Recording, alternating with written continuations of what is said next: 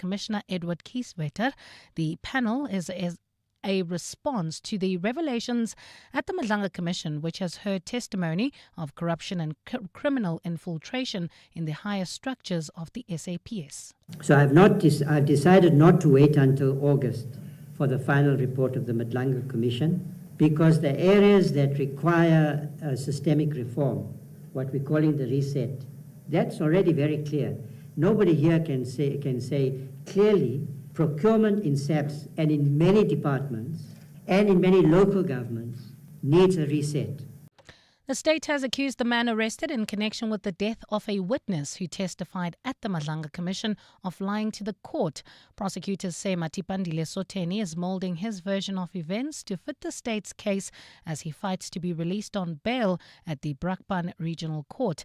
He faces 16 charges including murder, conspiracy to commit murder and attempted murder linked to the alleged killing of Marius van der Merwe, also known as Witness D. State Advocate Nqobile Maphalala says the inconsistencies go directly to Soteni's credibility. There are contradictions on the first and the second affidavit. The state is going to submit that in fact it affects the credibility of the applicant. It implies his untruthfulness to the court. We further submit that the reason why of the second affidavit is because they had our response to their first affidavit, and now they are molding their evidence to fit. While Minister in the President Zikhumbuzo Ntshavheni has raised the alarm about the growing threat of organised crime, saying it undermines national security. Ntshavheni says organised crime in the country has escalated and will require heightened intelligence capacity. Ntshavheni was addressing the National Assembly today while tabling the State Security Agency budget vote. Babalondenze has more. Khumbudzo Ntshavheni says the organized crime strategy by the country's intelligence structures will focus on identifying priority syndicates and the deployment of resources from various agencies. She says the country is witnessing highly coordinated criminal networks that operate for profit and have both local and international connections. Organized crime in South Africa has escalated into a multidimensional and deeply entrenched threat that undermines the country's national security, economic stability, democratic governance, and social cohesion. The ANC's Doris Mpapane says Parliament's Joint Intelligence Committee has made organized crime a priority. As the Joint Standing Committee on Intelligence, we will continue to exercise rigorous oversight over this priority area. But opposition parties accuse the SS of prioritizing the protection of politicians instead of increasing its intelligence gathering capabilities. Babalondenze, Eyewitness News, Parliament. The Public Protector has found that failures by the Gauteng Health and Infrastructure Departments contributed to major delays in the repair of the Charlotte Maxeke Hospital after a devastating fire in 2021. Public Protector Kollega Galega has been releasing the findings in Tshwane today following an investigation into the response to that blaze. The report has found that both departments failed to effectively use allocated funds and did not comply with infrastructure delivery frameworks, causing further delays to the repair project. Mongezi Koko has more. The Public Protector found that poor communication between the two departments resulted in persistent disputes, with the project later transferred from infrastructure to health, causing even more delays. The report also found that the hospital did not fully comply with fire and building safety requirements, including the lack of adequate fire detection systems, exit plans and other safety measures. Although more than 426 million rand was allocated for the project, only 139 million rand has been spent so far. Public Protector Kollega Galega. Evidence further reveals that there were ineffective coordination and planning between the two departments, which resulted in persistent disputes and disagreements concerning the scope, budget and processes. The total cost of repairs is expected to exceed 1.7 billion rand, with government now looking to both the state and private sector for additional funding. Mongezi Koko, Eyewitness News. And the India-Africa Forum Summit scheduled for next week in Delhi has been cancelled because of the Ebola outbreak in the DRC as well as Uganda. India and the African Union say the summit will be postponed until further notice following concerns over the worsening health crisis. The World Health Organization has reported more than 600 suspected Ebola cases and 139 deaths linked to the outbreak. India has also issued health alerts for travelers arriving from affected affected countries.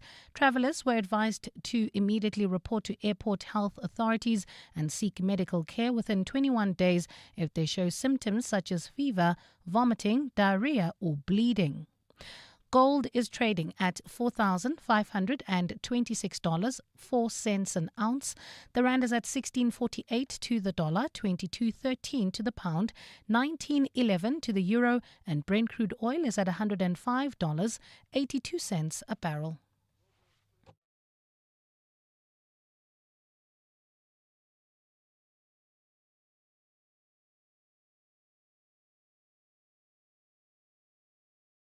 And in your sport, Pep Guardiola confirms his Etihad exit, while Man United make their own head coach announcement. Pakistan bring back its big hitters for the Australian ODI series after disappointment in Bangladesh, and cycling first set for 2027. It's a cloudy afternoon in Gauteng today. Temperatures have peaked at highs of between 18 and 19 degrees. The top story in EWN this hour, government has established an advisory panel tasked with reforming the South African Police Service.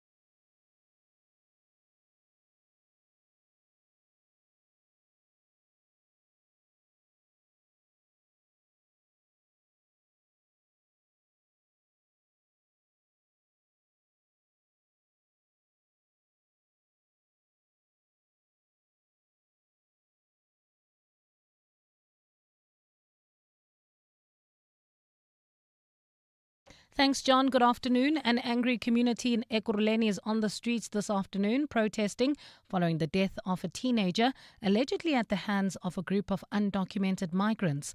Residents carrying South African flags say they want all undocumented migrants to leave that area. They have blamed the migrants for rampant crime. Ntokozo Khumalo is there. It is understood that the teen was allegedly beaten to death in February. One person linked to the murder was arrested. Community leader Zandisile Dugwane says police must ensure that justice for the teen and his family is served. The family of Lisedi's mother, where she is, she feels that we have failed her as the community, because every time when she drives through here and see these shops open, being a business as usual, I don't think she feels right, So we are here to say, let the shops close. Meanwhile, officials say it has not been confirmed whether the murder can be linked to any foreign nationals. Ntokozo Khumalo, Eyewitness News, Danota. 9 of the 13 people arrested after the discovery of an illegal drug lab in Swatragans in the northwest earlier this month are in South Africa illegally. This emerged during their appearance in the local magistrate's court today, where the case was postponed to the 12th of June. The accused face charges including drug manufacturing and the contravention of the Immigration Act. 4 South African accused have now indicated they intend to apply for bail. Nkosikona Malingamnisi reports. The dock was packed as the 13 accused appeared before the magistrate for a further hearing. Initially, 11 suspects were arrested by the owners of the property where the alleged drug manufacturing operation was uncovered have since been added to the case. The state says a Spanish interpreter has been secured for the next court appearance to assist the Mexican nationals facing charges. Prosecutor Ricky Krause. We arranged a Spanish interpreter today for the benefit of the accused who are Mexican nationals. However, Your Worship, as Your Worship can see, is not here. We spoke to him on the telephone and he said that he will be available on the 5th or the 12th of June. The state has not yet indicated whether it will oppose the bail application by the 4 accused seeking release from custody. Or see Malingamnisi, Eyewitness News in the Northwest. The lawyer for accused number 2 in the case of murder of an ANC councillor candidate in KZN has told the court that despite previous convictions, his client will not evade trial. Sandile Mzizi is applying for bail based on new facts for the second time now. Mzizi was arrested in 2022 in connection with the assassination of Siyabonga Mkhize and his friend activist Mzikisi Nyanga. He was previously denied bail in the same matter due to a previous conviction of murder, but his lawyer, Advocate Yuri Gangai, says the conviction should set an example that he has previously stood trial. He saw that trial through right to the end. He was convicted, he was imprisoned, he went to jail. That is his previous behavior. His previous behavior suggests that he is not a person who will abscond. Early winter rains have improved dam levels in the Western Cape. The province's Water and Sanitation's Department head, Zanele Pila Mapuriwa, says almost all dams recorded higher levels than at the same time last year. Cape Town water supply system is at 70.1% compared to 58.4% at this time last year. Combined Western Cape dams are at 70.6% compared to 54.6% at this time last year. The department continues to urge all Western Cape residents to use water sparingly. Well, it's a cloudy afternoon in Gauteng today. Temperatures have peaked at highs of between 18 and 19 degrees.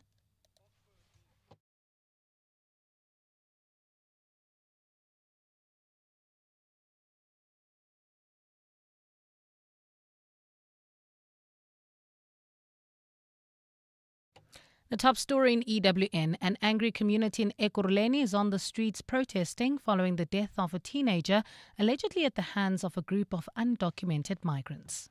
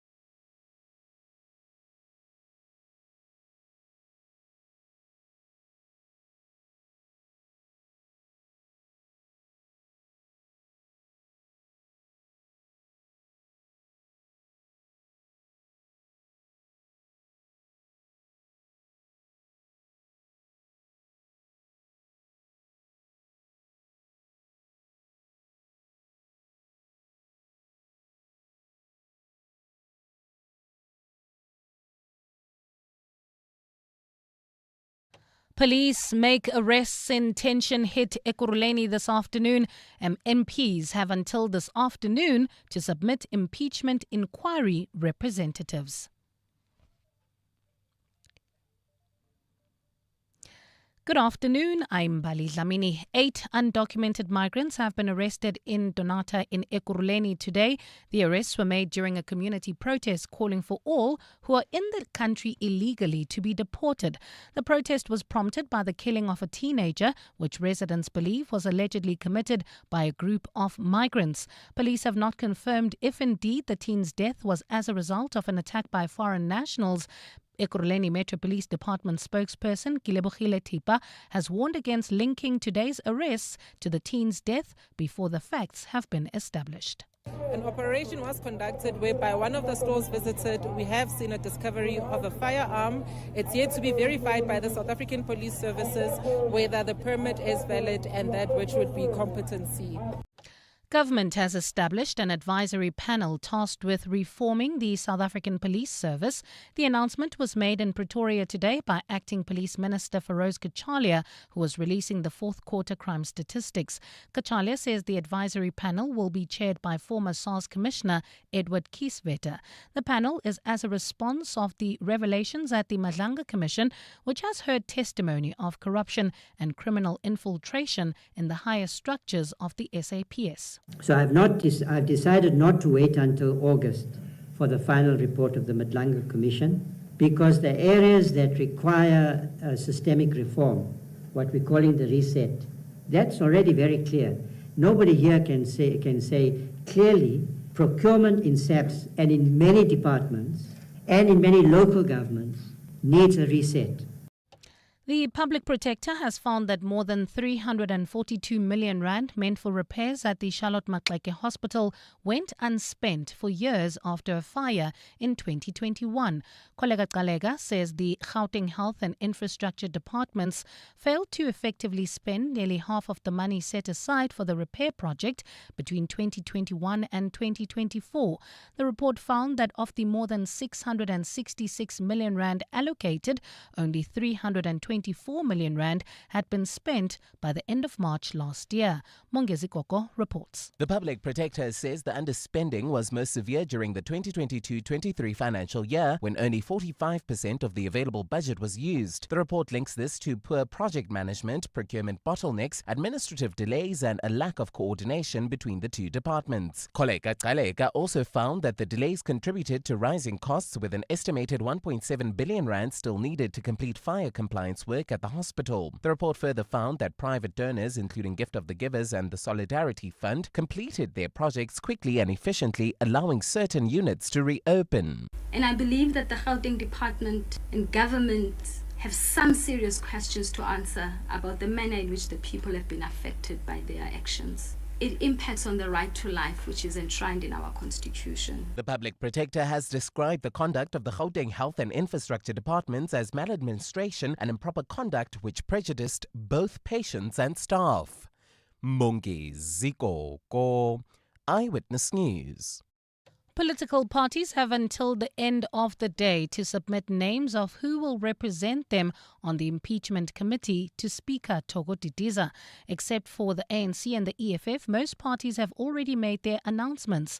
Parliament was ordered to set up the committee by the Constitutional Court 2 weeks ago to probe whether President Cyril Ramaphosa has a case to answer to in connection with the theft of US dollars from his Palapala farm. Ramaphosa is currently taking steps to challenge an independent panel report commissioned by Parliament in 2022 that suggested a Section 89 inquiry should follow.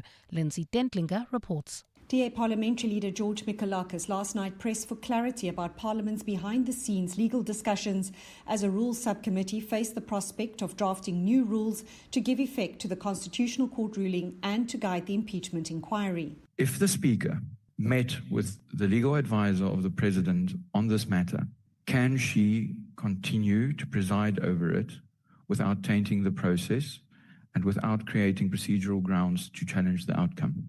But ANC MP Mika Maklauli said Mikalakis' question was irrelevant to the discussion.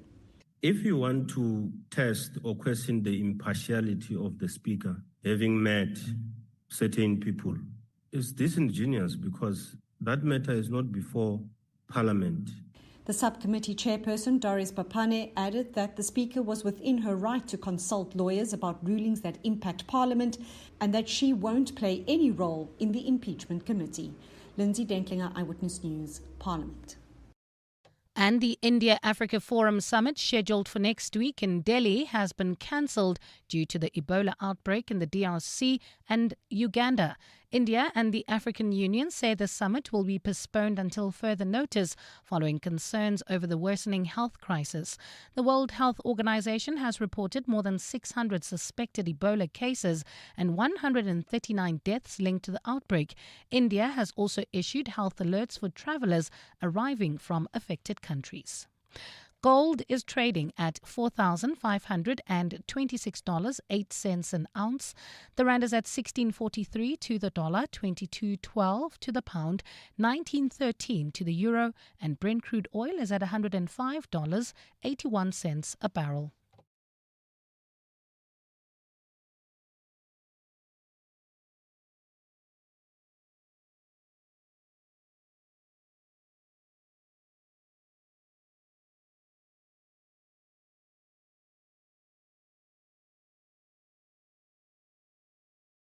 And in your sport, Lions and Springboks suffer blow at scrum half with Vandenberg injury. Slot won't confirm if Salah will feature in final Anfield game at the weekend. And RCB end their IPL group games with the Slots in qualifier 1 on the line.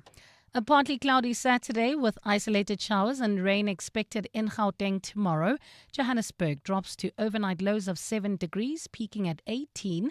Pretoria 9 and 21, and Vereniging 6 and 19 degrees.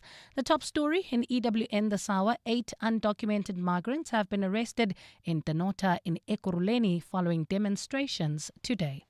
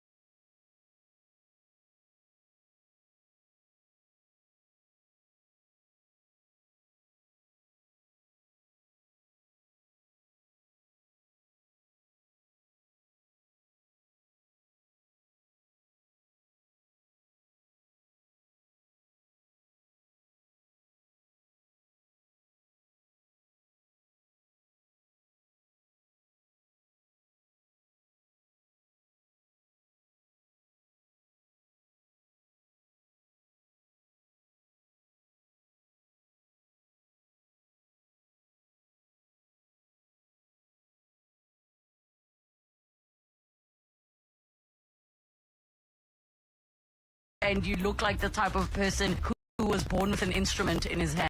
You're not far off. There are some photos of me like in my diapers. For real? With a little guitar. Which of your parents is the one that wanted you to be a muso, and were they a musician too? I don't know if they wanted me to be a musician, but my father played the guitar. So, he had a guitar, and then I slowly took it over. Yes. I adopted it and claimed it. And the rest is history, as they say. South African guitarist, composer, band leader of the polyrhythmic ensemble Reza Kota. 702 Afternoons. With Relebogile Maboja. Let's walk the talk.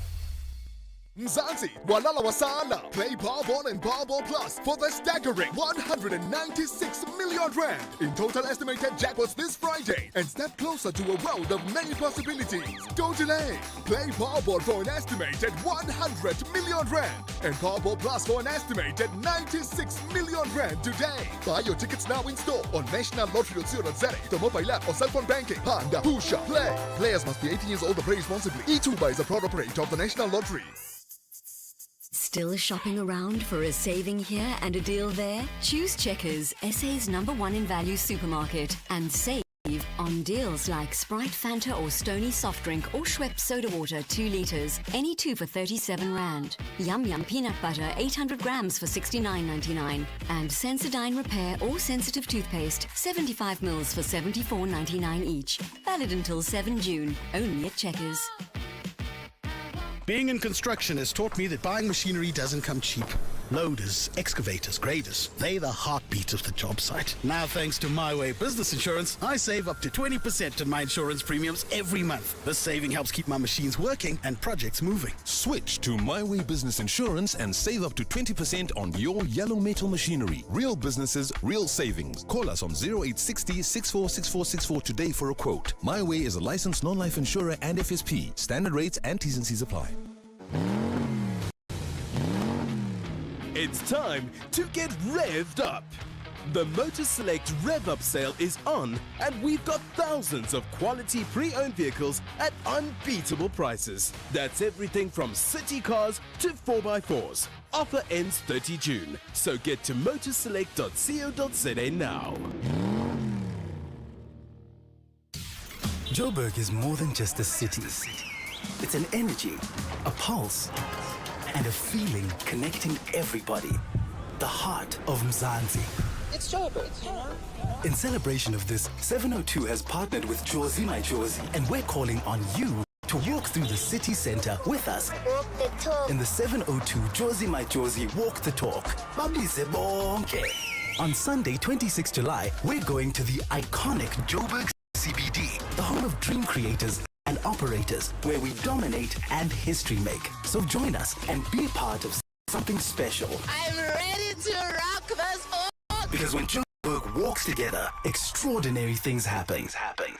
Enter now on primemediaplus.com and get ready for 702 Jozi My Jozi Walk the Talk this July, hosted by the city of Johannesburg. Walk with the people, for the people, for our Jozi. Babise bonke. Enter Walk the Talk now on primemediaplus.com. You're with John Perlman on 702. Let's walk the talk. 702 Drive, it's 17 minutes past 4. Let's focus our attention now on international relations, specifically the relationship between our country and the United States. I think it's fair to say things have been fairly fraught over the past year, 2 years. It's almost a year and a day since President Cyril Ramaphosa was in the White House meeting U.S. President Donald Trump, and we all know what happened on that day and many of the things that happened in the aftermath. But we have a new man in Washington. He is Roelf Meyer, new South African ambassador to the U.S., and he's with us on 702 Drive. Ambassador, welcome, and thanks very much for giving us your time. I'm wondering how you are able to see the importance of doing small things, building small relationships and so on, when our relationship with the US seems to have these big moments when big questions, with often simplistic arguments on both sides and even more simplistic solutions get kind of thrown out. Is that the job of an ambassador? Is in the quiet moments to make contact, try and build understanding, and hopefully get some deals done?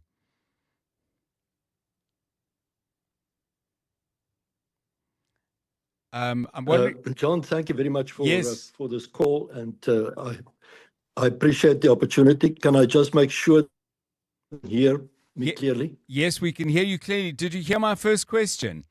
John? Yes, we can hear you clearly. Ambassador, can you hear me? I heard it. So, okay. Great, thank you. I can hear you. Let's go ahead. Thank you very much. Yes. So, if my understanding of the role of an ambassador is correct, then it specifically means, you have to be the person who conveys the messages from your government to the other government, in other words, your host government.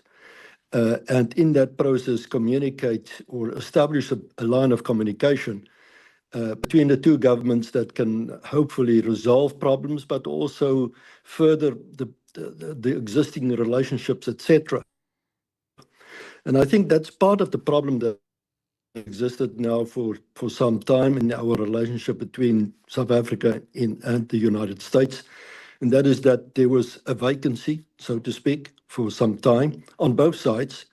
The US didn't have a representative in Pretoria for a while, and the same from our side in Washington. And now on both sides, we have filled those positions. So I think that is the starting point from where we can look at this and say, let's now start to work towards improving the relations and addressing the inhibitors or impediments that failed us in the last year or so. There were specific issues that came about when President Trump issued the executive order beginning of February last year. And those issues, unfortunately, because of the vacancies, were not necessarily adequately addressed. Right. And what we now have to do to look at those issues, but at the same time also, go beyond that, because I think it's important that we look at what can be done to further the relations in the interest and the improvement of the relationship all over. So, Ambassador, is there not, though, a real asymmetry between what each side's preeminent concerns are? And I'll put it to you this way. My sense is South Africa would very much like to talk about economic ties, deepening those, and smoothing opportunities for trade and money to flow both ways. Certainly at the level of the president in the United States, but not solely limited to him, they would want to be having conversations about South Africa's position in the big geopolitical conflicts that are going on, specifically Israel and Iran, and that they want us to be not only talking about those things, but doing more what they think we should be doing. I mean, how do you even agree on an agenda with that asymmetry?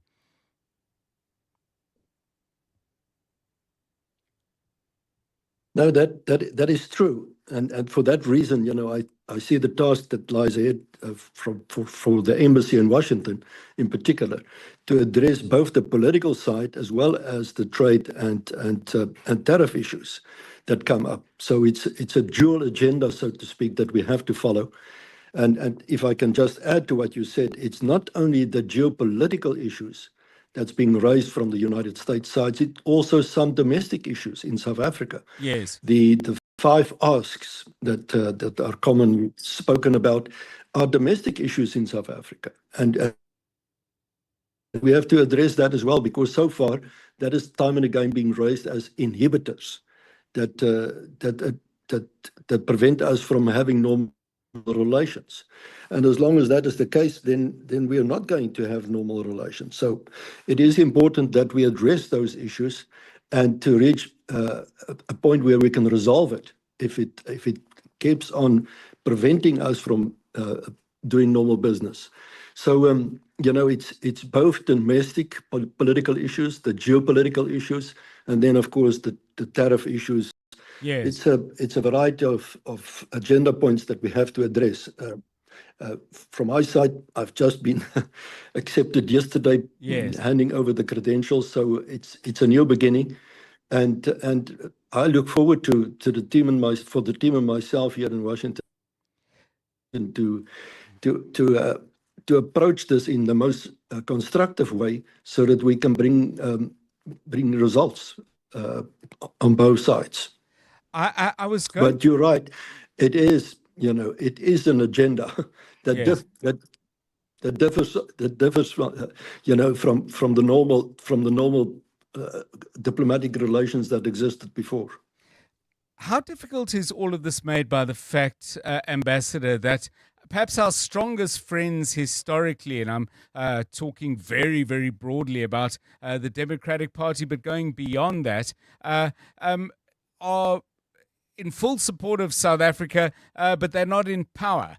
How do you see that working? I mean, obviously negotiation is something you've had a fair experience of, but in a way, I'm wondering how much help our friends can be.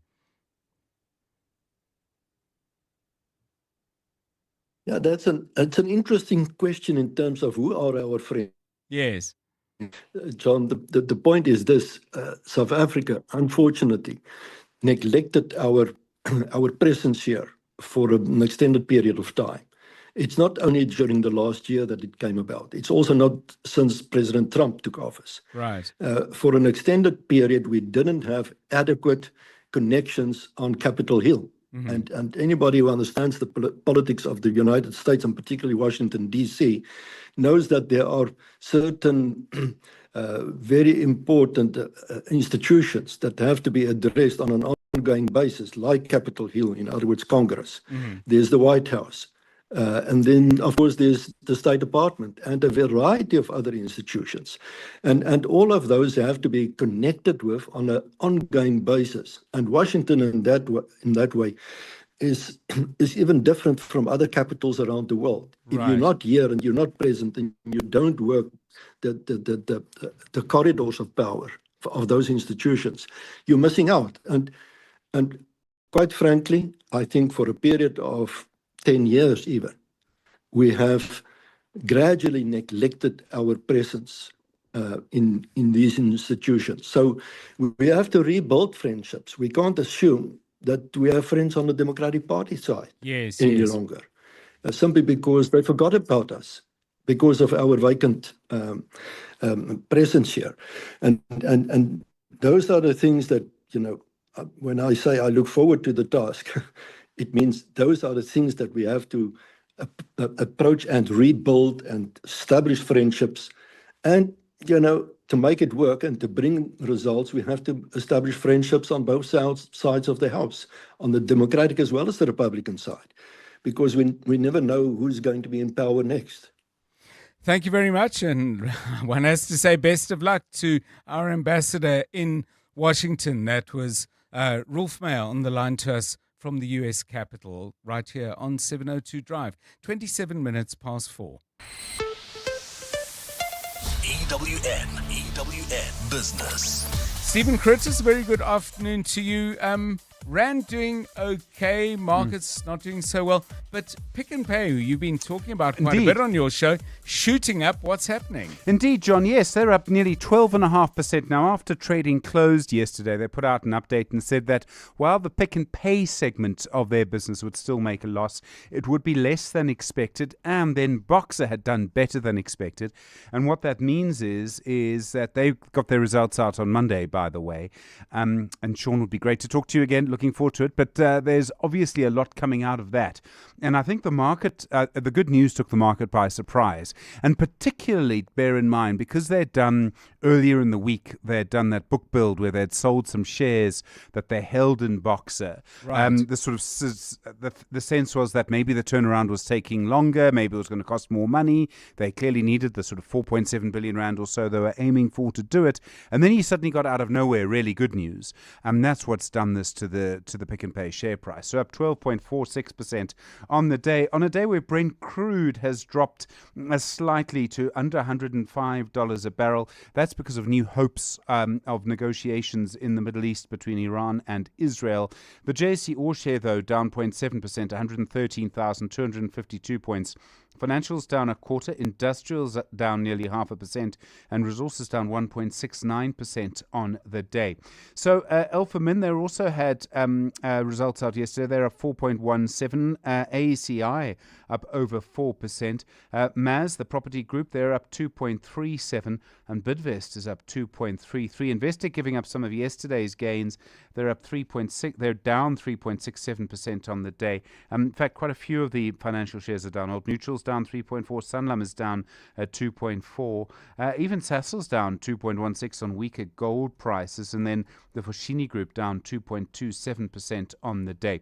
The chicken producer Quantum Foods, their headline earnings per share up 16% in the 6 months to the end of March. Revenue was down by 5%, but they say the foot and mouth outbreak led to more demand for chicken. Feed costs fell during the period. The industrial and electrical group Reunert reporting its headline earnings per share down 22% for the year to the end of March. We were expecting that. They had warned that would happen. And Richmond, the luxury goods business, their group sales are up by 11% at constant rates. Growth in all of its businesses and all of its areas, and particularly its group Jewelry Masons. They saw strong growth in the Americas, but sales at specialized watchmakers were down by 4%. In the US, so there have been various things going on. Qatari negotiating teams in Tehran, this is according to Reuters, in coordination with the US, they say, to try and resolve a deal with Iran. At the same time, there's senior talks involving Pakistani and Iranian officials. That's all raised a bit of hope in the US that there might be some peace there. And that's really what's brought oil prices down. The Dow Jones has hit a new high today. It's up 0.6%. The Nasdaq is up 0.32%. The S&P 500 is up 0.47 on the day. The gold price, $4,505.84. Platinum, $1,925.30, and Brent crude $104.37. The rand to the dollar, 16.47 to the euro, 19.09 to the British pound, 22.11. Stephen Grotus, EWN Business. Thanks, Stephen. 4:30 on 702 Drive. Let's catch up with the very latest Eyewitness News. Crime stats out today. Bali Dlamini with some of the responses. Thanks, John. Good afternoon. Well, between January and March this year, a total of 5,181 people were killed across the country. This translates to a rate of around 57 people being killed each and every day. The figure represents a 9.5% decrease from the previous quarter, but Acting Police Minister Feroz Kachalia says the number is still too high. Kachalia presented the fourth quarter crime statistics in Pretoria earlier today. The figures that will be presented today are not just numbers and statistics. They are a mirror held up to our society. Behind every statistic is a traumatized victim, a distraught family, a community living in fear. Finance Minister Enoch Godongwana says a major focus for National Treasury this year will be to boost the performance of municipalities and to improve their revenue collection. Godongwana says Treasury will be going after departments that collectively owe municipalities more than 22 billion rand. Delivering the budget for Treasury in Parliament today, Godongwana added that his department will also be stepping in to drive inner-city renewal in the metros. Lindsay Dentlinger reports. This being a local government election year, much of the government's energy is trained on improving service delivery, particularly in metros. Minister Enoch Godongwana says the transfer of funds from the Human Settlements Department to National Treasury will be used to deal with metro trading services in particular. Each metro has got its own challenge.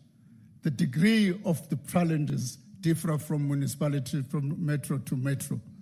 But Godongwana says he won't only be withholding funds from underperforming municipalities, but also going after state departments that owe them. We have tried to quantify what is owed to them. Provincial governments owe municipalities about 14 billion rand. National governments owe about 8.2 billion rand. He added that the National Treasury will also be helping municipalities to fix ailing water infrastructure. Lindsay Dentlinger, Eyewitness News, Parliament. And 24 people have been killed across Afghanistan following heavy rain and flooding. Heavy rain has battered much of the country since Wednesday, causing flooding in multiple provinces. According to reports, in the last 24 hours, 15 people were killed in the northern province of Baghlan, 2 in northeastern Badakhshan, and 1 in central Wardak. Afghanistan frequently experiences deadly floods, landslides and storms, particularly in remote areas where infrastructure is currently fragile. A partly cloudy Saturday with isolated showers and rain expected in Gauteng tomorrow. Lows of between 6 and 9 degrees and highs of between 18 and 21.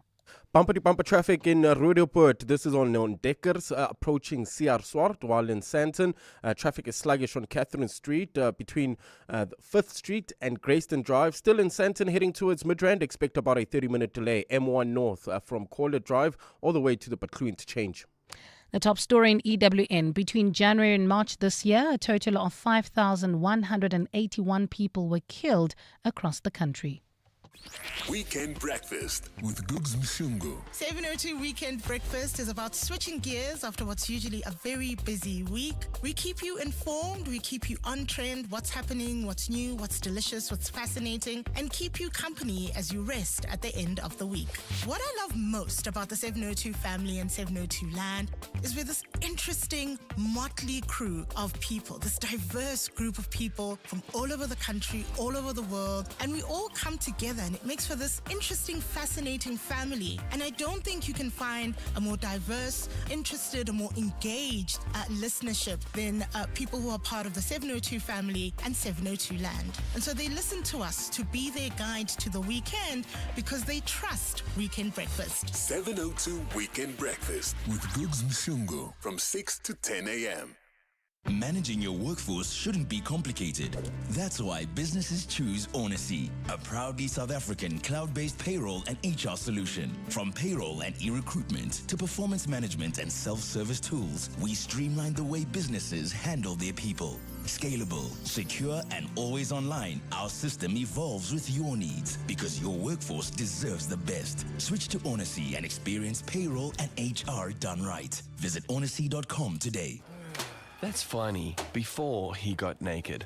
Fani's insurance premium went up for no reason, irritating him more than when the boys ignored the really funny meme he posted in the group chat.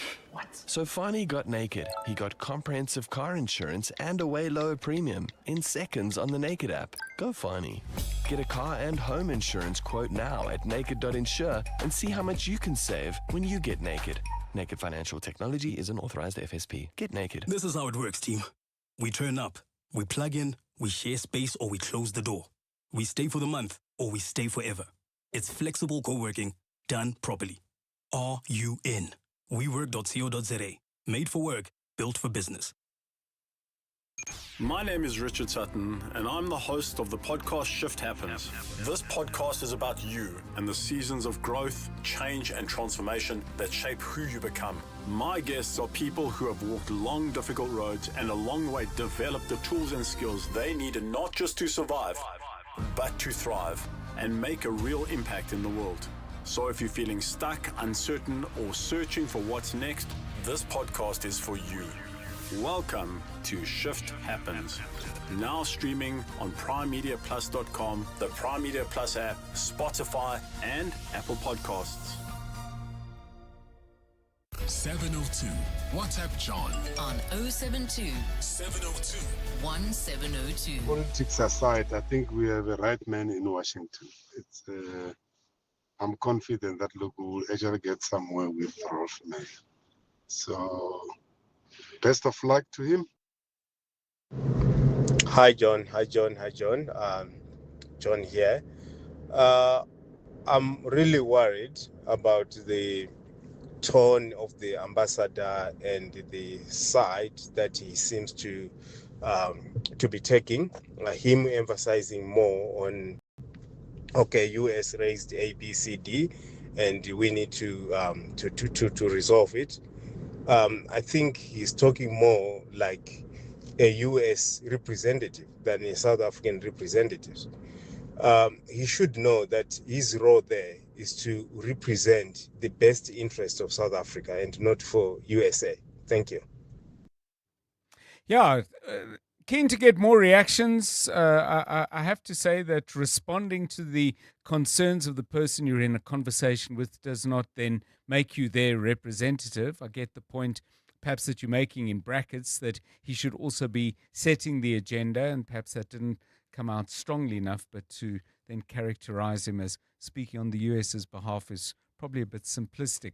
Anyway, let's get your thoughts. If you didn't manage to listen to our interview with Roelf Meyer, pick it up on primemediaplus.com. It's 21 minutes to 5. EWN Sport. Anthony Teixeira, big rugby coming up on the 30th. But already teams taking stock of injuries and their chances in the URC quarterfinals. What you got? Yeah, that's right, John. Massive blow for the Lions ahead of that URC quarterfinal against Leinster. Morne van den Berg has been ruled out of action for up to 6 months with a bicep injury. It likewise diminishes the Springbok options as scrum half with Kobus Reinach, Grant Williams and Jaden Hendricks are all on the injury list. While in football, Orlando Pirates will be looking to end a 14-year wait for a premiership title. They know nothing but a win Saturday over Albert College will do. The Buccaneers 2 points off of the current leaders, Mamelodi Sundowns, with kickoff tomorrow at the Mbombela Stadium at 3 p.m. Meanwhile, Sunday, the Brazilians will be playing the second leg of their CAF Champions League final with a 1-0 lead over AS FAR. The trip to Morocco lasted longer than expected after a 24-hour delay. Captain Themba Zwane has spoken on that impacted preparations. I think the session was good. We got the time to rest and try to prepare for the session. Before the session, obviously, we analyzed the opponent and we knew what we expected from them. And today it was just those tactics of how we're going to approach the game, but starting slowly after this long travel. Sunday also sees the Premier League season end, with Liverpool still looking to secure UEFA Champions League qualification as they host Brentford. It also brings the end to Mohamed Salah's 9-year stay at Anfield, and manager Arne Slot refused to confirm if he'd be part of the squad. This comes after the forward posted on social media what appeared to be an attack on Slot's style of football. I think Mo and I have both the same interest. We want the best for this club. We want the club to be as successful as possible. We were both part of giving our fans their first league title again after 5 years. But we're also aware, all of us, that we didn't brought the same level this season. And what we want, what he wants, what I want is the club to be as successful as we were last season. And defending IPL champs, the Royal Challengers Bangalore have a final group game against the Sunrisers Hyderabad. RCB top of the table, and a win today guarantees them a spot in Qualifier 1. Anthony Teixeira, Eyewitness News Sport. EWN Traffic. It is 19 minutes to 5. The weekend draws ever closer, but with that and all the people moving around trying to get home or someone else, there's always traffic. It's bad in Sandton, I believe. Karabo Charlie? Yeah, that's if you're heading towards Midrand. Expect about a 30-minute delay in Sandton on the M1 northbound from Caller to the Bethlehem Change. Still in Sandton, this time on Grayston Street. Traffic is a bit sluggish on 5th. This is between 5th Street and Grayston Drive. In Roodepoort, bumper-to-bumper traffic on Dekkers. This is approaching CR Swart.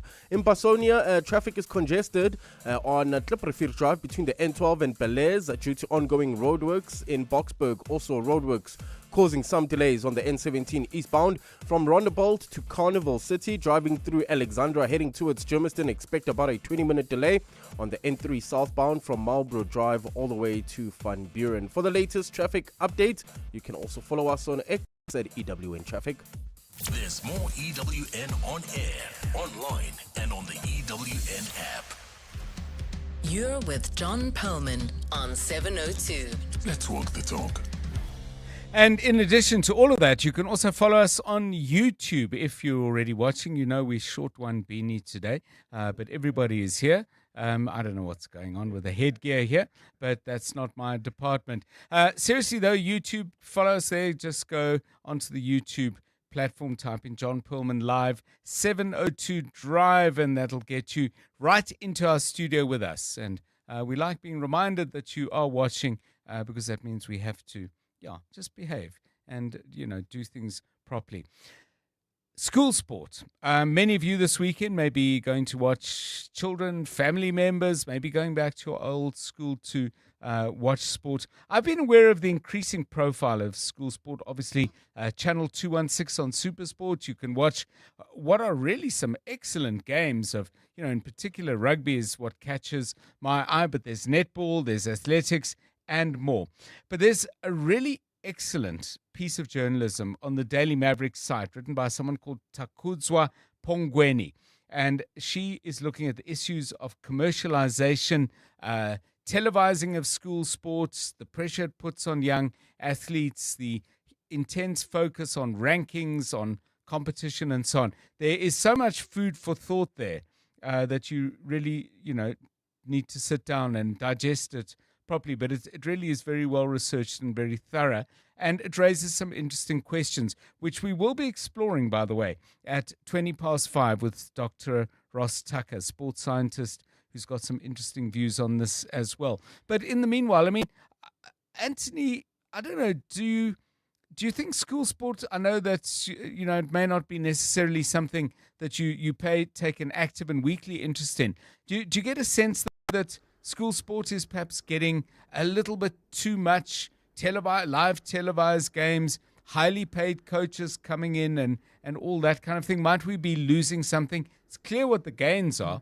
There's a huge amount of excitement, but I wonder if you've got a view on whether there are risks as well. My biggest concern is always about the academic side of things. If you have to be going to different matches across the country or across the province even, when exactly are you sitting down to do your homework, to make sure that you're getting through that schoolwork? Because at the end of the day, and I'm going to borrow this from Coach Carter, you're a student athlete, student first. Yes. And that is where your concentration should be. I suppose in the long run, it will give those the students that then eventually do become athletes, it gives them an opportunity to have already experienced this, going in to a place where there are televisions, where the eyeballs are on you, and that maybe in the long term is going to help us. But for right now, when you hear about stories of people that had to drop a sport very late on in their high school career or the start of their tertiary education because of an injury, and then it was all about the academics and making sure that they could get a degree and then a job and so on and so forth. When you aren't creating those you don't have that scaffolding with the education side of things. Yes. How exactly then do you start building that when you're at varsity? Not everybody's going to be able to do that on the fly. And so that's my biggest worry more than anything.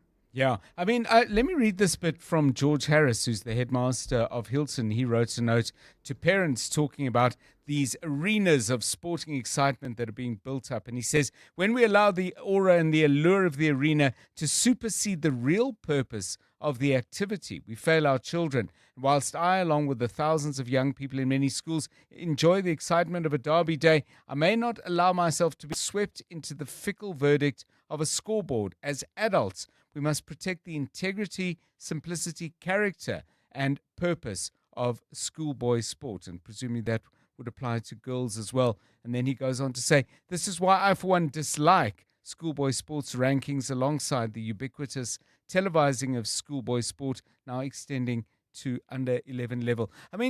Karabo, you've had your years of school sports.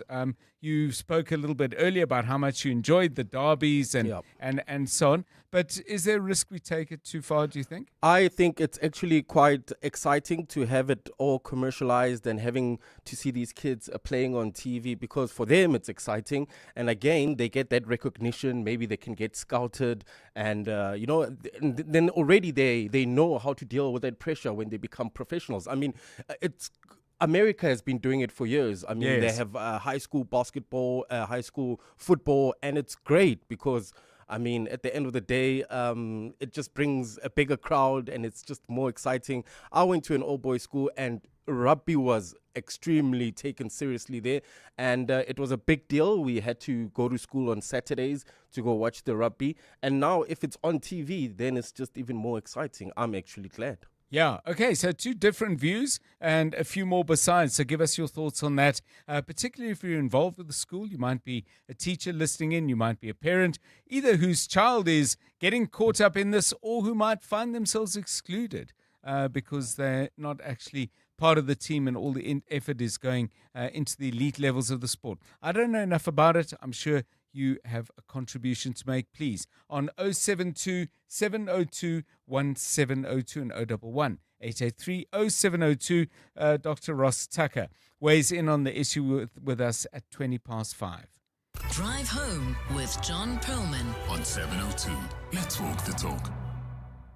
Right, it's time for us to enjoy some music right here on 702 Drive. And as always, we do it in the company of Randall Abrams with Randall's One Song. Randall, a very good afternoon to you. We're going with something brand new, or certainly new enough to call it brand new, released in 2026. Kehlani is the artist. Tell us a little bit about her and why her music has caught your ear. Good afternoon. Thank you, John. Yes, she's been around for quite some time. She was in a group called Pop Life, started her career at the age of 14. She then did a couple of mixtapes. She wasn't doing that well, and the artist Nick Cannon actually helped her from a financial point of view. But she's then gone on to be very successful, already hit number 5 on the Billboard Top R&B chart with the album You Should Be Here in 2015. And then right up to the present day, great success with the album Crash in 2024. And then, this new self-titled album, a fifth. The big single is Folded, and it's been in the top 10 on the Billboard charts in the US.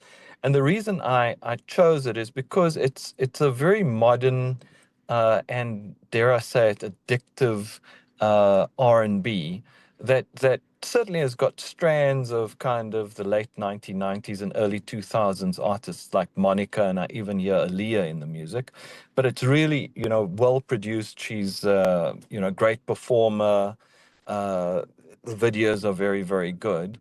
And I thought, it's been a while since I've heard a pop R&B song that's this good.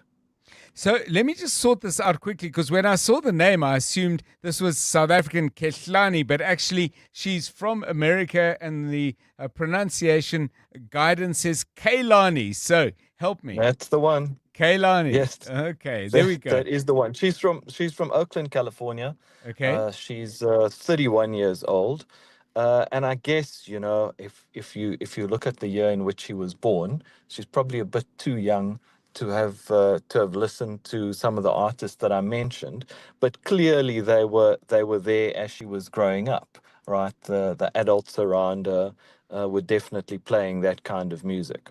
Yeah, it's always interesting with musicians to find out what was playing when they came home or when they woke up in the middle of the night when they ought to be asleep and adults were having fun. But let's take a listen then to Kehlani. Folded is the song.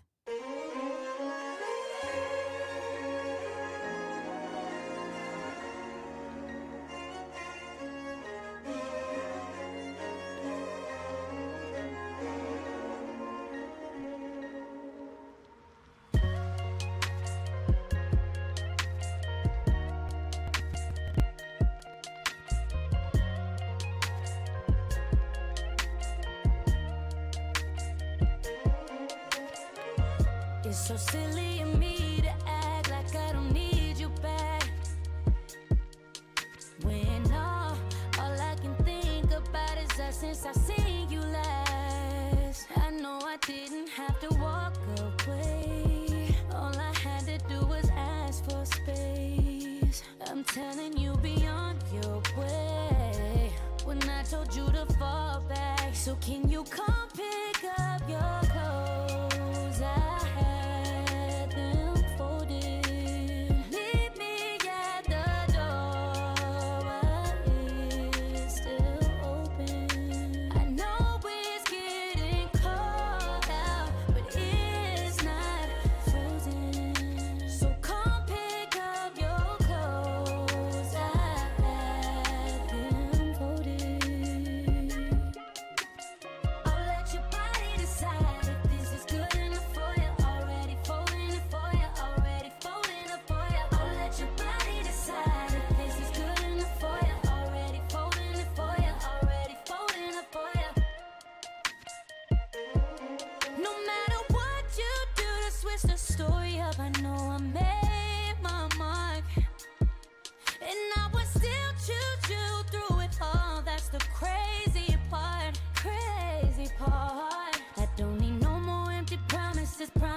that you got it. I don't need roses, just need some flowers from my garden. Can't you go back to how you loved on me when you started? I'll be here begging for you. You should be giving me love all damn day till the day is done. So if you wanna go that way, I'll be waiting up for you to come pick up your clothes. I had them folded. Meet me at the door while it's still open. I know it's getting cold out. It's still frozen. So come pick up your clothes. I had them folded. So come pick up your clothes. I had them folded. Meet me at my door. Kehlani, Folded. Actually a lovely, lovely track, Randall. And while I was listening to her singing, I was sort of asking myself a whole lot of questions, which is stupid because I wouldn't know the answers to them. But what's on my mind is singers' voices. I mean, you've had conversations with many artists, but also you followed music closely. I mean, and here's what may sound a really simplistic question. How do singers decide how they're going to sing, in what style? Because there's a core voice and a bass line talent, and then their influences, they hear the way someone sings and think, I want to sing in that way, and then there'll be a producer who will say, well, don't do it quite like that, because then you're going to sound just like Madonna or whoever it is. But there's so many layers in what we've just heard as an incredibly rich voice. How are all the layers put together? Well, absolutely, John. That's always the real challenge, is that fine line between being an imitator and being original. So we can hear traces, as I say, I definitely hear traces of Monica and traces of Aaliyah, but it's done in a very gracious way. You know, it's Yes. almost like paying tribute to those artists as opposed to I want to be them. Right. You know, and I'm sure that you've seen enough television shows, everybody tries to do either Whitney Houston or Mariah Carey, right? And I think that's the other thing that I found really fun about Kehlani. This is clearly, it's a new pop song, right? I mean, it's in the Billboard Top 10, right? But it's still got throes of kind of older R&B songs from 20 years ago, from 30 years ago, that people can kind of relate to. And interestingly, it's also about, you know, a song about turning your back on a significant other, as is the number one song in the US at the moment, which is a country song by Ella Langley called "Choosing Texas." It's also about Yes, we had that on the show. Yeah. Yeah. And John, we must just mention soccer quickly. Yes, indeed. I know it's Randall's one song, but let's just mention soccer for 1 second. Absolutely. Two Arsenal fans who've been through the mill, hey? 22 years. That's been fabulous. Quick one, just, you know, bringing it back to, because I don't want to miss this message from Bafana, who says, hi, John. Kehlani sounds, her tone, that is exactly like Brandy. A thought? I said Monica. Yeah. No, but Bafana is saying that he thinks she sounds like Brandy. Yes, absolutely. So obviously Monica and Brandy had a massive hit, right? Yes. The Boy Is Mine. Okay. And they had very, very similar kind of voices. The one slightly deeper than the other, but yes, absolutely. Those artists from the late 90s, early 2000s, Brandy, Monica, Aaliyah, definitely has got that sound. Hit the mark there, Bafana. Thank you very much. And Randall, thanks for that song. I must say I really enjoyed it. Randall Abrams back with us with Randall's one song. And he'll be with us at the same time next Friday. 702 Afternoons with Relebogile Maboja, 1 to 3 p.m. Please tell me where this music journey began, because I look at you and you look like the type of person who was born with an instrument in his hand. You're not far off. There are some photos of me like in my diapers. For real? With a little guitar. Which of your parents is the one that wanted you to be a muso, and were they a musician too? I don't know if they wanted me to be a musician, but my father played the guitar. So, you know, he had a guitar and then I slowly took it over. Yes. I adopted it and claimed it. And claimed the it. rest is history, as they say. South African guitarist, composer, band leader of the polyrhythmic ensemble Reza Kota. 7:02 afternoons. With Relebogile Maboja. Let's walk the talk. That's Kefense, before she got naked. Kefense's premium went up twice last year, and she was more confused than when her ex said, "I need to find myself," and then found somebody else. So Kefense got naked. She got comprehensive car insurance and a way lower premium in seconds on the Naked app. Good for you, Kefense. Get a car and home insurance quote now at naked.insure and see how much you can save when you get naked. Naked Financial Technology is an authorized FSP. Get naked. Water is a precious and limited resource that we all depend on.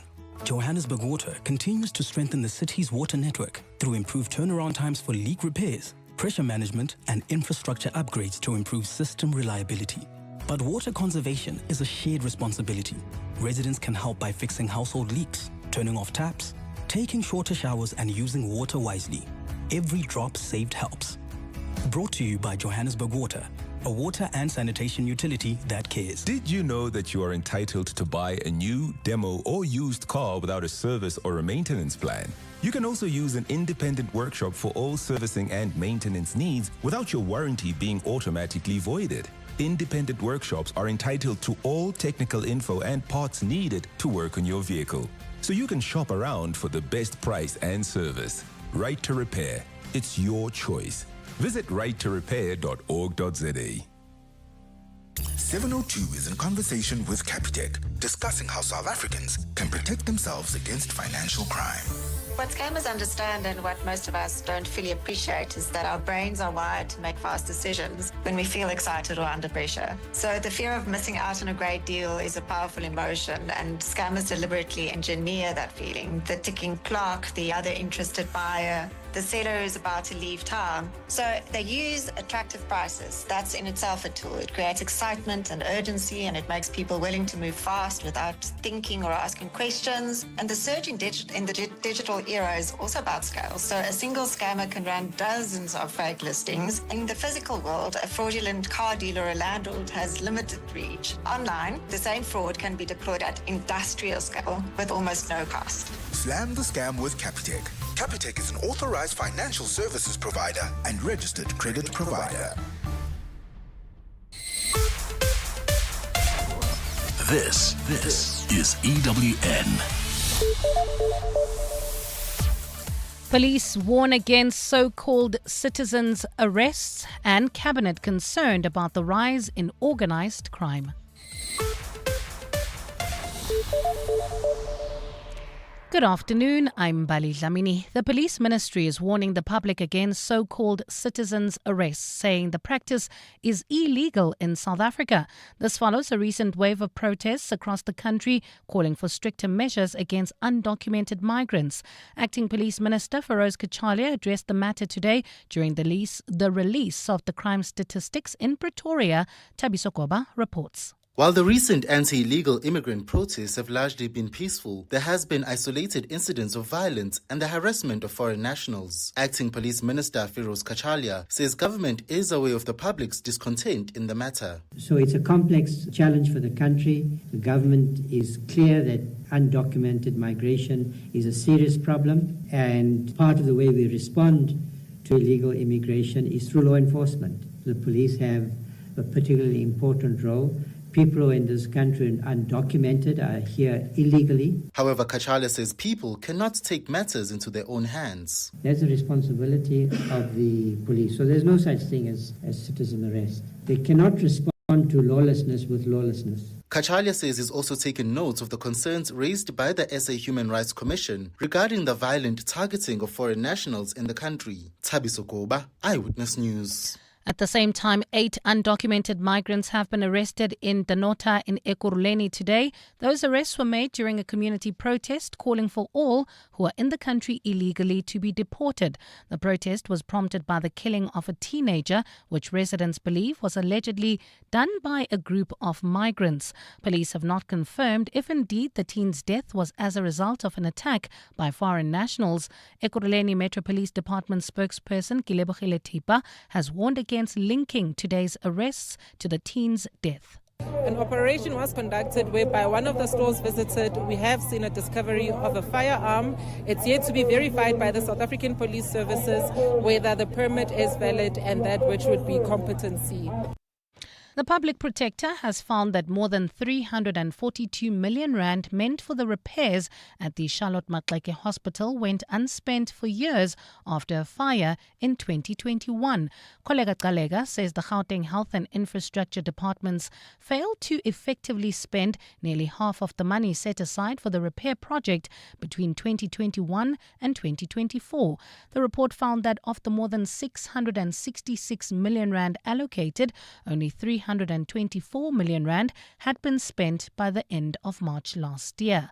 Mongezi Koko reports. The public protector says the underspending was most severe during the 2022-23 financial year, when only 45% of the available budget was used. The report links this to poor project management, procurement bottlenecks, administrative delays, and a lack of coordination between the two departments. Koleka Kaleka also found that the delays contributed to rising costs, with an estimated 1.7 billion rand still needed to complete fire compliance work at the hospital. The report further found that private donors, including Gift of the Givers and the Solidarity Fund, completed their projects quickly and efficiently, allowing certain units to reopen. And I believe that the Gauteng Department and government have some serious questions to answer about the manner in which the people have been affected by their actions. It impacts on the right to life, which is enshrined in our constitution. The public protector has described the conduct of the Gauteng Health and Infrastructure Departments as maladministration and improper conduct which prejudiced both patients and staff. Mongezi Koko, Eyewitness News. Minister in the Presidency, Khumbudzo Ntshabeni, has raised the alarm about the growing threat of organised crime, saying it undermines national security. Ntshabeni says organised crime in the country has escalated and will require heightened intelligence capacity. Ntshabeni was addressing the National Assembly today while tabling the State Security Agency budget vote. Babalondenze has more. Khumbudzo Ntshabeni says the organized crime strategy by the country's intelligence structures will focus on identifying priority syndicates and the deployment of resources from various agencies. She says the country is witnessing highly coordinated criminal networks that operate for profit and have both local and international connections. Organized crime in South Africa has escalated into a multidimensional and deeply entrenched threat that undermines the country's national security, economic stability, democratic governance, and social cohesion. The ANC's Dorsim Papane says Parliament's Joint Intelligence Committee has made organized crime a priority. As the Joint Standing Committee on Intelligence, we will continue to exercise rigorous oversight over this priority area. But opposition parties accuse the SS of prioritizing the protection of politicians instead of increasing its intelligence gathering capabilities. Babalondenze, Eyewitness News, Parliament. And Italy, France, Britain and Germany are demanding Israel investigates alleged abuses by its soldiers. The countries are also condemning settler violence and are calling on the country to stop expanding settlements in the West Bank. They say the government is undermining stability and prospects for a two-state solution. Over the past few months, the situation in the West Bank has deteriorated significantly, with settler violence rising to an unprecedented level. According to reports, Israel's settlements in the West Bank are currently illegal. Gold is trading at $4,502.34 an ounce. The rand is at 16.45 to the dollar, 22.09 to the pound, 19.08 to the euro, and Brent crude oil is at $105.82 a barrel. Driving through Sandton heading towards Midrand, expect about a 30-minute delay on the M1 northbound from Collet to the Patlu interchange, while in Rudaport we still have bumper-to-bumper traffic on Dekkers. This is approaching CR Swart, and in Basonia traffic congested on Kliprefir Drive between the N12 and Pelez due to ongoing roadworks. And in your sport, as Mamelodi Sundowns chase a second CAF Champions League title, Orlando Pirates will be back in South Africa, looking to pick up a first Premiership title in 14 years as they face off against Orbit College, knowing they need all 3 points. Pep Guardiola calls time at Man City, and the Challenge and Champions Cup finals take place this weekend. A partly cloudy Saturday with isolated showers and rain expected in Gauteng tomorrow. Johannesburg drops to overnight lows of 7 degrees, peaking at 18. Pretoria 9 and 21, and Vereniging 6 and 19 degrees. The top story in EWN this hour, the police ministry is warning the public against so-called citizens' arrests, saying the practice is illegal in South Africa. EWN, in touch, in tune, and independent. For the latest, visit ewn.co.za or download the EWN app. We're calling on Joburg to walk the inner city with us. In 702 Josie My Josie Walk the Talk. Babize bonke. Enter now on primemediaplus.com. 702. Drive home with John Perlman. John Perlman, 3 to 6 p.m. On 92.7 and 106 FM. Let's walk the talk. 702 Drive, it's 9 minutes past 5. Good to have you with us as the weekend draws near. I hope you got some good things lined up.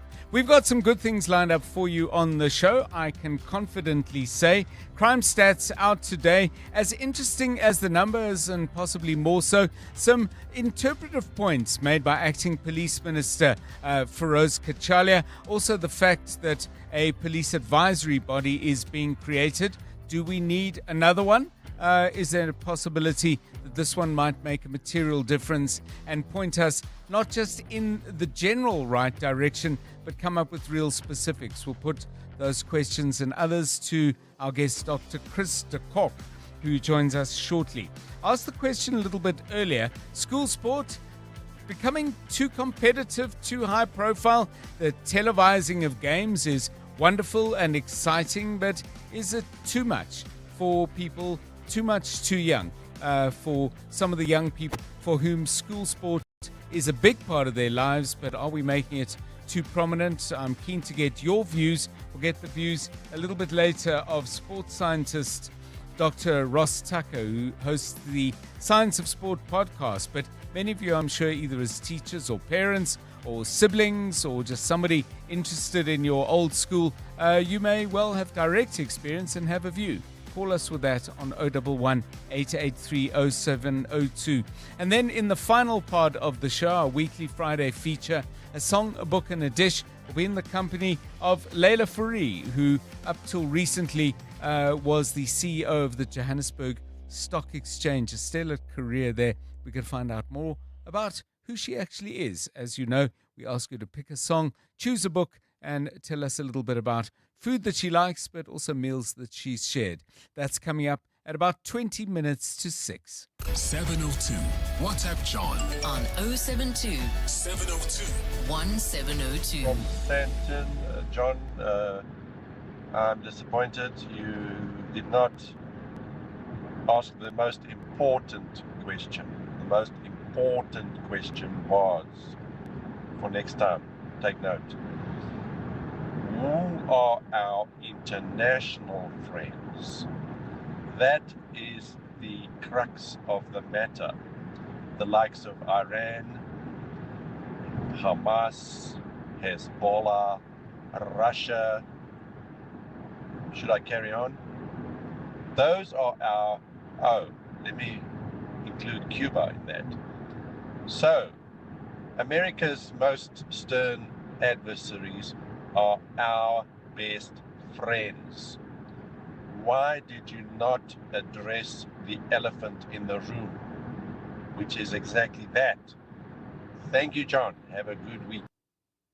Yeah, I'm not sure that those are necessarily our only friends or our closest friends or our dearest friends, but point well taken. Our relationship with those countries, which I did refer to, is indeed a problem. But yeah, I will certainly take notes. Is it an elephant in the room or a large Rottweiler? We can agree there's something in the room. I'm not entirely sure on the size of the animal, whether we entirely agree on that. 12 minutes past 5. EWN Traffic. This EWN Traffic is brought to you by Outsurance. SMS the word out to 45142 now, and you could save on car insurance. If you don't, ask them for 500 Rand. Sandton continues to be slow moving. You've got some advice for people who are looking to get out of there and get somewhere else. Karabo Charlie. Yeah, that's heading towards Midrand. You can still expect about a 20-minute delay. This is in the Sandton area on the M1 northbound from Colet all the way to the Patlood change in Rudaport. We still have bumper traffic on Deckers. This is approaching CR Swart. Pasonia traffic also remains congested on Kliprefir Drive between the N12 and Balaise due to ongoing roadworks. Boksburg heading towards Brakpan. Roadworks also slowing down traffic N17 eastbound from Rondebolt all the way to Carnival City. Benoni Boksburg expect some delays on Atlas Road approaching the N12 and driving through Alexandra heading towards Germiston. Expect about a 20-minute delay on the N3 southbound from Marlborough Drive to Van Buren. If you come across any other traffic issues, kindly WhatsApp us on 072-702-1702. There's more EWN on air, online, and on the EWN app. The Outsurance Points men can't help you understand your partner's love language, but they can help you get home in time for that family dinner. Seeing them on your route just makes you feel better. The Outsurance Points men have been easing traffic congestion so everyone gets where they need to be quickly and safely for the past 20 years. With Outsurance, you really always get something out. In proud partnership with 702. Show them some love online using #PointsmenLove. Licensed insurer and FSP. The Money Show with Stephen Grootes on 702. My show is about your money, and it's about how people have made their money. But it's also about what happened to your money today. What happened on the JSE? What's happening overseas? All of these things, all about the way in which people make their money, spend their money, use their money, and in so many ways, use their money to make more money for them. What I absolutely love about the 702 family and 702 land is the huge warmth of people, the generosity that they show. But I also absolutely love the hustle. Anyone in business is actually trying to improve the economy. They're trying to have an impact on all of us. And there's a go-getting attitude to 702 land that you don't see in so many other places. That's what I really love about 702 land. That getting together and doing something new, and in the process, making money. The Money Show with Stephen Grootes. Weekdays from 6 to 8 p.m.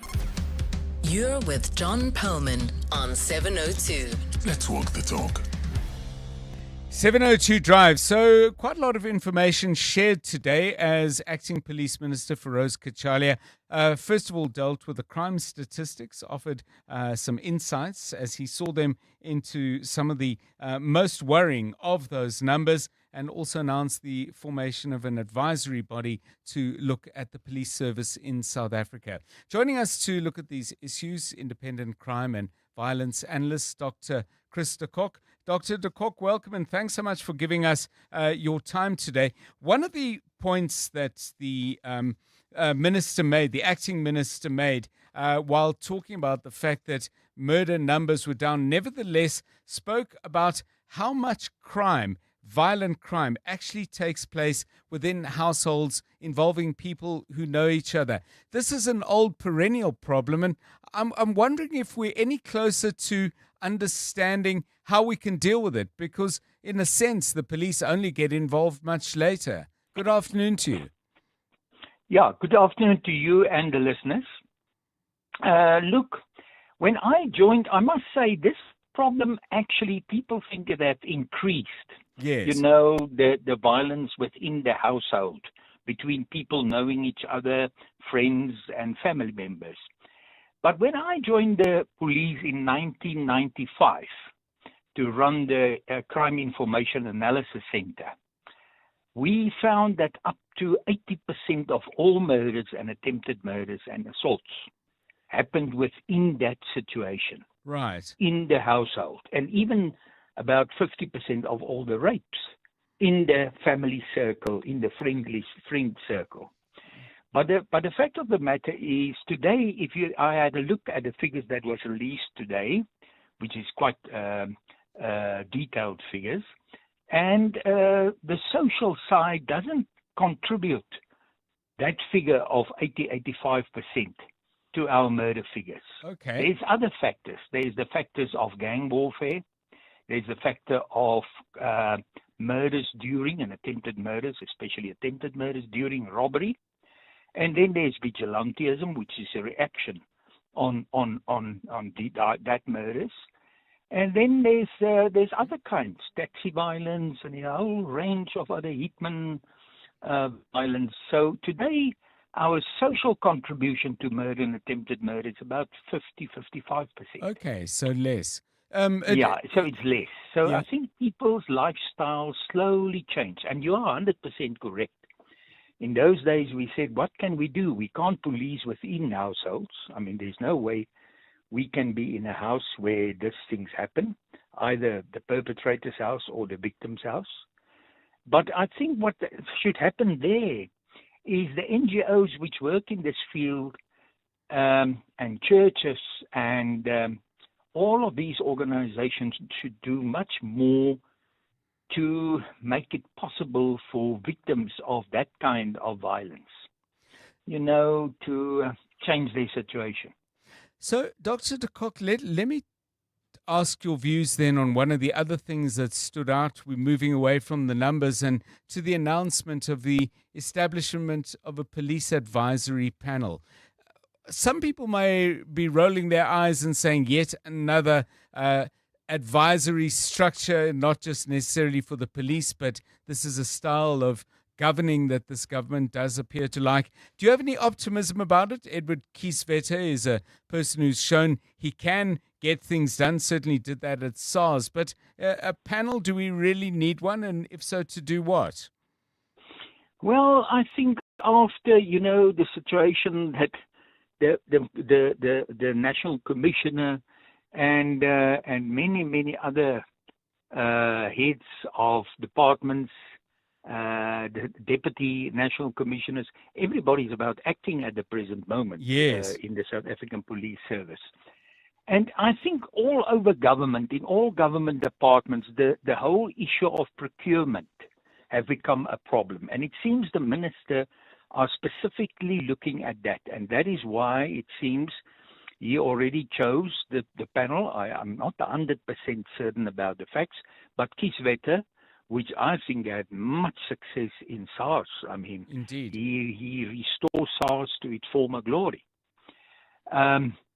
I think they need a panel for that kind of thing to check that the procurement are pure. There is no tenderism, or what you call it, in this processes. I really think they need something like that. Thank you so much, Dr. Chris de Kock. Optimism about the panel and some views on those figures about the degree to which intimate relationships, or at the very least personal relationships, are a factor in the murder rate, down but still extremely, extremely high. 21 minutes past 5. Drive home with John Perlman on 702. Let's walk the talk.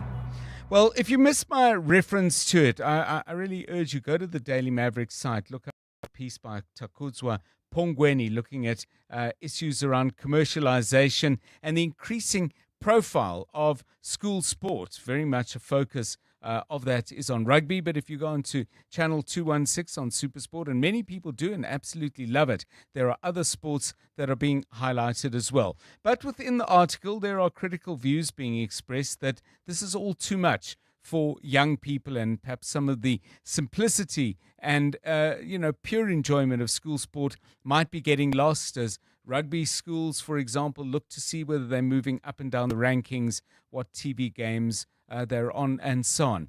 A good thing, a mixed bag, a bad thing? Let's put the question to my next guest, and welcome to 702 Drive once again, Dr. Ross Tucker, sports scientist who hosts a podcast called The Science of Sport. Dr. Tucker, welcome, and thanks very much for your time. Too competitive, too much pressure on athletes, or is it one of those where you can say yes and no, and I would forgive you if you did? Yeah, how's it, John? I love this topic. I could honestly talk about it for hours and hours and hours. The answer is too much pressure for the return. Yes. Because everything in that article was well put, and it's very clear that there are all these social, commercial, emotional, psychological challenges. But you know what the depressing thing is that the system that our schools are developing for sport isn't even the best one to develop adult athletes. Oh, so okay. what we've actually done is in a kind of what I would call like a race to the bottom. We've driven professionalization of sport younger and younger and younger. And everything we know about what it takes to succeed in sport tells us that that's the wrong way to go. And so when you look at the research that's been published and the talent studies and the models and so on, they show us a few things. And one of them is that the younger you specialize, the younger you focus on one sport, the younger you start training more and more time in one sport, the less likely you are to become a successful adult in that sport. It's a complete paradox. And so you could almost justify the negative things that article raises if you were getting the benefits, but you're not. So it's actually a doubly depressing picture. Yeah, it's very interesting what you're saying, because I mean there is a view, or I would call it almost an orthodoxy. We're broadening the pool of strong, for example, rugby playing schools beyond the ones that have always been in that frame. Polrus down in the Western Cape, Afis in Gauteng, and so on. I don't need to do a list. Out of that, we are getting better and more competitive under 20 teams, and up the pyramid it goes all the way to the Springs. At what age is that specialization, for example, I'm going to focus on rugby, justified? I mean, is there best practice in that regard? Yeah, there's some, and obviously it varies a little bit by sport. If you're talking about gymnastics and swimming, for instance, you peak younger, so therefore you start younger too. So they'd have younger ages. But for most team sports, and certainly things like cycling and running, the best age to do it in is after adolescence. So any Okay. parent listening to that understands what that means. You know, you puberty starts at 13, 14, and then by the time you're 16, 17, that's when you know how your physiology is shaping up. And I would say that you don't place a bet on being good at one sport until you know Right. what cards you've been dealt.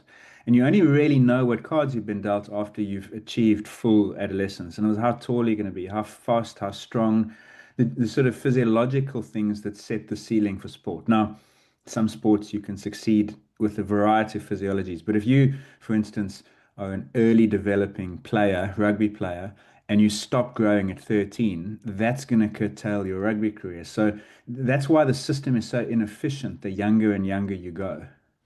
In terms of the levels of competition, I mean, do we know at what point competition becomes and a huge focus on your performance becomes an inspiration, and at what point it becomes perhaps an inhibitor? So, for example, if you're and let's just stay with rugby, or let's move to cricket, for example. You have great flair in shot making, but you are playing in the televised final of a particular schoolboy competition, and all you're thinking about is not losing your wicket. I mean, expressiveness in sports competition, I would think, can inspire that, but also inhibit it. Again, what would be best for these young people?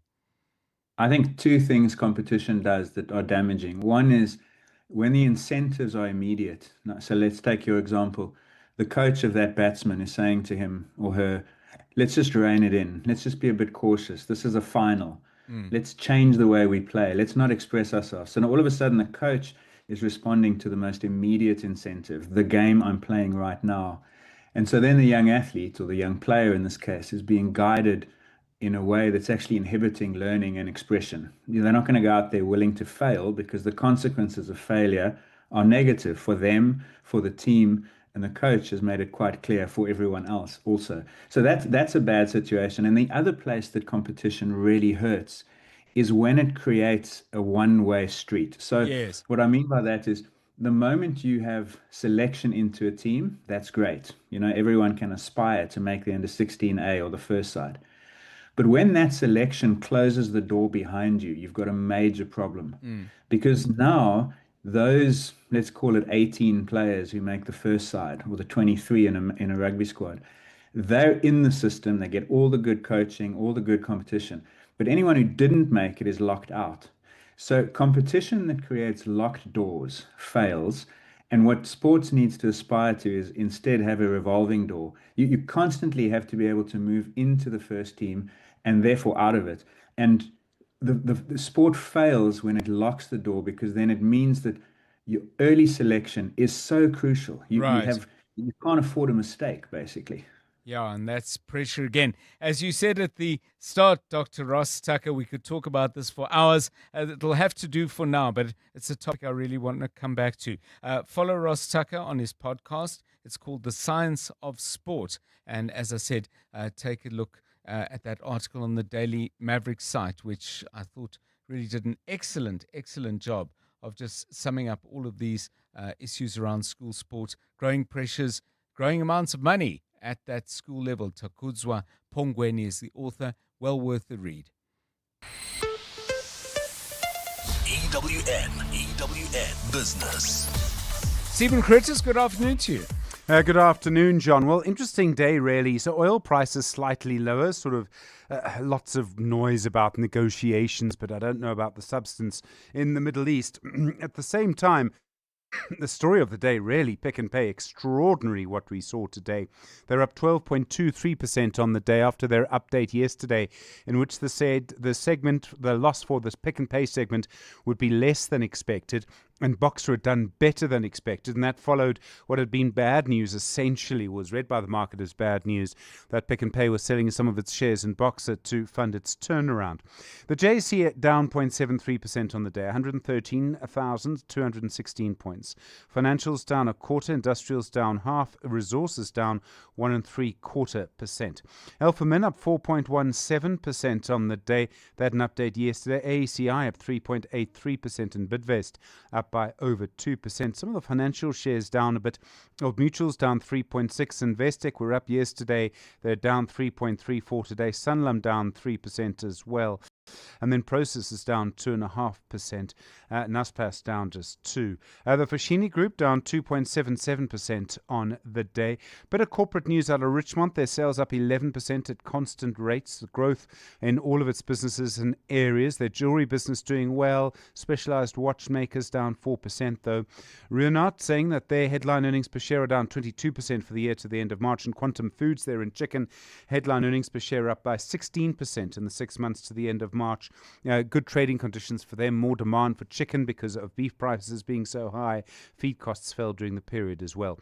News today out of the Middle East, it seems that there's a Qatari team in Tehran working with the US, looking at negotiations, top-level talks, we understand, but involving Pakistan and Iran as well. The Dow Jones up 0.71, the Nasdaq up 0.62, the S&P 500 up 0.55%. And then the gold price, $4,510.73 an ounce. Platinum, $1,929. Brent crude, $104.27 a barrel. The rand to the dollar, 16.44. To the euro, 19.02. To the British pound, 22.09. On the Money Show tonight. So, news in the Citizen today that Grays Marine is suggesting it's been forced out of business by Woolworths. There was a big supplier of Woolworths. The DA now saying they're proposing changes to the Competition Act to make this kind of thing illegal. We'll speak to their DTIC spokesperson, Toby Chance. The Naked Insurance Company, they've been using a ChatGPT native app. In other words, if you go onto their site and ask for a quote, the response is coming from AI. Yes. We'll speak to their CEO about how it works and what happens if AI, hallucinates. What then? Yeah. And it might be good for you. It might be $2 bad for a you. year. I mean, if it's bad for the customer, you just go, okay, cheers, that's fine, I'm not doing them. But if it's good for the customer, they're going to sign now. Then what? And we'll talk about the market for cruises. I'm talking about going on a nice big ship for a while and getting nice and close with 20,000 people. Stephen Curtis, EWN Business. Not quite 20,000, but some of those ships are big, eh? If you go down to the Cape Town harbour, they are massive indeed. 28 minutes to 6. Let's get all the breaking news. Here's Mbali Dlamini one more time.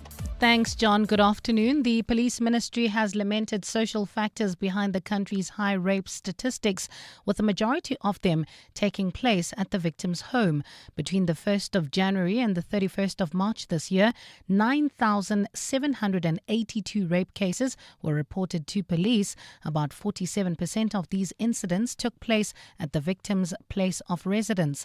Acting Police Minister Feroz Kachalia presented the fourth quarter crime statistics in Pretoria today. The stats also reveals that the home where we should be safest is for too many of our people a dangerous place. 1,523 murders occurred in residences of the perpetrator or victim. Nearly half of all rapes in this quarter, 47.2%, took place in the home of a victim or perpetrator, an alarming stat. The defense has pushed back against the state's claim that the man accused of killing a witness who testified at the Madlanga Commission is a flight risk. The state argues it's unclear where Matipandile Soteni resides, claiming he failed to disclose an address in Hammanskraal.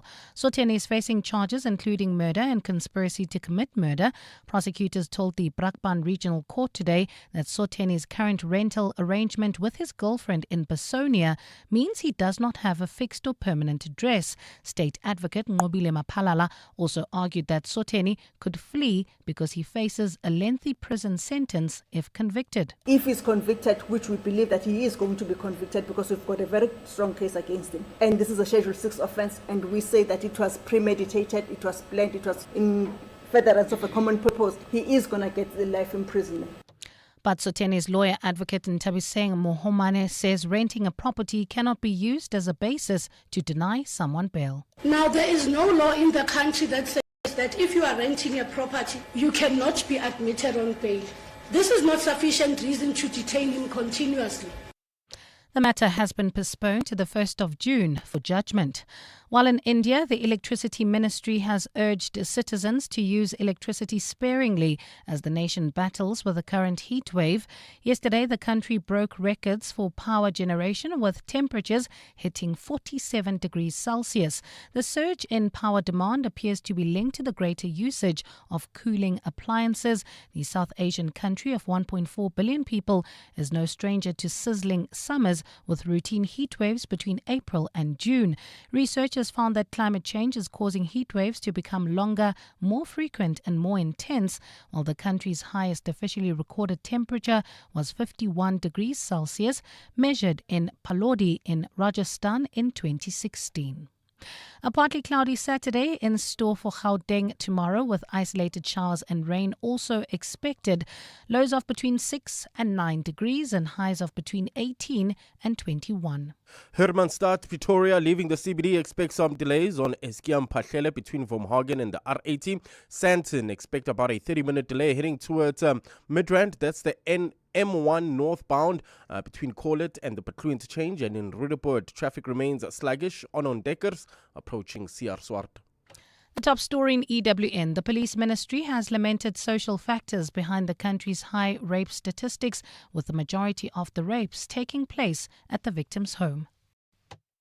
Africa Milani. Weekday mornings, 4 to 6. Some of the WhatsApp messages. Africa, you are being disingenuous. How many times do people call in complaining about home affairs as South Africans? Cape Talk even had an open-air broadcast highlighting the issues at home affairs, but you don't believe, in inverted commas, that home affairs makes them illegal. People wait up to 10 years for paperwork, and these are people who are well-resourced and working with lawyers. The question is, Home Affairs isn't issuing the permits and Home Affairs is inefficient. What are their legal rights? That's a question, Paul. Thank you very much. Africa Milani. 4 to 6 on 702. The 702 Josie My Josie Walk the Talk is calling on you to walk with the people, for the people on Sunday, 26 July. Babize Bonke. And this year you can choose from 3 different inner city routes. The 5-kilometer Victoria Yards route takes you from Ellis Park through the inspirational Joburg Cricket Club into Victoria Yards and past the Troyville Hotel. You then finish off at Ellis Park. So, whether you're taking on the 5K, 8K or 15 kilometers, enter now on primemediaplus.com and get ready for the 702 Josie My Josie Walk the Talk. hosted by the City of Johannesburg. In business, missed deliveries cost more than money. Go Girl Logistics is South Africa's 100% black female-owned Level 1 Triple BEE powerhouse, delivering secure, time-sensitive transport for parcels, cold chain cargo, and compliance waste. With DG trained drivers, cold chain certification, national reach, and real-time tracking, every load is handled professionally, safely, and on time. Go Girl Logistics. Power beyond cargo. Visit gogirl-logistics.com. Evolution doesn't wait. Introducing the Chang'an Uni S. Unexpected, unmistakable, uncompromising. Engineered to a higher standard, unlike anything in its class. Unsurprising, really, from China's oldest automaker. Trusted by 30 million drivers worldwide. And at $4,999 per month, it's an unbeatable offer too. Chang'an Finance, T's and C's apply. Visit chang'anmotors.co.za for more. The Chang'an Uni S. Chang'an, driven to evolve. Mzansi, Walala Wasala. Play Powerball and Powerball Plus for the staggering 196 million rand in total estimated jackpots this Friday and step closer to a world of many possibilities. Don't delay. Play Powerball for an estimated 100 million rand and Powerball Plus for an estimated 96 million rand today. Buy your tickets now in store on nationallottery.co.za, the mobile app or cell phone banking. Panda, Pusha, play. Players must be 18 years old or play responsibly. E2 is a proud operator of the National Lottery. EWN Sport. 21 minutes now to 6 o'clock. Anthony Teixeira, all eyes on Mpumalanga, all eyes on Morocco as well. Yeah, good afternoon. That's right, John. Mamelodi Sundowns chasing a second star on their badge as they have the upper hand in the CAF Champions League final with the goal lead against AS FAR as they head to Morocco for that second leg. Themba Zwane and Dennis Onyogo are the only players left at the club who were part of the 2016 success, with the captain speaking about how he's been encouraging his teammates, especially the youngsters in the squad. I always try to remind them how big it is and the excitement that we're gonna get overall the country, and we have to push ourselves and try to make history. I think this group will be remembered after 10 years. So overall it's just to remind them the importance of this game. Well, the Brazilians could be clinching 2 trophies this weekend, the other being the Betway Premiership, what would also be a 9th successive title there. It all depends on Orlando Pirates' match at Mbombela against Albert College. The Buccaneers know nothing, but a victory will seal them a 14-year wait ending a title decider. A kickoff is for 3 p.m. Saturday afternoon. Other selected matches which will be going on: Kaizer Chiefs play Chippa United, a top 8 chasing pair, Durban City and Stellenbosch face Amazulu and Mogalans respectively. End of an era in England. Pep Guardiola will be departing Man City with 20 trophies added to the cabinet and a time of stability. In his farewell video, he had a special message for the players. Players, don't forget every single instant, every single moment. Me, my staff, this club, everything what we have done it for all of you. And you have been just exceptional. You don't know it yet, but you are leaving a legacy. The Springbok women will be starting their Rugby Africa Cup title defence in Kenya Saturday afternoon against Madagascar at 1 p.m, while continental finals sees this evening's Challenge Cup between Ulster and Montpellier. Tomorrow the Champions Cup has Bordeaux defending their title against Leinster. It's a sprint F1 weekend in Canada with quali set for 10:30 this evening. The only practice session is in about an hour's time at 6:30, and some 27,000 athletes will be taking part in Sunday's Cape Town Marathon. The field also includes former Olympic champion Eliud Kipchoge. Anthony Teixeira, Eyewitness News Sport. EWN Traffic. Okay, 19 minutes to 6 still to come. We'll be chatting on our weekly feature, Song, a Book and a Dish, to the former group CEO of the Johannesburg Stock Exchange, Leila Fourie. Interesting life indeed. Nice choices of book and song, and there's some important stuff to talk about. Food and meals shared. That's coming up in a moment. But right now, this EWN Traffic is brought to you by Outsurance. SMS out to 45142 now, and you could save on car insurance. If you don't, ask them for 500 Rand. Karabo Charlie. Thanks, John. Well, at this stage in Hermanstad, leaving the Pretoria CBD, expect some delays. This is on Eskiam Pahlele between Vomhagen and the R80. Sharon Lee, traffic also sluggish on Malibongwe Drive between the N1 and Belez. While in Sandton, there's slow-moving traffic. This is on the M1 northbound from Corlet all the way to the Patrol interchange. Roodepoort, bumper-to-bumper traffic on Deckers, approaching CR Swart, while in Basonia. Roadworks causing heavy delays. This is on Kliprafir Drive between the N12 and Belez. There's also roadworks causing some delays heading towards Brakpan. That's in Boksburg on the N17 eastbound between Rondebolt and Carnival City. Benoni, Boksburg also expect some delays on Atlas Road approaching the N12. If you come across any other traffic issues, kindly WhatsApp us on 072 702 1702. There's more EWN on air, online, and on the EWN app. Things people stress about in traffic. Number 52. Did the kids actually do their holiday homework, or are they going to make it my homework? Oh, the drama. Well, with the Outsurance Pointsman on your route, at least the traffic is one less thing to stress about. The Outsurance Pointsmen have been easing traffic congestion so we all get to where we need to be quickly and safely for the past 20 years. With Outsurance, you really always get something out. In partnership with 702, Outsurance is a licensed insurer and FSP. The Midday Report with Mandy Wiener. The Midday Report at its heart is a current affairs show, but it really is a show about everything you need to know about and everything you didn't know you needed to know about.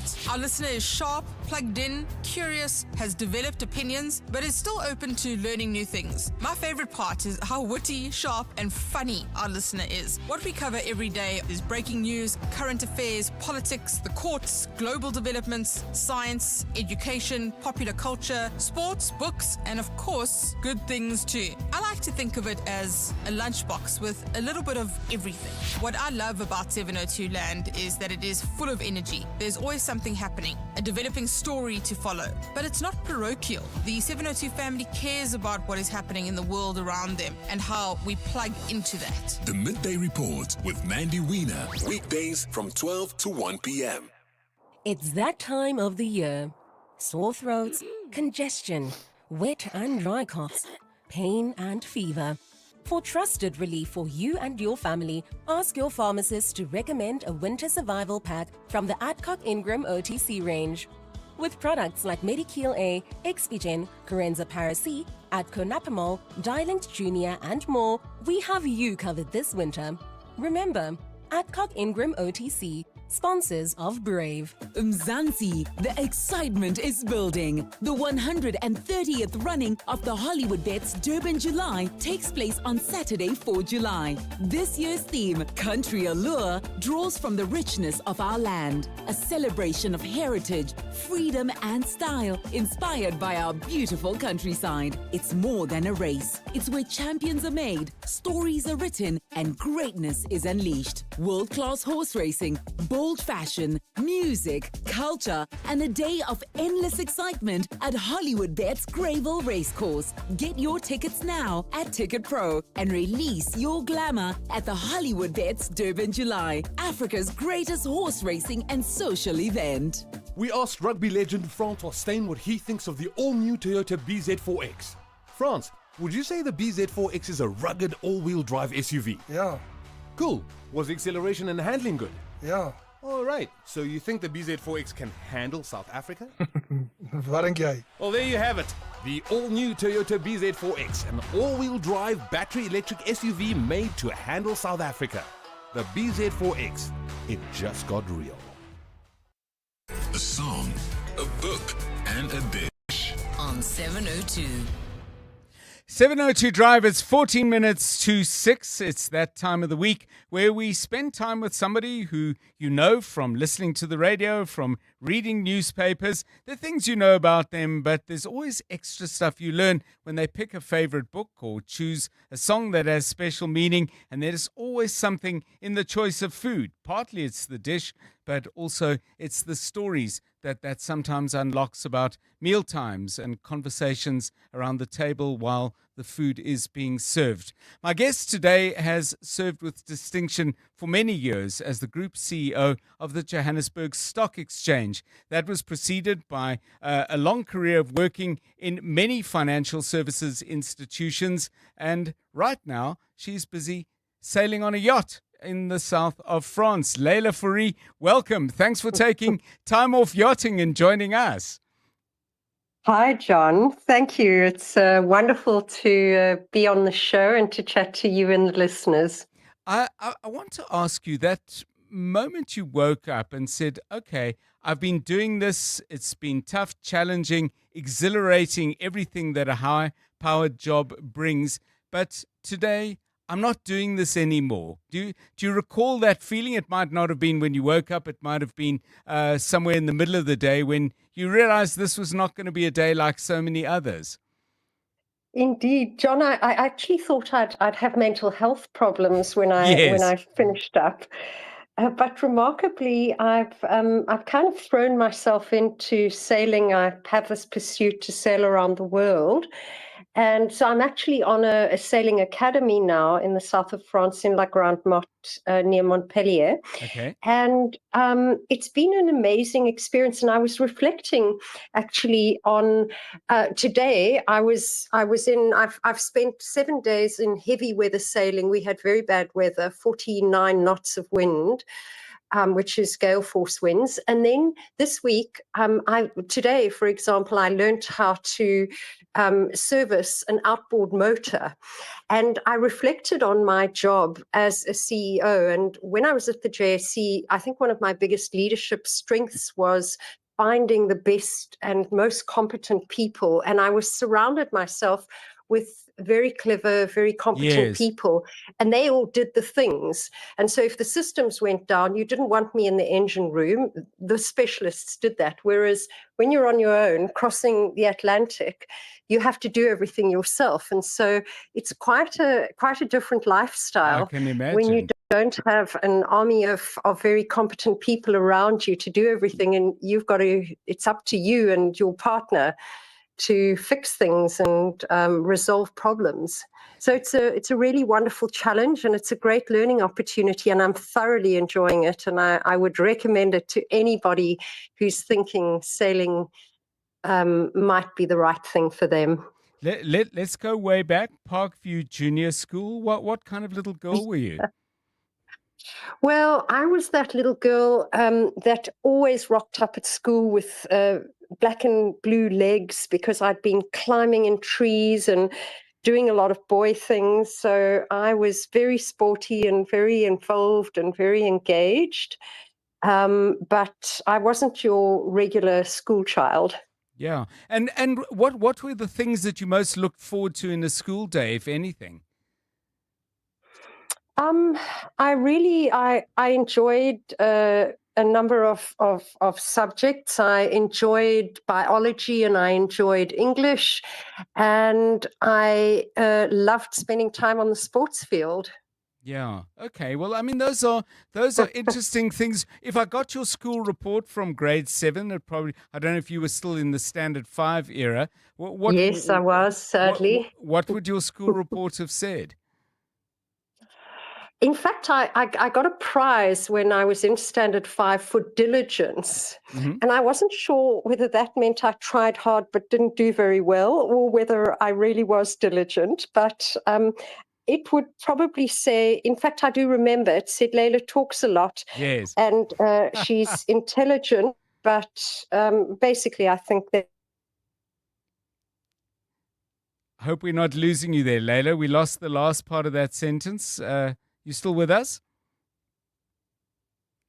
Okay. Let's see what we can do with Leila Fourie's line. I'm just wondering exactly where she might have got to. I know she is in the south of France. I also know that she's definitely not on a boat. We seem to have lost our connection to Leila Fourie.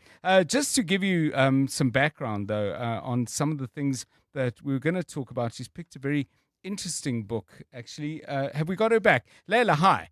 Yeah. Okay, I'm great. back. I am Sorry very. about that. That was definitely not your fault. I'm certain of that.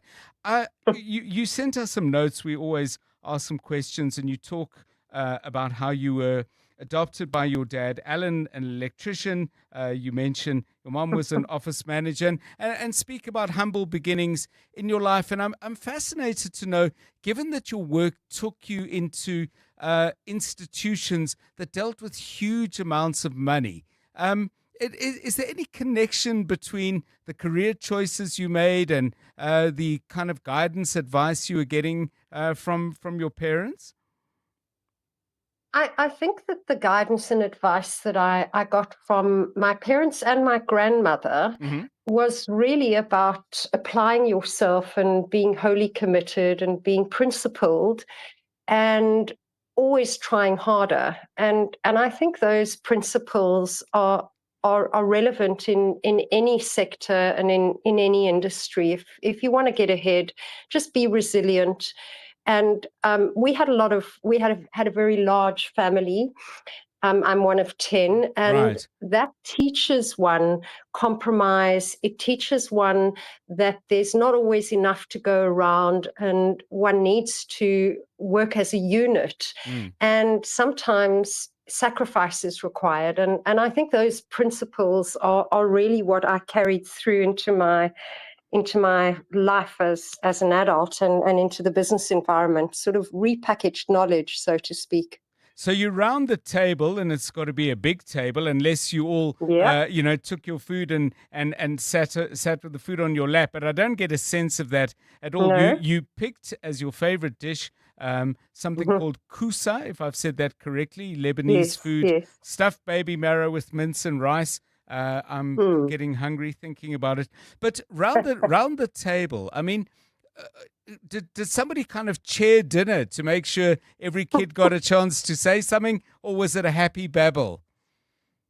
So we always ate at the dinner table, and in fact, it's a principle that I carried through when I had my children. Okay. And we had what Goethe often describes as grand conversations, and I think. And particularly with my children, we always discussed really interesting topics. And the question was, what did you learn today? And Right. so learning and growth and development and what books are you reading are two common topics that we would discuss. And in fact, in my family with my children, we ended up with a talking Tigger because two of the family members talked a lot, and the Yes. other two, one of my sons and myself, talked even less.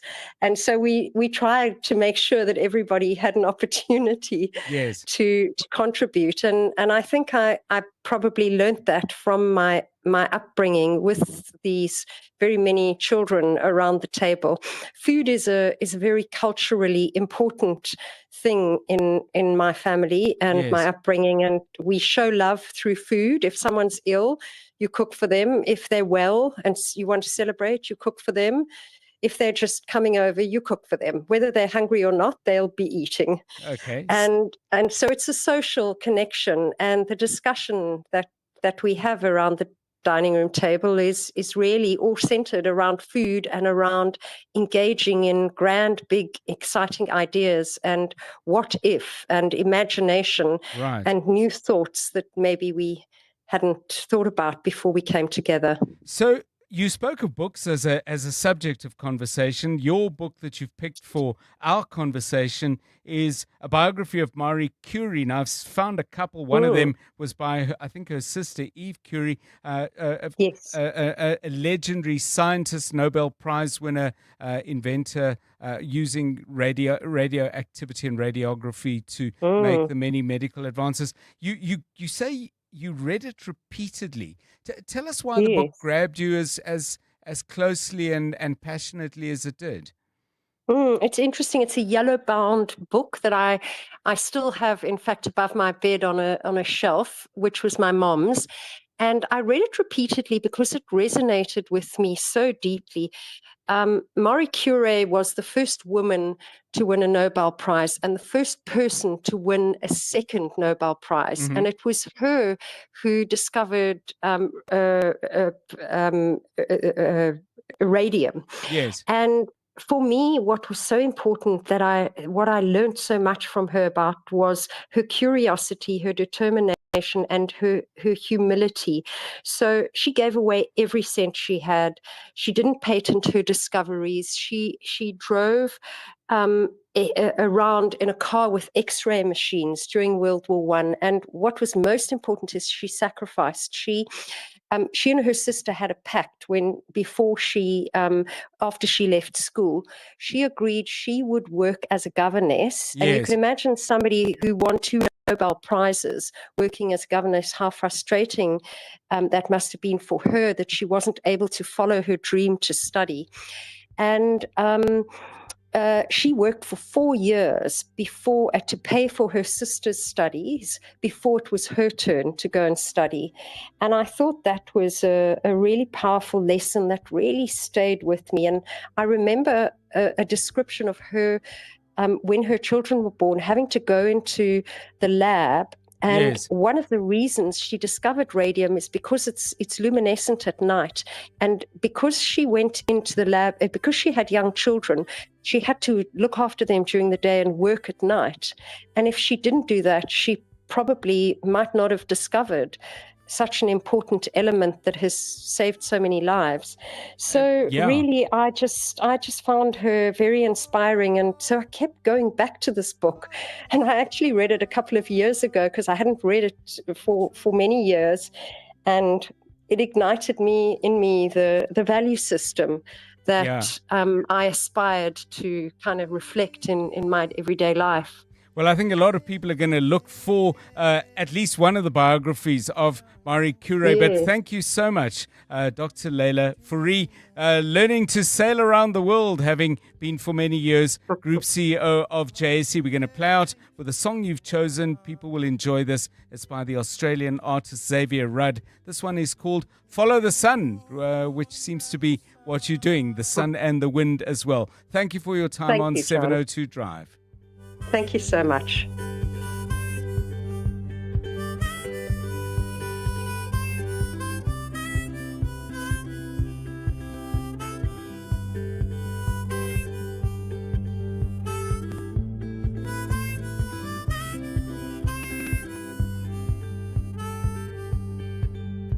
So follow the sun, the direction of the birds, the direction of love. Breathe in the air. Well, whether you follow the sun or just follow your passions over the weekend, I hope it's a good one. 702 Drive, produced by Rifue Letsua and Jonathan Fairburn. Karabo Malapile is our technical producer. I'm John Perlman. Good night.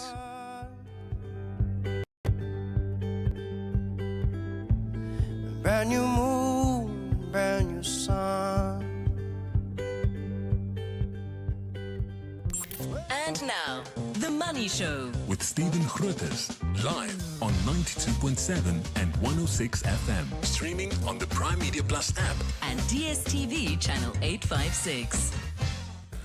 The Money Show with Stephen Grootes is brought to you by Absa Business Banking, featuring the Agri Trends 2026 Autumn Edition. In agriculture, smart moves need smart insights. We get it. On your Money Show tonight, as another small supplier blames Woolworths for going under, the DA proposes new laws that would make exclusivity agreements illegal. Naked Insurance confirms it's using AI to give you insurance quotes. What happens if the Naked app hallucinates? And we'll take a dip into the world of luxury cruises tonight. Is it the voyage or just the destination? All of that to come, but first, the very latest Eyewitness News. Good evening, I'm Mikey Molapo. A scathing report by the Public Protector has recommended that Gauteng Premier Panyaza Lesufi consider lifestyle audits and possible disciplinary action against officials implicated in the Charlotte Maxeke Hospital fire repair failures. The recommendations form part of Public Protector Koleka Kaleka's report into the state's response to the devastating 2021 fire at the hospital. The report found that failures by the Gauteng Health and Infrastructure departments contributed to years of delays, underspending and poor project management. The report found that of the more than 666 million rand allocated, only 324 million rand had been spent by the end of March last year. Mungezi Gogo takes a look. The Public Protector has now recommended that Gauteng Premier Panyaza Lesufi exercise clear and decisive oversight over the implementation of the remedial action. Kaleka also wants officials responsible for supply chain management, procurement and financial management to be subjected to lifestyle audits in collaboration with the Special Investigating Unit. The longer it takes to address these repairs, the more the cost is going to be. The report further recommends that accounting officers who were involved in the fire repair project and are still employed by the state face consequence management within 60 days. The Public Protector has also directed the National Health Minister, Gauteng Health, Finance and Infrastructure MECs to ensure that the remedial action is implemented. Monki Zikoko, Eyewitness News. The fourth quarter crime statistics have revealed that about 57 people were killed every day between January and March this year. Acting Police Minister Firoz Kachalia released the crime stats in Pretoria today, which show that a total of 5,181 people were killed across the country. The figure represents a 9.5% decrease from the previous quarter. However, Kachalia says the number is still too high. The figures that will be presented today are not just numbers and statistics. They are a mirror held up to our society.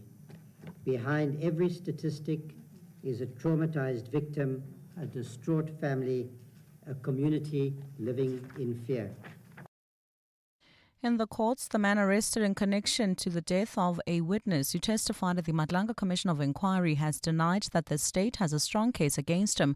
Matipandile Soteni has also denied allegations that he conspired with Viandre Pretorius, who later took his own life, to kill Marius van der Merwe, also known as Witness D. Soteni applied for bail in the Brakpan Regional Court today. He faces 16 charges including murder, conspiracy to commit murder and attempted murder in connection with the killing of van der Merwe. He says the state is trying to portray him as a danger to society. Dimakazo Leshoro has more. During argument in the bail application, Soteni's lawyer advocate Ntabise Mohamane accused the state of trying to portray Soteni as dangerous by the way it has formulated and presented the charges. So that it seems as if the applicant before court is dangerous. Mohamane also argued that the state was attempting to create the impression that Soteni is a killing machine because of his firearms training and possession of simulation or training ammunition. She says the ammunition referred to by the state was not live ammunition, but training material used for practice purposes. He trains, he goes to the shooting range. It's within the course of what he does to train. Marathon runners train. He trains with firearms. He's not the only one in this entire country or universe who has this type of training. Dimakazo Leshoro, Eyewitness News at the Brakpan Regional Court. Judgment has been reserved to the 1st of June. The University of the Western Cape has suspended all examinations today due to an ongoing student protest at the institution. A group of students staged protests at the campus this week, accusing university management of failing to repair facilities at 3 off-campus residences. The students shared their grievances with members of Parliament's Portfolio Committee on Higher Education and Training today during a scheduled oversight visit to the university.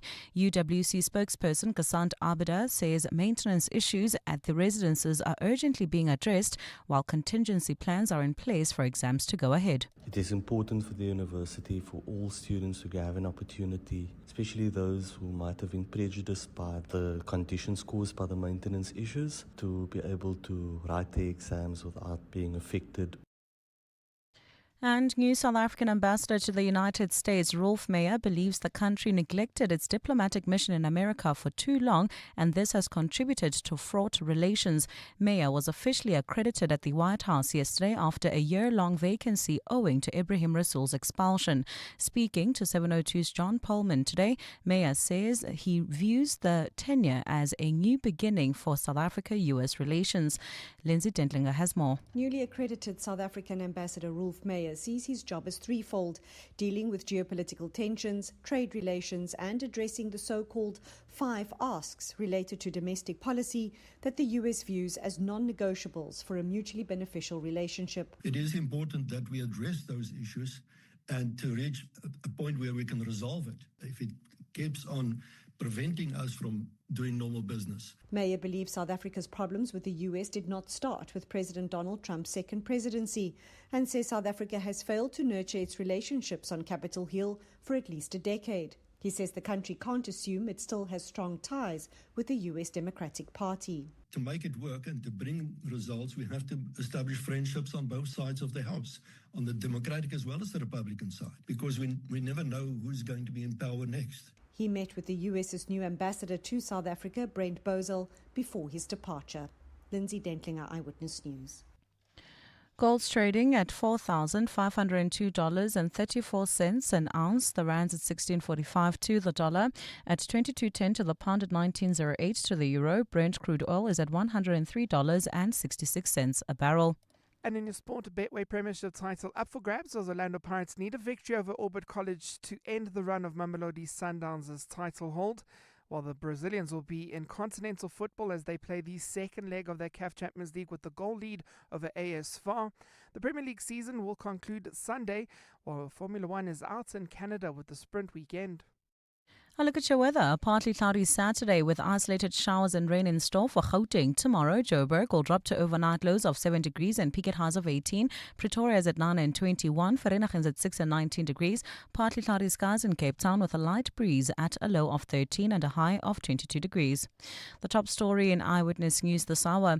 A scathing report by the Public Protector has recommended that Gauteng Premier Panyaza Lesufi consider lifestyle audits and possible disciplinary action against officials implicated in the Charlotte Maxeke Hospital fire repair failures.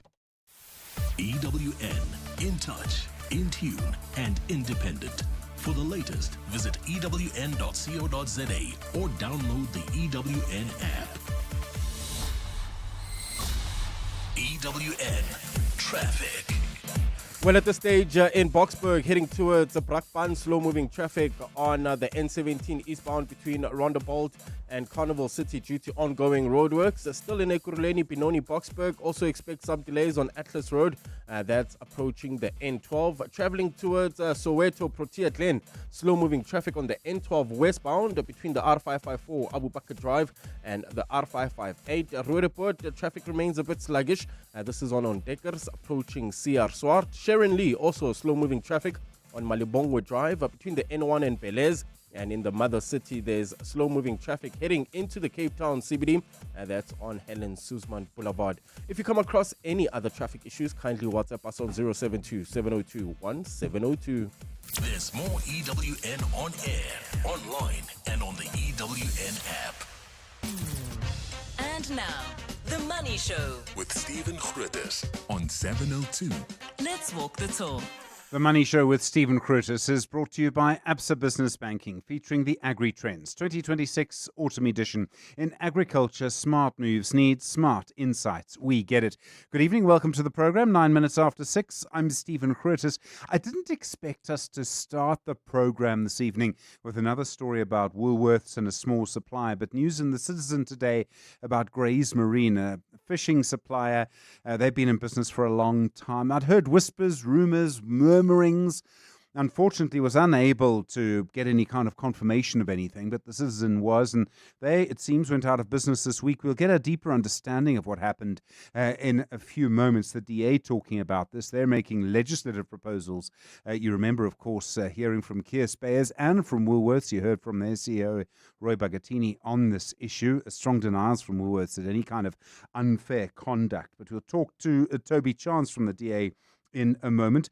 One of the co-founders of Naked Insurance, Alex Thompson, is sitting behind me. I kind of need to turn around and make sure that he is not, thankfully, living up to the name of his company. Essentially, they have become the first South African company to have an AI app, so a ChatGPT sort of native app, I think they call it, in the system. And that's what is giving you insurance quotes. We find out how it works. What happens if things go wrong? Looking forward to speaking to Alex Thompson in a few moments. And then the business of cruising. Ross Volk is the managing director at MSC Cruises South Africa. Seems to be growing. I'm slightly surprised by that, but I think there is something that attracts people to the idea of quite a sort of long sort of trip on a cruise. And basically they enjoy the kind of getting away from it all, the fact that you are moving, but you're far away. I don't know how far away you are. I mean, if WhatsApp works, you're not far away from anything. That's always kind of my measure of it. And I suppose what you could do is take one last look at your phone and toss it into the sea. And that'll be that until you get back. I'm sure someone will sell you one, but you don't want that. So I'm sure that's one of the things that we'll be looking at. Good to hear from you tonight. 011 883 0702 021 446 0567. And of course, voice notes this evening on 072 702 1702. Don't forget a little later the Friday Biz Blitz questions tonight about some of the issues we've been talking about through the week. So looking forward to all of that tonight and looking forward to hearing from you as well. Plenty to come on The Money Show this evening. So we will, of course, be talking to, in a moment, Toby Chance from the DA. We will also be just looking at some of the other issues that we've seen. And I see the DTIC this morning publishing new proposals, this is for public comment, for electric car makers. The idea, of course, is to make it easier for people making electric cars here. They're going to increase the number of production credits. They'll have more customs rebates for people importing batteries into the country. And batteries, of course, are a big part of any of the EV cars that you're looking at. We've got 4 weeks to sort of comment on it. There's been quite a lot of commentary about the government, how long it's taking to sort of keep up to date with how the car industry is changing. One of the intriguing things about it, of course, is just how difficult it can be to compete with China, because we know that China has really been producing a very, very large number of EVs, an exceptional number of EVs, and that gives us the scale, which is going to be quite difficult to counter. So I think those issues are going to be quite difficult, but certainly we're starting to see a response from government. And I know the other issue has been that there have been questions about how long it's actually taken and how long it's taken for them to get to this point, and the idea that things needed to move quickly. And I realize there's quite a lot at stake. But at the same time, this is an area where the DTIC needs to move very quickly, because our car industry is kind of in danger, unfortunately, of really falling behind. 13 minutes after 6. The Money Show with Stephen Grootes, live on 92.7 and 106 FM, streaming on the Prime Media Plus app and DSTV channel 856. Well, the DA's spokesperson for Trade, Industry and Competition, Toby Chance, saying he's proposing changes to the Competition Act that would make it illegal for a big retailer to force a smaller firm, a supplier, to sign an exclusivity agreement. It comes after Woolworths essentially ended up denying unfair conduct in the way they treated Bayer's chocolates. Keir Speyers claimed Woolworths had essentially forced them out of business. You would have heard that conversation on The Money Show. You would have heard the denials from Roy Bagatini at Woolworths as well. The Citizen newspaper today reporting that the company Grays Marine had been forced out of business when their relationship with Woolworths broke down. Toby Chance is an MP for the DA and their spokesperson on industry, trade and competition. Toby, good evening. Thank you for your time. You say, you talk about the Bayers story, you talk about Grays Marine, you suggest that there might be other examples of Woolworths behaving in a way which puts very small suppliers under intense pressure because of exclusivity agreements. What do you think is going on here? Yeah, thank you very much, Stephen. I think I should just walk you back a little bit. What I did say in my statement was that we're going to look at the competition law to see what needs to be done to level the playing field between customers and suppliers. So it may result in a change to the Act or proposal to change the Act, but I think what we're trying to do is to examine what is happening in the retail sector and other sectors too, actually, in terms of what we call the relative dominance of suppliers and their customers. And I wouldn't want to pin the blame entirely on Woolworths here. I mean, there are other parties that have been involved in similar actions that just haven't had the same publicity in the last couple of weeks. But what is true is that I think what happens is that after a long time of doing business with a large retailer, the retailers do tend to hold the upper hand. And that means that when pressure comes hard on the supplier, it's difficult for them to resist, particularly when they've built up a relationship with a single customer that has dominance in terms of their overall business. So that's what we're trying to look at, and it's going to be a complex thing. Commercial law is not a cut and dry thing, and we have to be sure that we don't interfere too much with regular business contracts that occur between supplier and customer. I mean, one of the major sort of sticky parts is how do you define market dominance? So Woolworths would say, when it comes to selling food, we're not actually a dominant player at all. We're big, yes, but yes. ShopRite is bigger. There's Walmart, there's this, there's that, there's Pick and Pay. I mean, how would you start to define it? And just the arguments over the definitions could tie everyone up in court for years. Yeah, I think that's a very important point. The competition law states that 45% is the threshold beyond which a retailer is regarded to be dominant. And the trouble is that, Woolworths, I think when the research was done, it was about 9% of the grocery trade.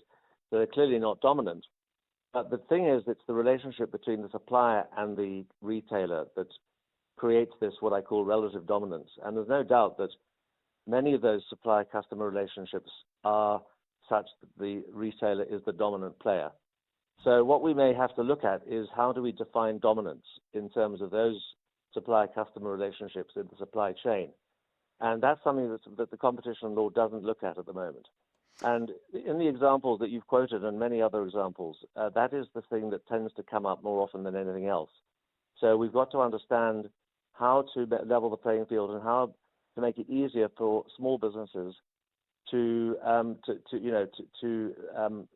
compete evenly with their customers. Another thing I want to just point out is that in many instances like this, you have much of the innovation taking place in the factory of the supplier. They come up with the new ideas, they come up with the new products, and many of those then become private label products with the customer, which then gives the customer some control. And they then, in some instances, claim intellectual property rights over those products, which then puts the supplier into a difficult position. So that's another thing which we have to look at is the ownership of the copyright, or if I can call it the patent or whatever it happens to be, the intellectual property around a particular product. That's an area that we also have to bring into this conversation. So, I mean, if you look at our economy, everyone will tell you it's overly concentrated. It's highly concentrated compared to other economies. We have big companies that are able to essentially benefit from that. And if you look at smaller players who say we're being treated unfairly, you can see the knock-on effects through our economy. This might well be one of the reasons why it's so difficult for smaller firms to grow and why it can be so hard to start smaller firms in the first place. That, I think, is true. I think the barriers to entry is a significant problem when it comes to competitiveness in an economy. And I also want to point out that when I was the DA spokesman on small business development, I introduced a bill in 2018, the Small Enterprise Ombud Service Bill, which would provide an alternate dispute resolution mechanism for small businesses that were having problems with customer relationships. That is now, many years later, coming into force, and the Department of Small Business Development is putting an ombud in place. The trouble is that only deals with very small companies. What we're talking about here is the Competition Act and competition regulation, which deals with a company of any size. And even Bayer's Chocolates was doing 700 million rand a year. That's not a small company, but they can also, and I don't want to prejudge the outcome, but they can also be seen to be on the receiving end of what some would call corporate bullying. Toby Chance, thanks so much. An MP and the DA spokesperson on trade, industry and competition. 20 minutes after 6. The Money Show. Explainer. Confirmation today, the insurance company Naked becoming the first South African company to have their own app within ChatGPT. So as I understand it, when you go on their site, it's an AI engine which is generating the quote, and you're interfacing with that. Alex Thompson's the CEO at Naked. Alex, good to see you. Thank you very much indeed for coming in. How does it work? It's pretty simple, Stephen. You go into ChatGPT, you go into settings, you go into apps, and you search for the Naked Insurance app. Once you've installed it, it takes a minute. You can then really just chat to ChatGPT like you normally would, asking, let's say, for a car insurance quote. It'll take you through a few questions, and within a few minutes, you'll have a binding quote within ChatGPT. Is it much different from what you were doing before? If you go onto your website and the websites of your competitors, there are one or two, you can put in certain details and out will come all sorts of information.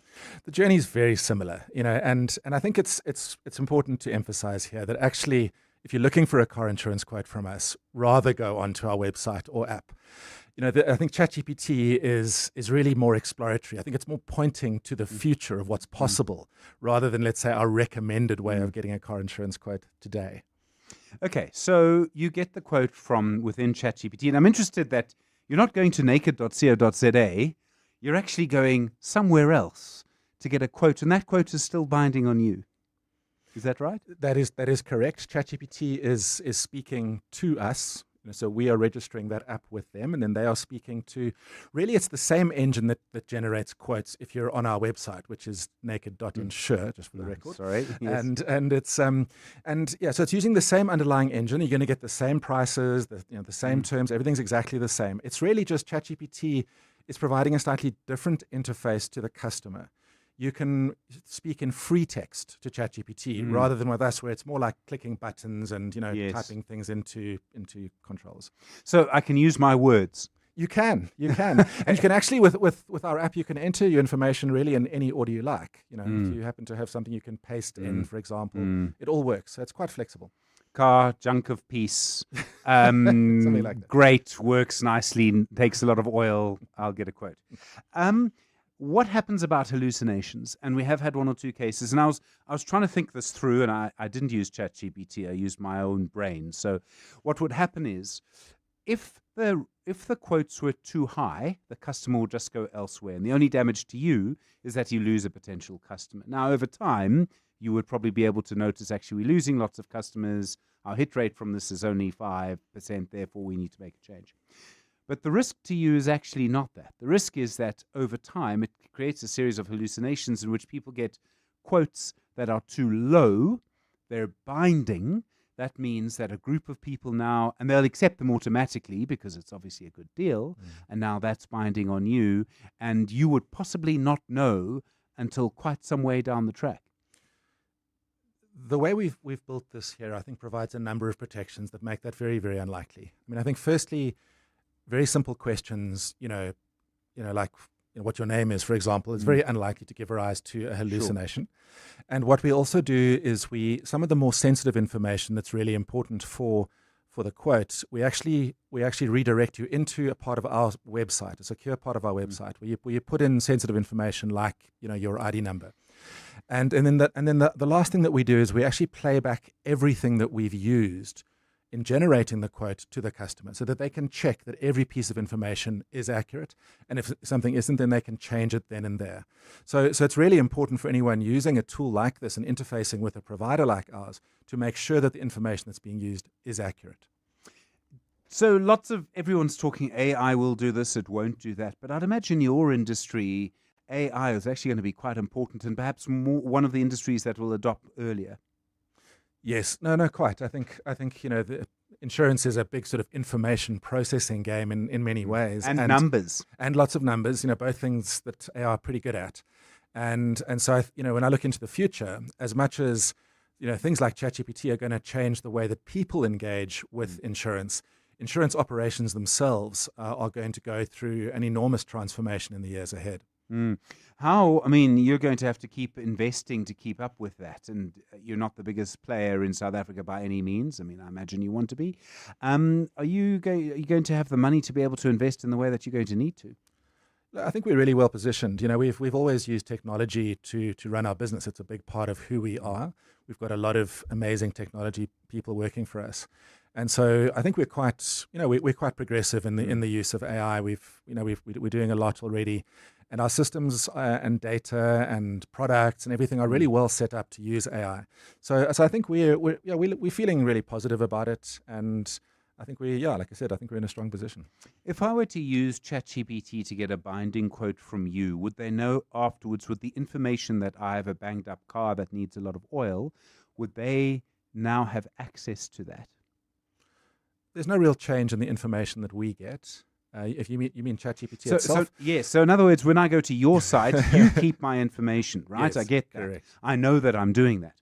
When I go to ChatGPT to use your app there, who now controls, who can see that information? Anything that you put into ChatGPT is going to OpenAI. So whatever your agreement is with them will remain in place. So if you tell them about your car, yes, they will obviously know about that. In the same way today, as if you go and then ask them about anything in your life and give them information, they will know about that. Yes. Thanks so much for coming in. Really appreciate it. So interesting to see what's changing. Alex Thompson is the co-founder of Naked Insurance. 26 minutes now after 6. The Money Show. The markets. Matete Tulare is at Investec Treasury Sales and Solutions. Matete, good evening. Pick and Pay up nearly 12% on the day. They had that update late yesterday. The Pick and Pay segment not doing as badly as expected. Pick and Pay doing better. Boxer doing better than expected. The market loved it today. Yeah, good evening, Stephen. I suppose, when you look at the group turnover for Pick and Pay, the market is really rewarding early signs that the turnaround is sticking. Group turnover up 4.5%. Also, like you're saying, Boxer is the star there, up turnover around 14%. They're really cementing their lead as one of the top grocery discount shops in the country.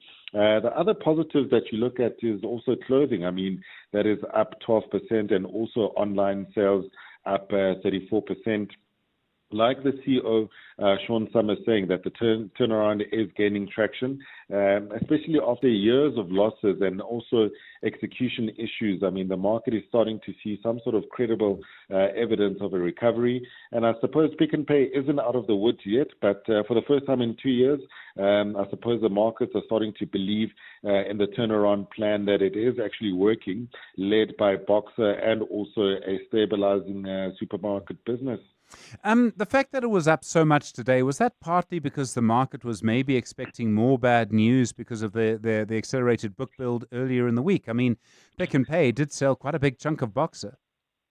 Correct. Obviously, yes. I think the market was factoring some sort of bad news, especially on that issue that you raised about during the week, and also the fact that they had said there will be, relieving a lot of people of their jobs there in that supermarket space. And I suppose the market had already anticipated some sort of bad news. But like we've seen with the numbers today, really surprising the market. And also, like I said, they've had execution issues, and they've had also, CEOs coming and going, and obviously management, turnover there. But I suppose now that you're seeing this, also the customer numbers up 7.5%. So it just tells you that, that's real volume growth that we're seeing from them. So I suppose that's why the market is quite happy with the numbers, and that's why you're seeing that 12% up on the day. Richmond, so, relatively strong sales for them. I noticed their jewelry business doing well, watches not so much.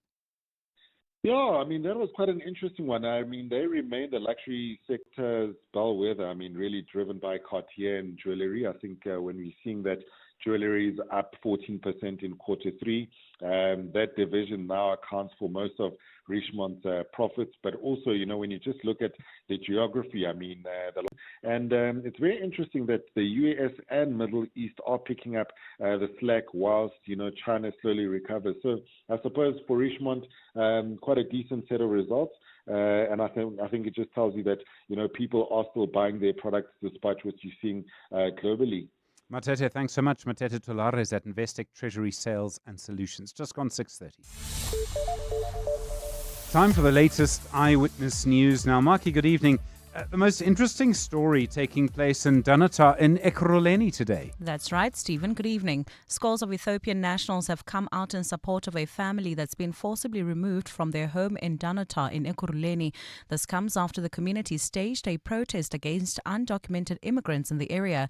This afternoon, a landlord reportedly requested the community to remove the Ethiopian tenants from her property.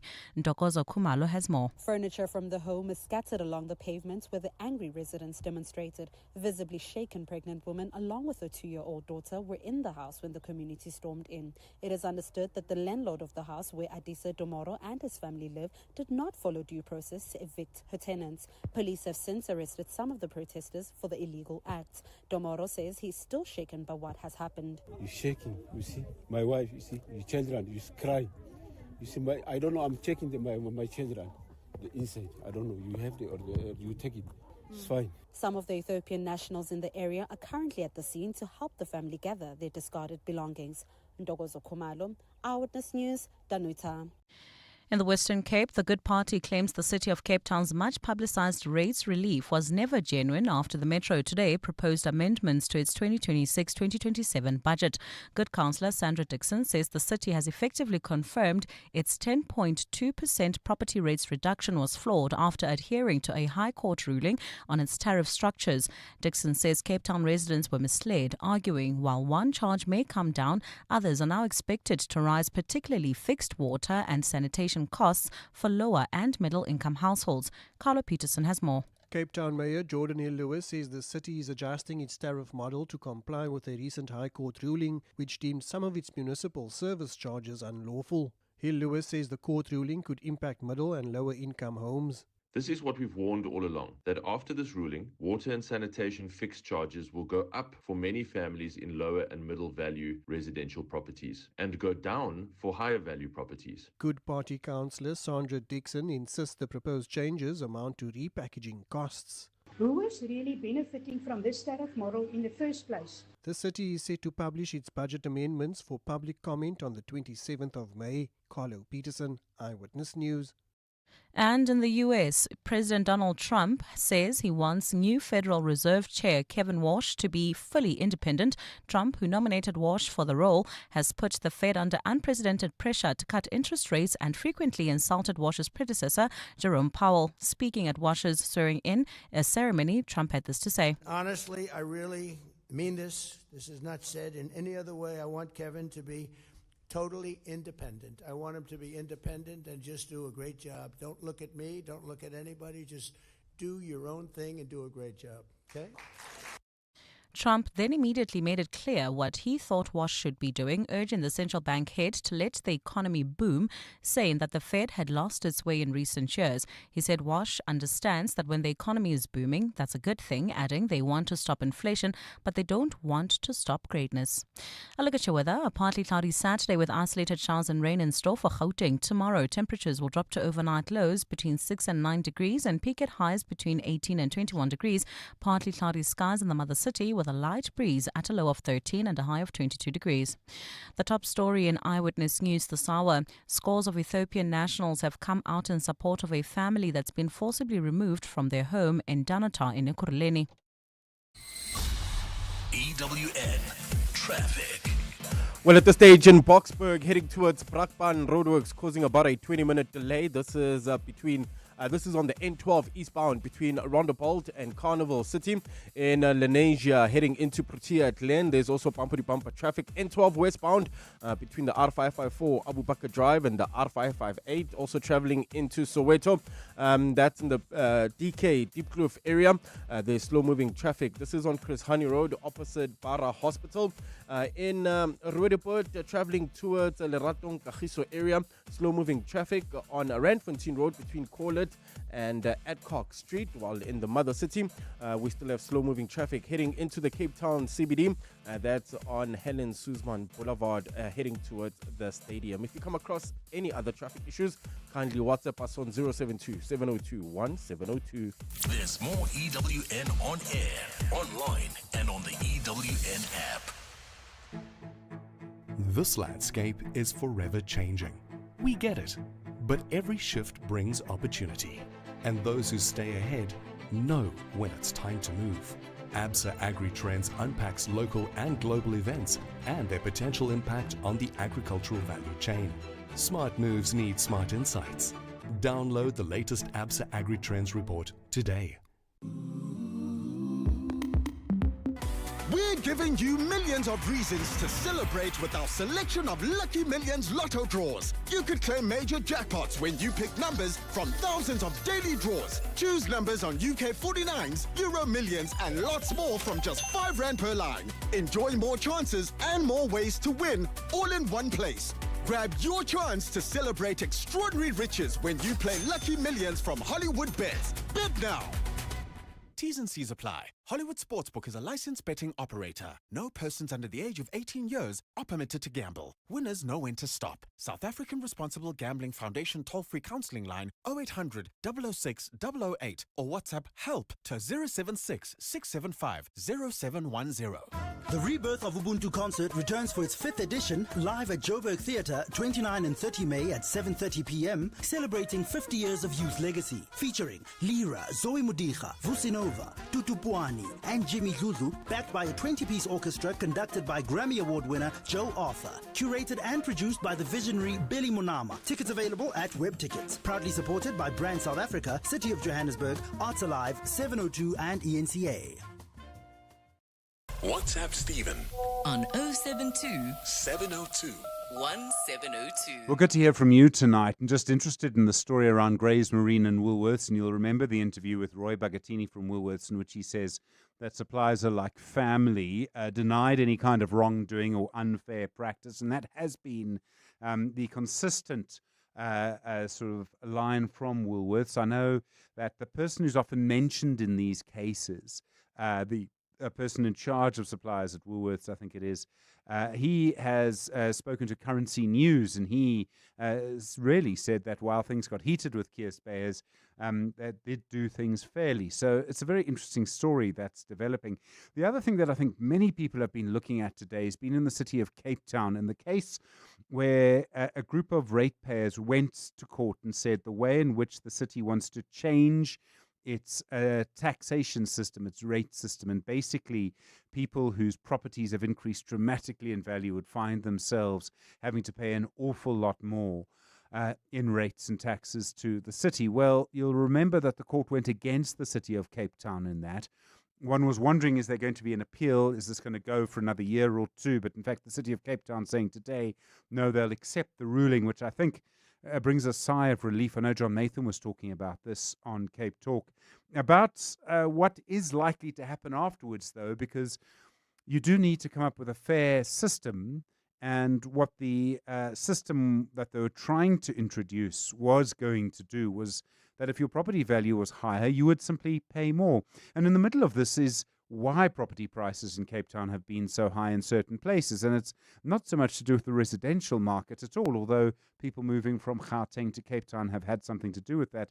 It's also, of course, about the Airbnb market. And until that is properly dealt with and managed and regulated and taxed and all the rest, I think we're going to have these tensions. But I've spoken to people in Cape Town who are furious that they can't buy a property, not just in certain suburbs in the town in which they grew up, but in, you know, the whole sort of City Bowl area. You can't find a place to rent literally for love or money. And that's the claim that people are making. So that's really one of the big issues. But interesting to see that the city of Cape Town deciding they're not going to go ahead with a whole lot of more sort of lawyers making money. They're actually going to bring it to an end and try and do something else. And in a way, I kind of wish actually that more people would do that when they lose a court case, because sometimes you can just see that when the High Court has ruled in this way, no one's going to win if you appeal, but it happens anyway.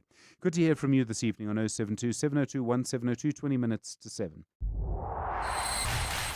EWN Sport. Anthony Trusheda, last week we were told that by the end of the weekend, Orlando Pirates would be crowned PSL champions. Yeah. And now this weekend, you're telling me that Orlando have a chance to win the championship. That is exactly what I'm saying. I mean, to you. I don't know. Listen, didn't you think last week I thought it sort of bordered on the patronizing the way that Durban City was dismissed? Yes. I mean, they had just won the Nedbank Cup. They're going after a top 8 finish, and all of a sudden, no, Pirates are winning the league against them. I wasn't fully convinced. And also 14 years later, but it's not like you've been top of the pops. You know? To be fair, they've been second for the last 3 seasons. There could be a And to fourth. Sundowns, but yeah. Yeah, and I mean, this time it is Orbit College who are relegation threatened themselves. So they have something to fight for. It's not like they're just going to roll over. So can you imagine the team talk in Orbit College? I mean, it'll be like something out of a movie. You have a chance to be a real giant killer here. Yeah. What happens, by the way, if it's not Pirates? I haven't even done that maths yet. Well, if it's not Pirates, then it's Sundowns. It's that simple. And my family's going to be hugely upset because they're Pirate supporters. But yeah, like you said, Stephen, a 14-year wait for the Premiership title for Orlando Pirates.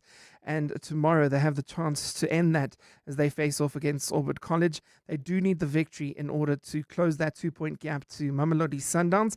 Kickoff at the Mbombela Stadium is 3 p.m. Other selected fixtures will see Kaizer Chiefs play Chippa United, Top 8 chasing Durban City, and Stellenbosch face AmaZulu and Marimo Gallants respectively. For Sundowns, they have a Sunday meeting in the CAF Champions League, the second leg of that final. They have a 1-0 lead over AS FAR after winning the home leg. The trip to Morocco lasted longer than the 24 hours expected due to a delay. Tembazwane says the travel delays didn't dampen the team's spirit. The travel was long, but I think the mood is super okay. I mean, everyone is so excited. You can see the brotherhood. We push one another. We had some fun in the flight, you know. And yeah, we're trying to keep the mood to be positive as much as we can. Pep Guardiola confirmed he'll be leaving Man City after Sunday's Premier League clash against Aston Villa. It's been a fruitful time at the Etihad for him as he's won 20 trophies for the club in the 10 years, including 6 Premier League titles and, of course, that UEFA Champions League. Don't ask me the reasons I'm leaving. There is no reason. But deep inside, I know it's my time. Nothing is eternal. If it was, it would be here.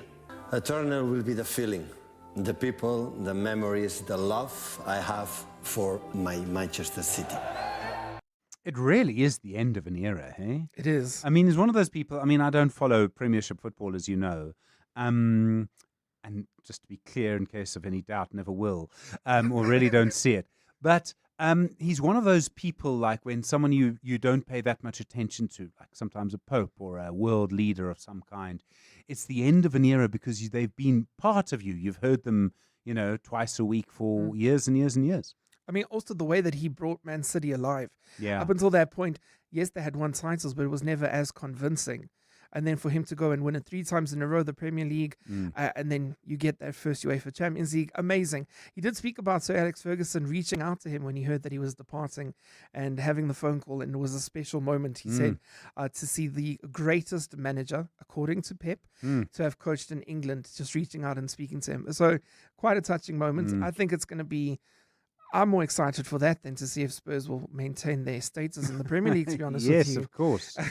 Meanwhile, Liverpool still looking to secure UEFA Champions League qualification as they host Brentford. Also the end of an era there as Mohamed Salah will be leaving Anfield and manager Arne Slot refused to confirm whether he'd be part of the squad. I think Mo and I have both the same interest. We want the best for this club. We want the club to be as successful as possible. We were both part of giving our fans their first league title again after 5 years. But we're also aware, all of us, that we didn't brought the same level this season. And what we want, what he wants, what I want is the club to be as successful as we were last season. The Formula One weekend started in Canada with only practice, with sprint quali also set for this evening at 10:30, and some 27,000 athletes will be taking part in Sunday's Cape Town Marathon. That includes a former Olympic champion, Eliud Kipchoge. Anthony Teixeira, Eyewitness News Sport. That's Liesl, before she got naked. Liesl checked her insurance premium and got angrier than the time a teenager called her Tani. So Liesl got naked and got comprehensive car insurance and a way lower premium in seconds, all on the Naked app. There we go, Liesl. Get a car and home insurance quote now at naked.insure and see how much you can save when you get naked. Naked Financial Technology is an authorized FSP. Get naked. When it comes to protecting your workforce, trust the workwear brand that has been protecting workers for over 150 years. Sweetall. Sweetall has overalls and uniform solutions for every industry, so your team is safe, comfortable, and ready to tackle any challenge. Visit our Boksburg showroom, shop A1 Atlas Road, Westwood, Boksburg, or go to sweetor.com today. Sweetor, we never let you down. Superior protective workwear since 1871. Oh, Shane, do you have a sore throat? The Andalex range of lozenges offers two options. At the first signs of an irritated, scratchy throat, use Andalex lozenges for dual action, soothing relief. But for a painful, inflamed throat, use Andalex C lozenges for triple action, pain relief. Andalex, SA's #1 choice for a sore mouth and throat. Andalex lozenges are available at all leading pharmacies and supermarkets. Just Andalex it. The Money Show. The Friday File. The Friday File. So you might be surprised to hear how big the market is in South Africa to go on cruises. And I don't just mean to go and buy a six-pack and borrow your mate's boat on the Vaal Dam. I mean on a massive great ship in the sea. Take your family. Well, over the last cruising season, more than 85,000 people went from Southern Africa on the MSC Opera alone. There were over 37 voyages. Ross Volk is the managing director for MSC Cruises South Africa. Ross, good evening. I didn't realize this was so many people. I mean, do you have some years that are better than others, I presume? Oh, thank you very much, Stephen. It's a great privilege to be on the show. And yes, every year is different, and it depends also on the type of ships we bring to South Africa, the size of them, and our deployment globally. But yes, it's been a very successful season. 85,000 guests, as you mentioned, predominantly out of Durban and Cape Town, which has been our mainstay for the better part of the last decade. So it's a big business, both in South Africa and globally. 35 million people travel on cruises globally in 2025. Sure. I mean, for some people, and I was asking around the office, and I was saying, do you want to do this? Do you want to do this? And some people were like, yeah, cool. You know, one or two were like, I don't know about being stuck with so many people on a thing which I know is big, but it's floating in the sea and I really can't swim home. What's the attraction? Well, I think the value proposition is second to none. I don't think there's anything else you can find in the market that provides you with the best value proposition. All your entertainment, all your food, from morning to night is catered for on board the vessel. Yes, I take the point of people being on board, but the vessels are designed with all of that in mind. So everything is designed to take you to certain private places, to certain areas that don't have the congestion that you would ordinarily think with 3,000 people on board. You've got 2 shows a day that we host in an order or theater that will accommodate between 800 to 1,300 people. You've got a lot of things that are designed to entertain, but in a space that feels like you're in a sort of bubble of yourself. And you've also got your cabins that you can retreat to that are fairly well put together and manage to give you the comfort and rest that you deserve. But nothing encompasses the best value proposition that you can have on board that ship with everything at your fingertips. I mean, for a lot of people, it's about, I can see my children when I want to, but they don't have to be with me all the time. I mean, that must be part of it, eh, Ross? Well, absolutely. I think, the biggest part of our demographic on board are families. So between the age of sort of 25 to 50 is the sort of sweet spot in terms of volume. But the more modern ships that we have in our fleet around the world, you actually have an app that you can track where everyone is. So, you can give your kids the free rein and the freedom that they, so dearly want. But you have the opportunity to call them. You have the opportunity to find them and track them if you need to find them in an emergency or if you want to just find out where they are. So, the technology supports you being a very, very good parent, but still having fun. When I think of cruise ships, I mean, I often automatically sort of think of things 50, 60, 70 years ago. They've changed dramatically since then. How has cruising changed? I mean, the facilities now must be something else. I mean, it's not just swimming pools. That's very kind of 1970. It's all sorts of other things. Yeah, the stigma has changed immeasurably. It's not now for old people. It's not only for the wealthy. Cruising is accessible by so many people. I mean, 35 million people can't be wrong in terms of the way they want to choose their holiday. You've got so many amenities. On some of our newest vessels, we have one of the largest water slides on board a vessel. We've got Formula One simulators that look exactly like the normal Formula One. You drive it exactly like you would if you were on the racetrack. Bowling alleys, there are indoor basketball courts, there are paddle courts, there are racquetball courts on some of our exclusive luxury brand Explorer. There's so much to do in terms of the evolution of what is to offer on there. And the entertainment, as I said, is phenomenal. On some of our class of vessels, the World Class and our Merivelia class, we have a promenade that changes color and has different decals and demographics on it. It's one of the longest continuous LED screens on vessels around. And there's 11 restaurants on some of these vessels that can give you multiple dining options, from steak restaurants, which South Africans will love, to tapas bars, to a chocolate factory that you can make your own chocolate. It's phenomenal. Sure. So do you see particular trends? Do you see particular trends coming and going in your business? I don't sort of mean people who, changing demographics. I mean, different attractions. I mean, is it, Formula One simulator one year and a bigger water slide the next? No, I think people that understand cruising are loyal to cruising. We have a very good loyal base, which we're very proud of and very happy with, and thank you to them for all of their support. The attractions come more in the destination, and obviously the vessel being the attraction as well, which you've mentioned, but that's not always the big pull. And you've got to start catering for the ports. You've got to start catering for the itineraries. So we, for example, have just released an Alaska itinerary on one of our very nice ships that has a yacht club on board.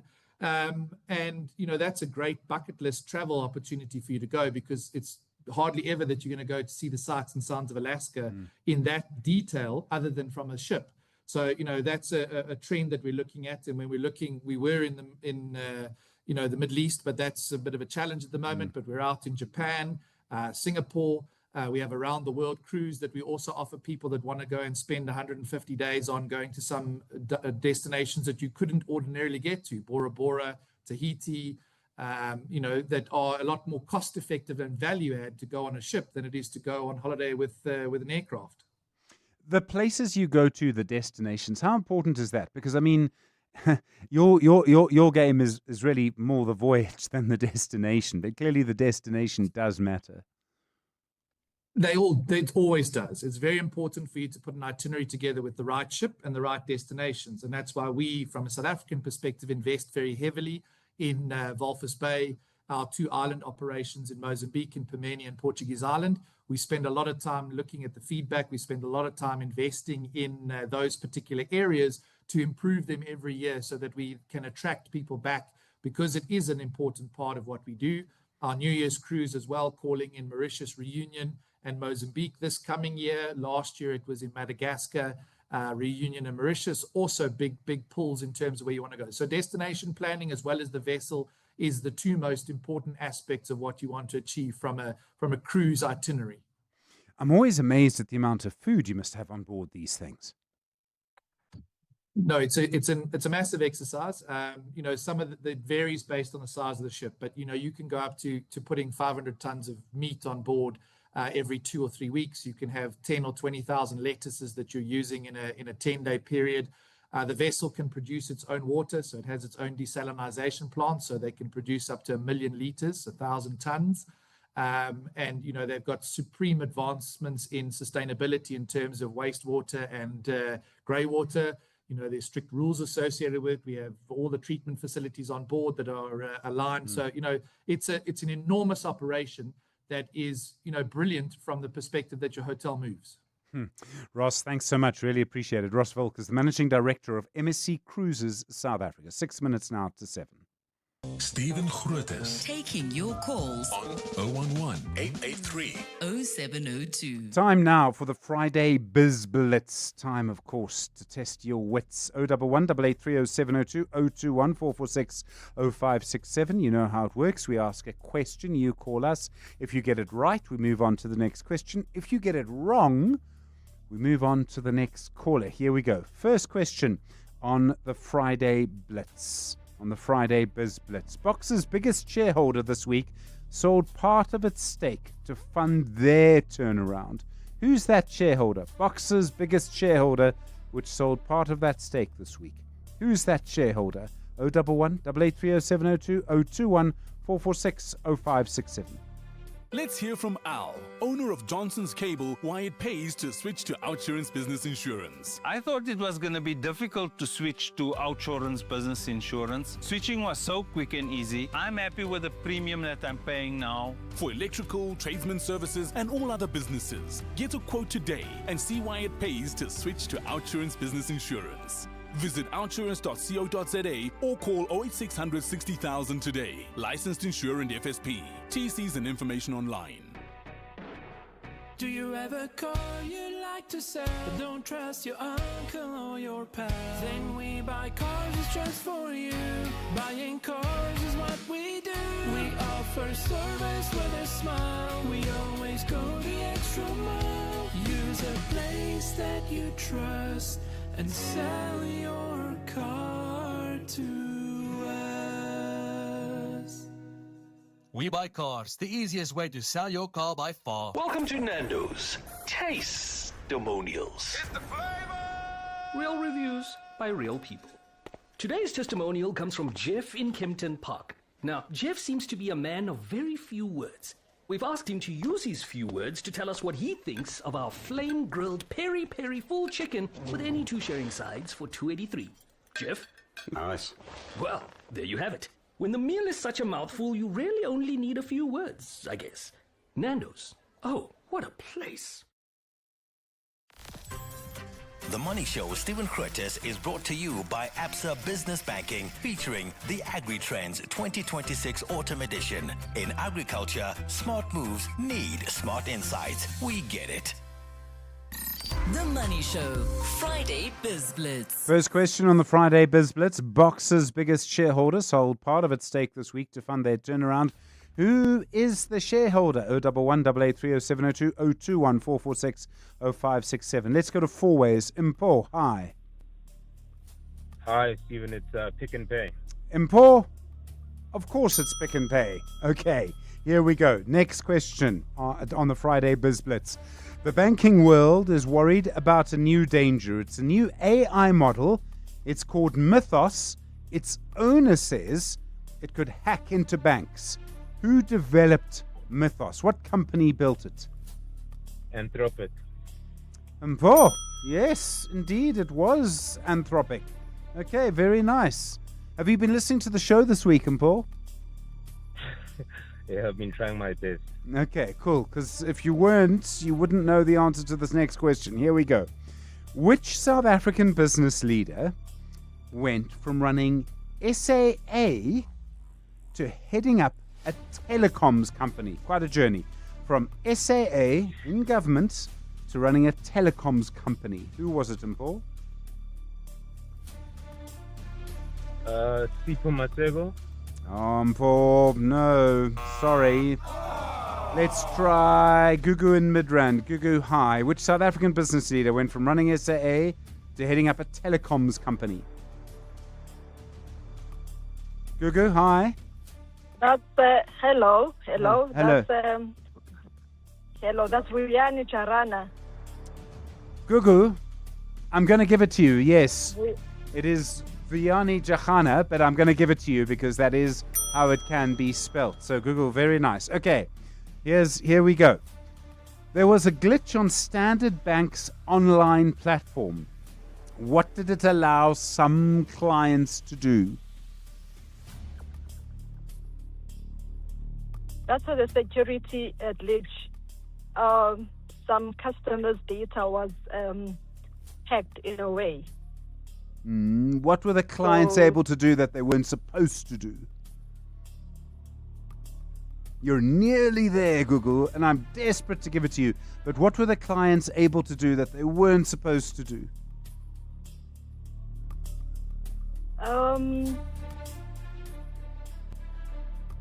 What could they make that they weren't supposed to do? If you're in a bank account, what can you do?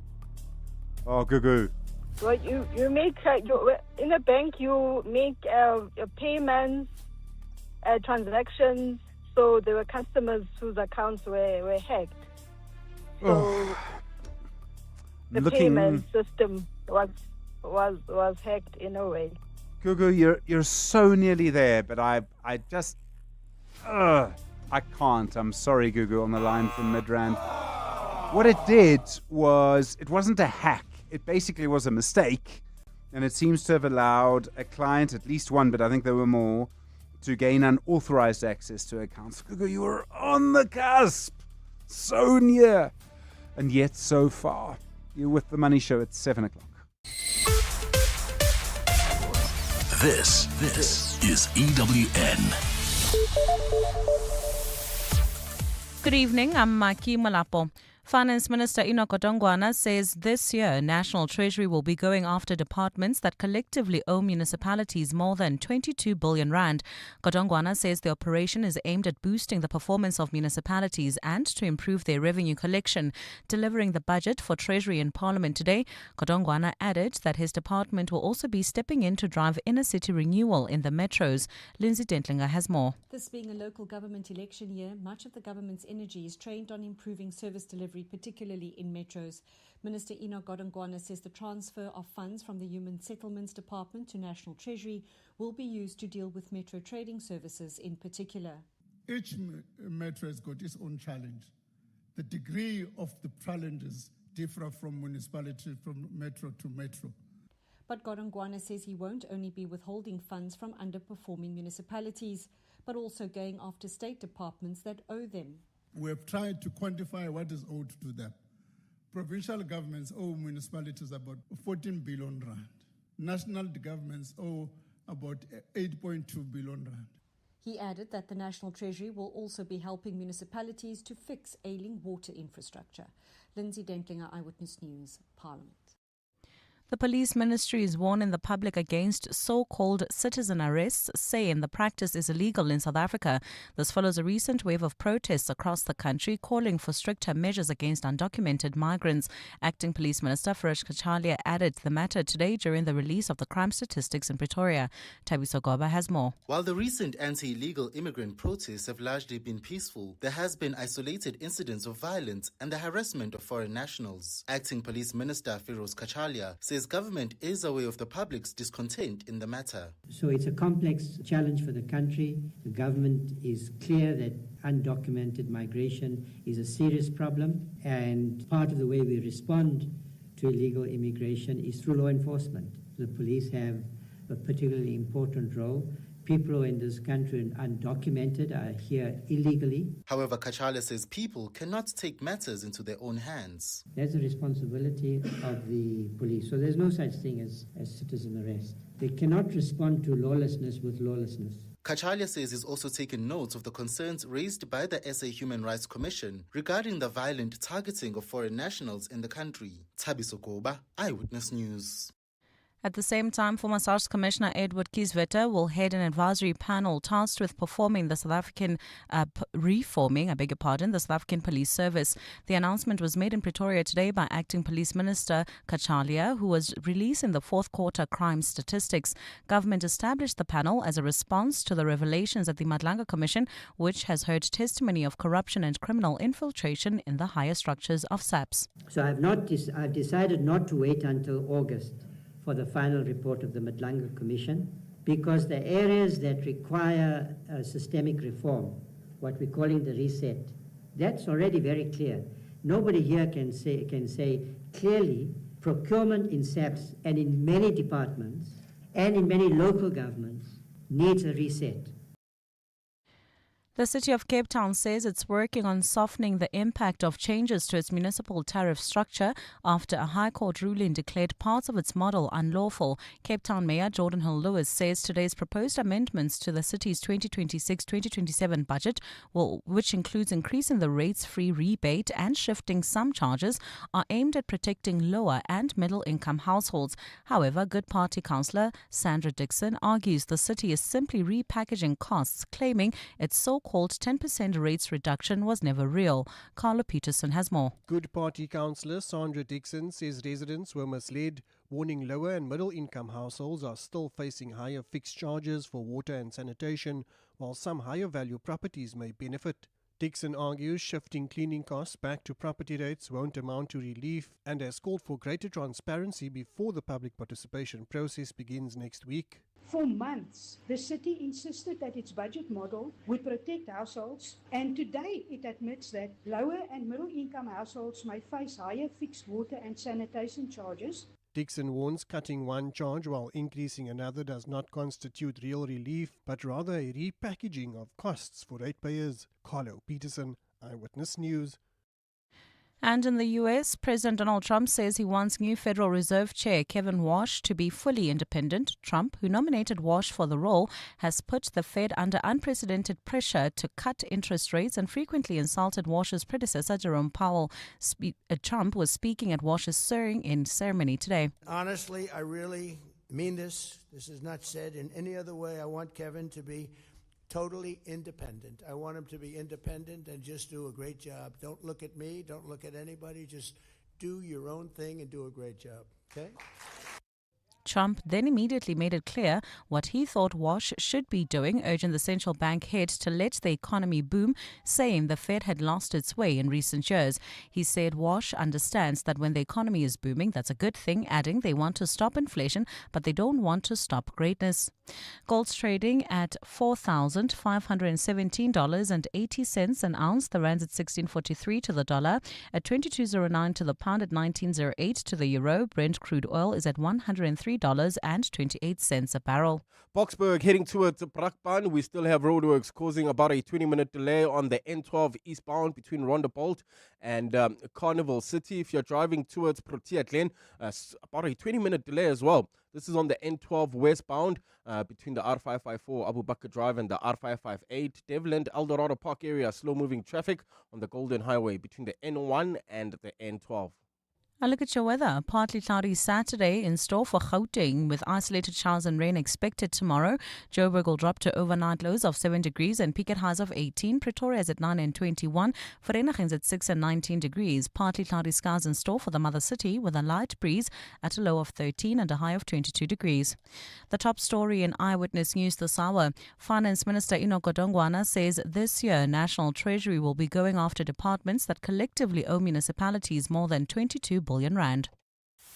EWN, in touch, in tune, and independent. For the latest, visit ewn.co.za or download the EWN app.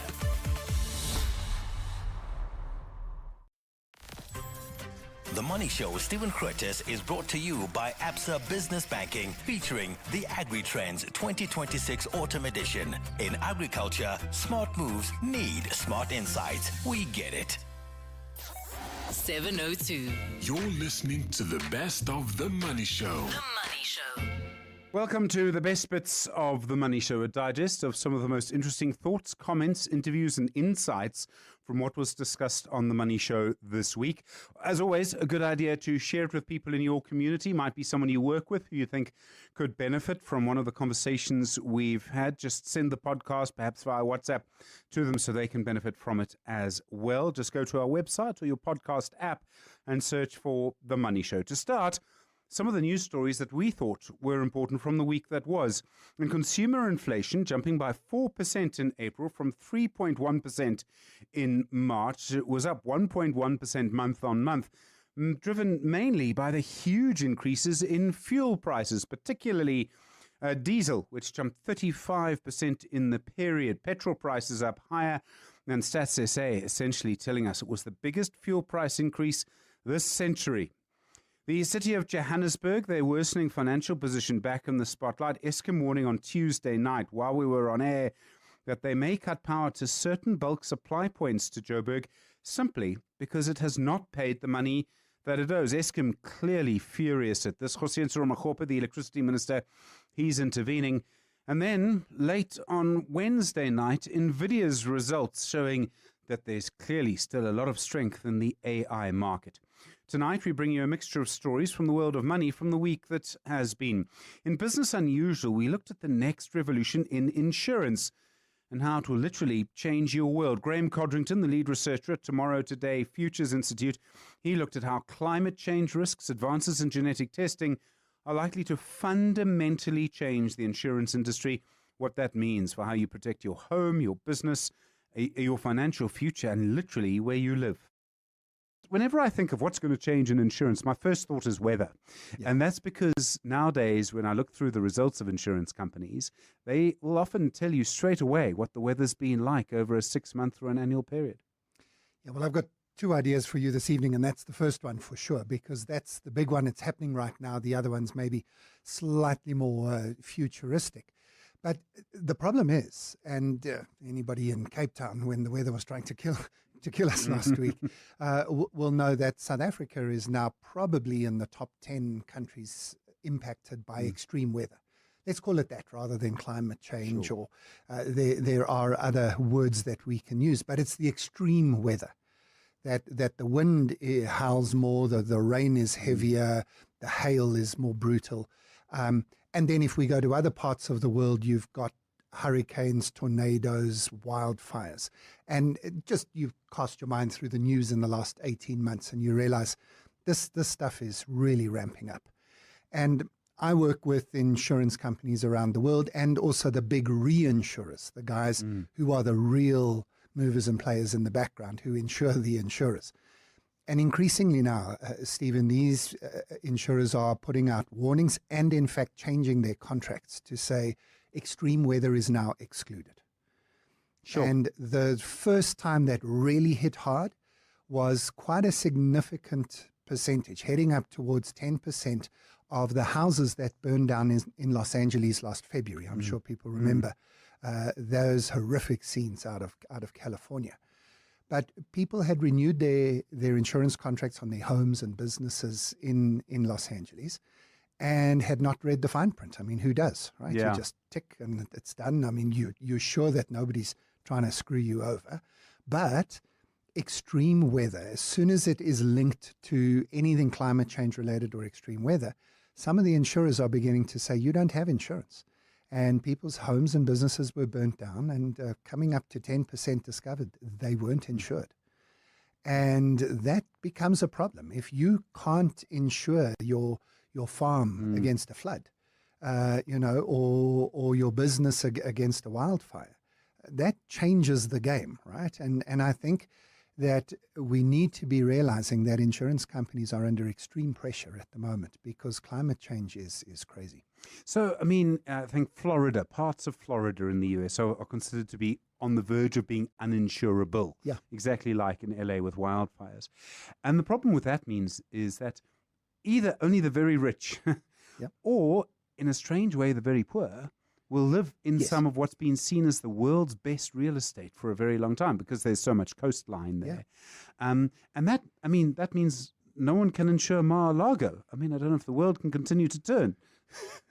Well, the less that's said about Mar-a-Lago, the better, I suppose, and maybe nobody's going to worry if it's not there anymore. But, I mean, bring that to the Western Cape, or KZN, who have really been hit by it. And people forget that in Gauteng, one of our biggest issues is hail. We are a very big, and hail and solar panels do not go well together. And so imagine your solar panels cannot be insured against a hailstorm.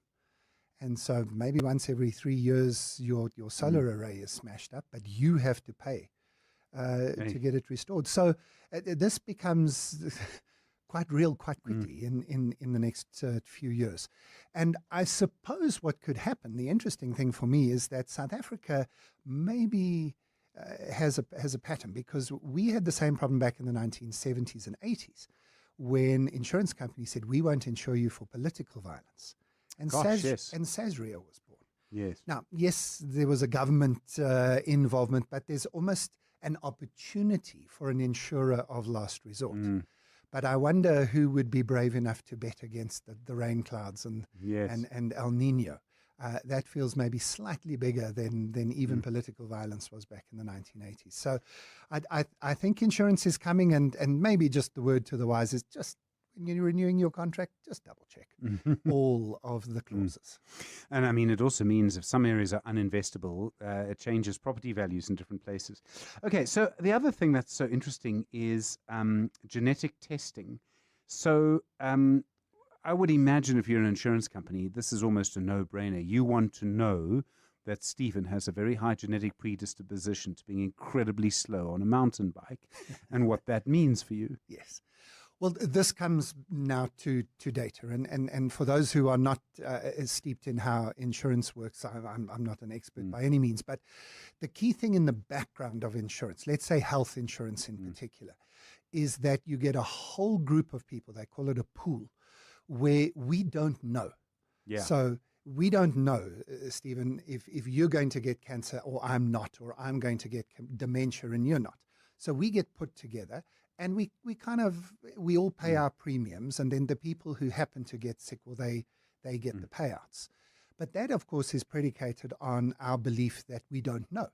Yes. We don't know who's going to get a certain type of sickness. Now, of course, insurance companies do have exclusions for, say, risky sports, for exactly the reason. I don't want to be in the same pool as somebody who does something crazy on the weekends. Skydiving, yeah. Skydiving or something like that. But imagine now we can do genetic testing, and don't have to imagine, we can. And many of the genetic tests are giving us enough data for us to be able to know, not with precision, but say 80% chance versus 20% chance of Alzheimer's or dementia or any genetic related disease. And at that point, the whole concept of health insurance falls apart. Aye. Because you cannot then, it's like a pre-existing condition, which if you know you have a certain disease, you have to declare it so that the insurers know where to put you in these pools. What if you do a genetic test? Maybe you just did it for fun, but now that is considered a pre-existing condition because you should have known. And the insurers can backdate that and say, if you've ever done a genetic test, you should have known. And so, again, this becomes quite real and quite personal quite quickly.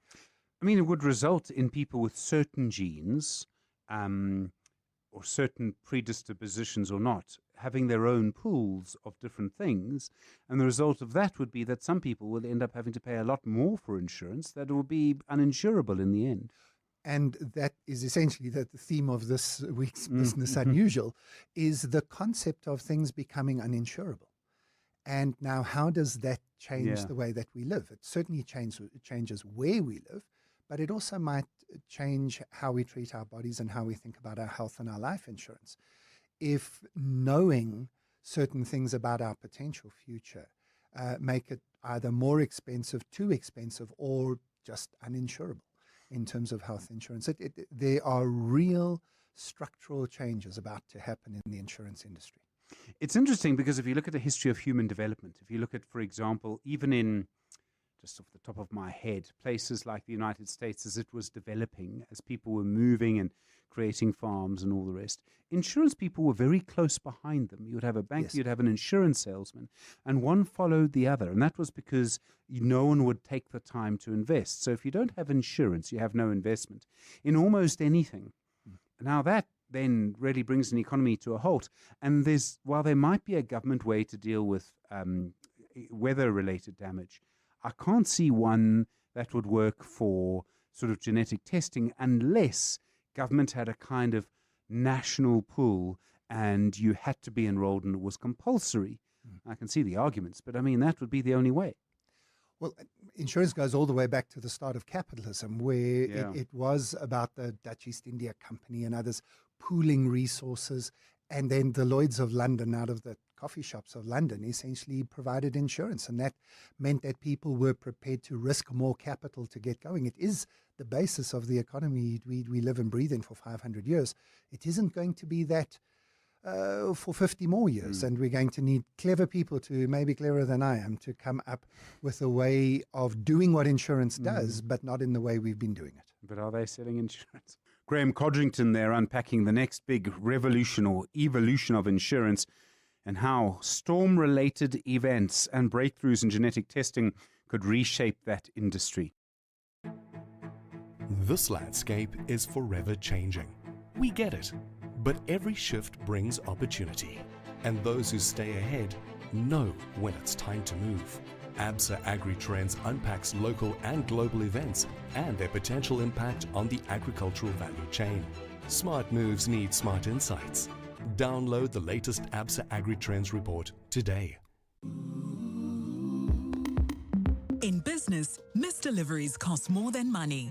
Go Girl Logistics is South Africa's 100% black female-owned Level 1 Triple BEE powerhouse, delivering secure, time-sensitive transport for parcels, cold chain cargo, and compliance waste.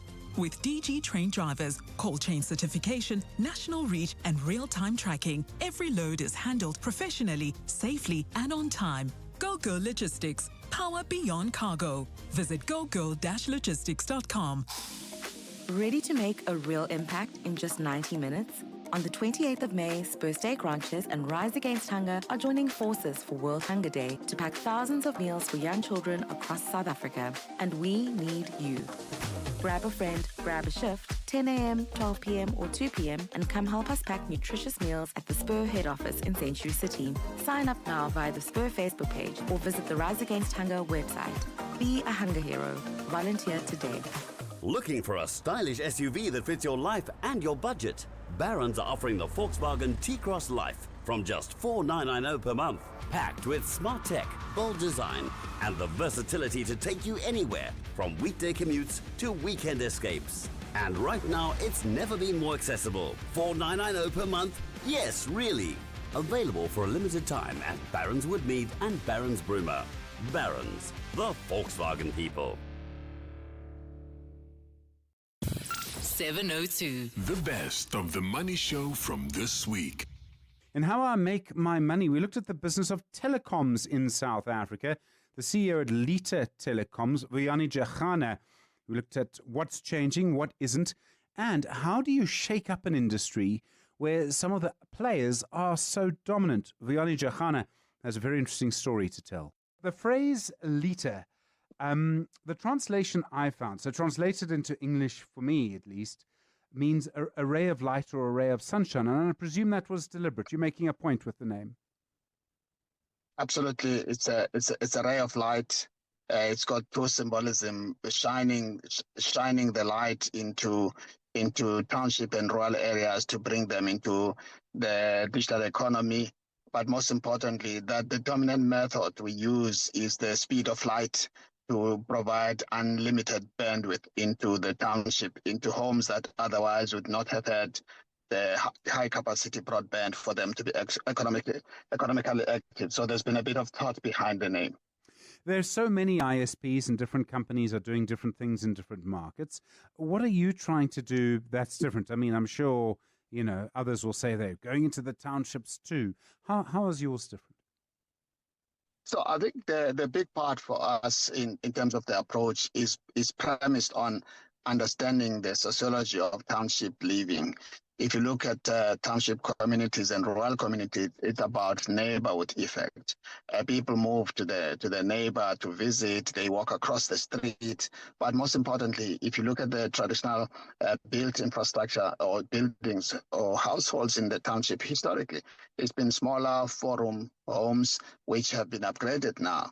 So what it means that people spend most of their time outside the home than inside. So what we've then done is to look at broadband, what is normally fixed into your home, but we made it nomadic, which means you can subscribe or take the service at your home.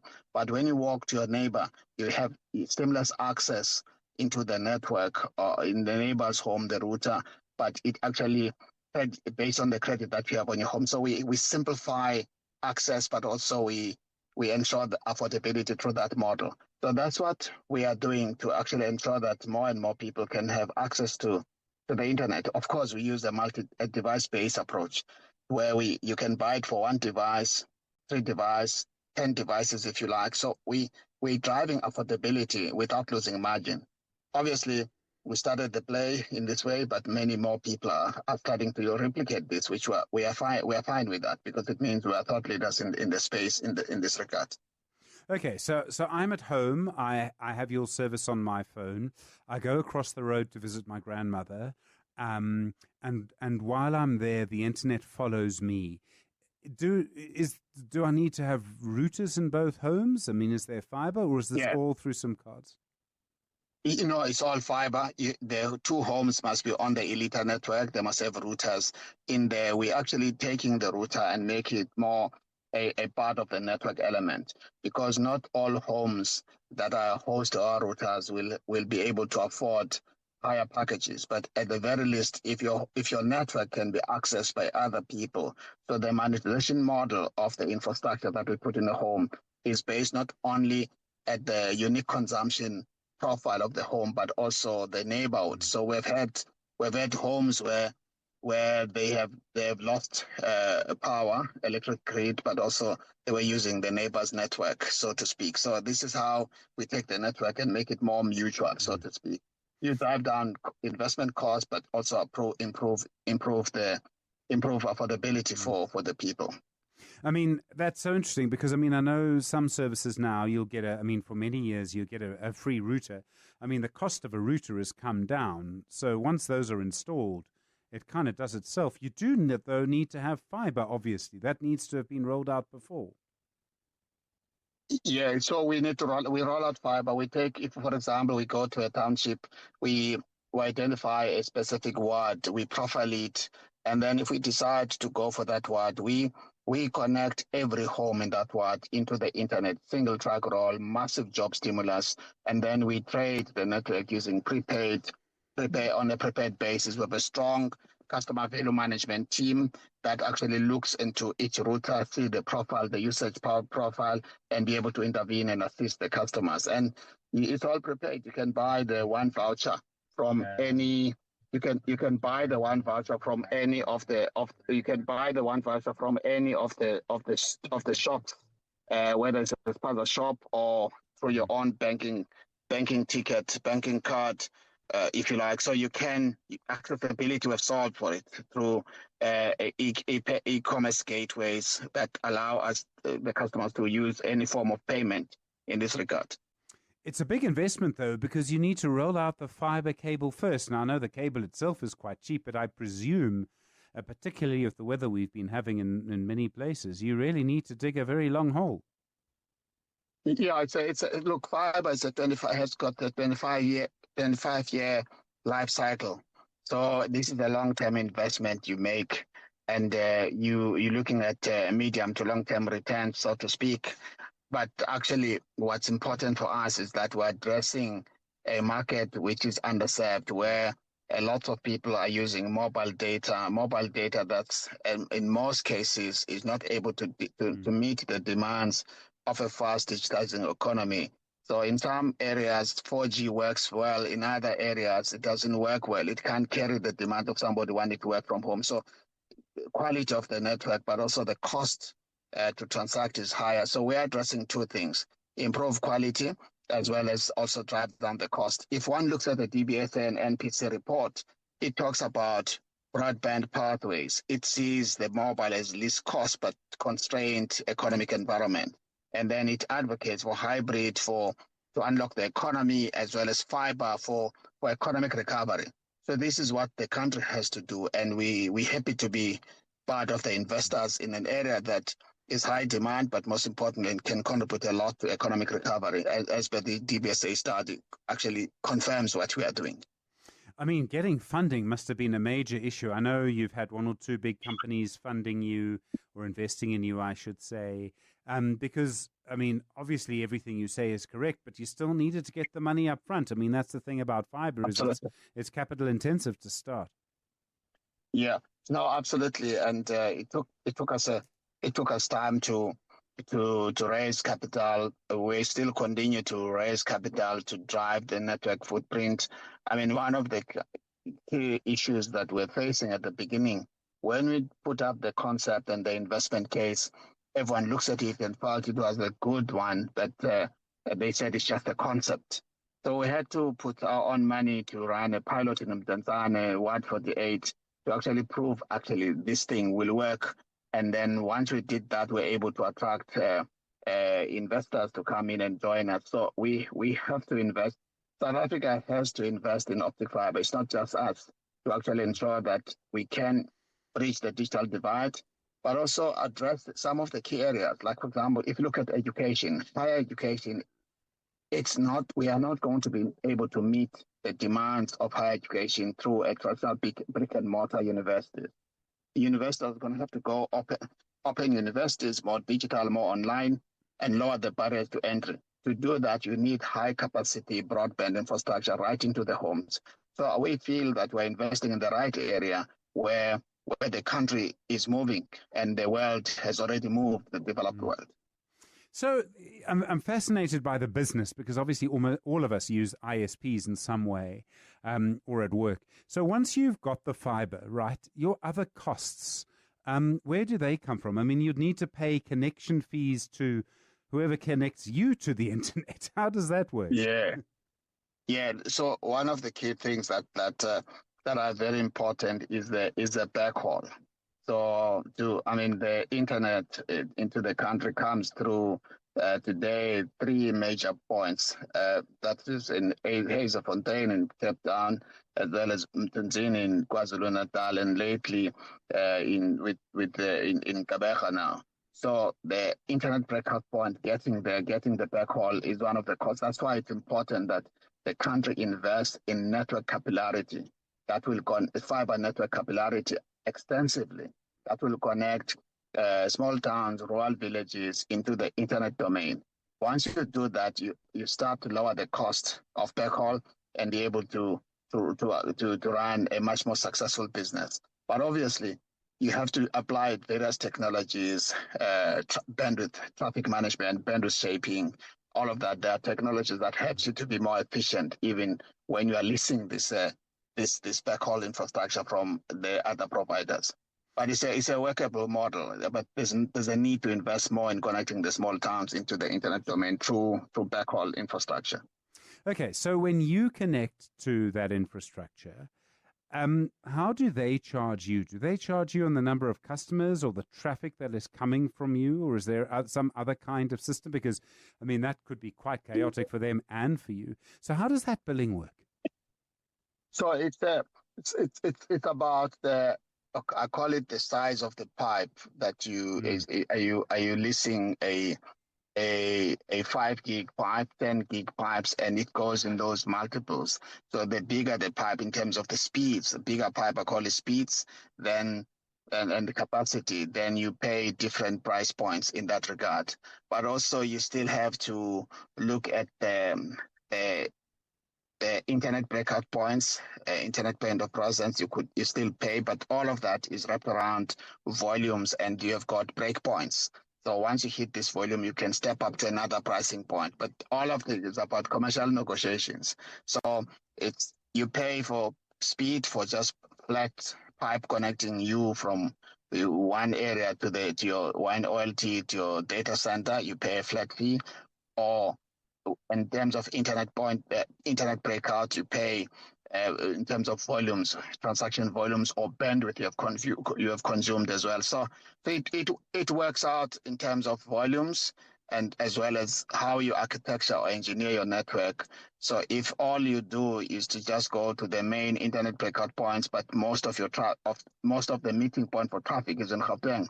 If you're not in Gauteng, then you're always going to suffer in terms of cost. So there's a lot of technical engineering, but also a massive commercial modeling that needs to come in to make sure the business works, and that's what we have done.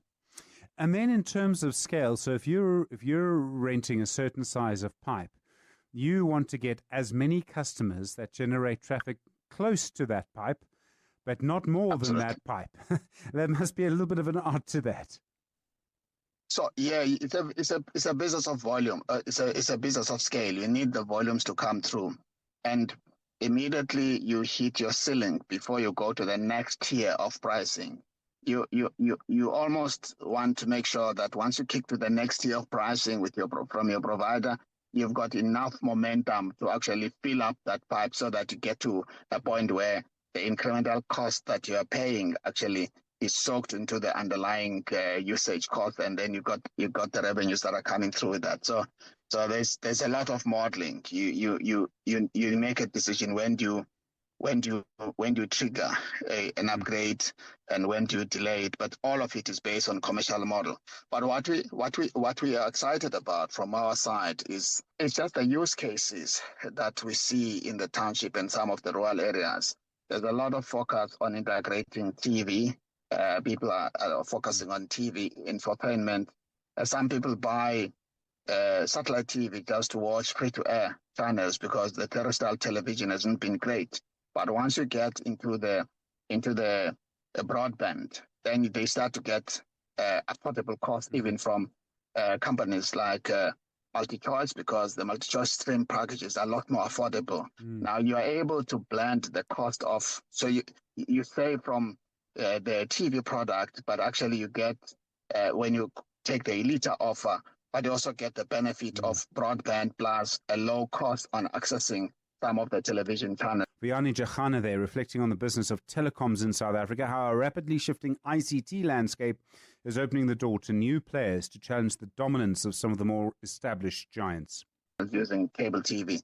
You hear that? That's the sound of business execution finally visible. No more chasing people and reports, no more disconnected systems, no more guessing if our business is performing or not. iStratGo connects strategy, people, performance, and day-to-day work into one clear software platform, so leaders can see what's working, what's not, and where to focus. Because when execution is visible, everything runs better. Book a demo on istratgo.com. istratgo.com. Sauda! A new reason to play has landed. Sizekaya, the new official national lottery operator, is shaking things up with cascading jackpots. Every last draw of the month, Powerball Extra and Lotto 5 Max will now have guaranteed winners. More winners means more celebrations across Mzansi. No waiting, no hoping, just life-changing moments. A new chapter begins with Sizekaya, 1 June 2026. Small businesses are anything but small. They're the backbone of our communities, the dreamers, the doers, the ones who keep Mzansi moving forward. That's why 702 and Capitec Business Banking are putting them in the spotlight. Every Thursday between 6 and 8 p.m., catch Small Business Focus with Capitec, where we showcase the hustle, heart, and the secrets to thriving in today's economy. Your vision matters, and with Capitec, you're never building it alone. Small Business Focus with Capitec, the business bank for everyone. Thursdays between 6 and 8 p.m. on 702. Capitec Bank is an authorized FSP 46669. 702.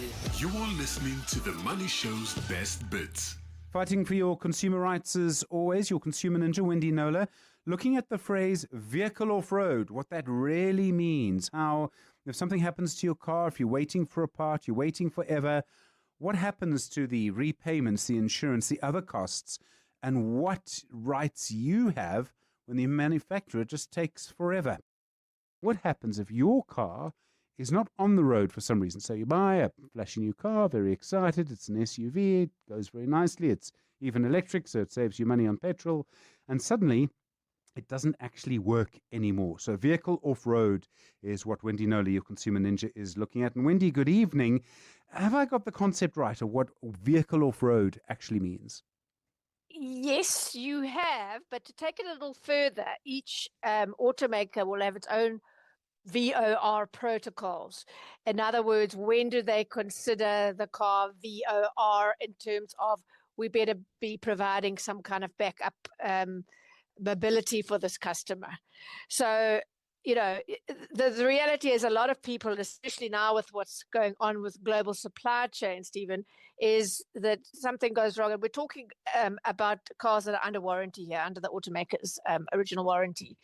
And something goes wrong and you can't drive your car and the part is coming on the slow boat from China, wherever. And so you just don't have the use of it, and you're still paying the repayments to your bank, and you're still paying your insurance policy, and you don't have the use of your car. So my advice is, and I'm giving the advice before we get into the case studies this time, is before you buy, I think it's a good idea, before you choose a brand, formally ask the brand about their VOR protocols. I think just that will tell them that you know what you're doing, and maybe not to try and pull a fast one on you. Yes. And do it in an email, right? So say something like, I'm requesting clarity on your brand's current VOR protocols, given the supply chain challenges. Please clarify the maximum turnaround time for parts sourcing before a vehicle is officially classified as VOR, which then would trigger the automatic provision of a complementary like-for-like courtesy car. And I think it's very important to say like-for-like, to specify that, because I have so many cases where if they are lucky enough to get a courtesy car, it's, they're driving a very high-end SUV and they get an entry-level little hatchback, which doesn't suit their needs. They can't fit all the kids in, or whatever the case may be. They can't go on the planned holiday and all the rest. So I think it's just a really good little habit to get into when you're in the market for a car. So and then, yeah. Sorry to interrupt. You're dealing with a couple of cases on this at the moment. Are they very similar to each other? I mean, is it exactly the same issue? It's similar issues, yes. So in the first case, Mama Rena of Mbombela, she bought an Audi A3 last year, brand new. It was just a few months old in January when she was involved in an accident. So it's been 5 months since then, and she still hasn't sat behind the wheel of her A3, thanks to a delay in sourcing a particularly difficult part, an oil sump from a German plant. And they kept telling her, we don't know, maybe July, but it was very open-ended. So she didn't have her car. She's paying the payments, as I said, insurance. She turned to me for help. And she said, I don't have a guaranteed repair timeline. I'm carrying all the financial burden, and I don't have a suitable alternative transport. So I took up the case with VW in South Africa, late April. Morena received a call from Audi MD's office days later to say, let's talk. And they delivered her a courtesy car, an A3, even newer than hers. So well done. And then I was told, interestingly, this matter relates to accident damage, and therefore courtesy mobility would not ordinarily form part of the support process. But in an effort to further support our client while her repair is being finalized, we've arranged this A3 as a courtesy. Sure. I heard from her last week. They actually not only gave her the car, but they kind of applied their mind to getting that part a bit quicker. It arrived last week, and she now has her car back. So one of the things I never understand in this, especially now, is that I've noticed the older car brands are focusing really heavily on customer service because of the competition they're seeing from the other brands. And as a result, you would think Audi, being Audi, it's a brand new A3, for goodness sake, how can it take 5 months to get a part, no matter what the problem was? I mean, a ship does not it was a complicated thing. Yeah, a ship does not take that long, and the company must be making these things all the time. Well, it wasn't in their plant. It had to be outsourced to another plant, and that took time. So it was actually sourcing it in Germany that was the problem, and that's why they kept saying to her, we don't know.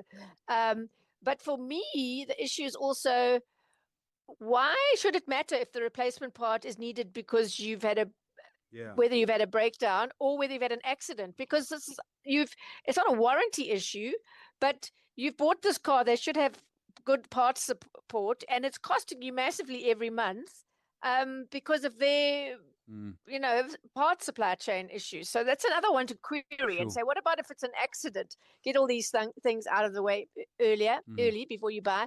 And secondly, another brand, this time a Chinese brand, Roelf Wells of Newcastle. His case, the starter motor was problematic. The car wouldn't start. It's the 2023 model, still under warranty. He wrote to me to say it's been with the dealership for 3 weeks and they've only just diagnosed the problem. It seems I could be waiting months for them to repair it, and they won't give me a courtesy car, only a rental car that I must insure, and my insurer won't insure a rental car. And that's another trend, Stephen, is that there aren't enough courtesy cars to go around. So they say, oh, we'll rent one for you, which is great, but you've got to take all the liability and pay the waivers. And it's fine if there's no incident, but as when hiring any car, if you have an accident or the car is stolen, even if it's not your fault, it can cost you massively financially. And I know one such case, so just be wary of that. Anyway, listen to this. Cherry's sea freight lead time for parts is 67 days and the air freight is 25 days. And so after I got involved,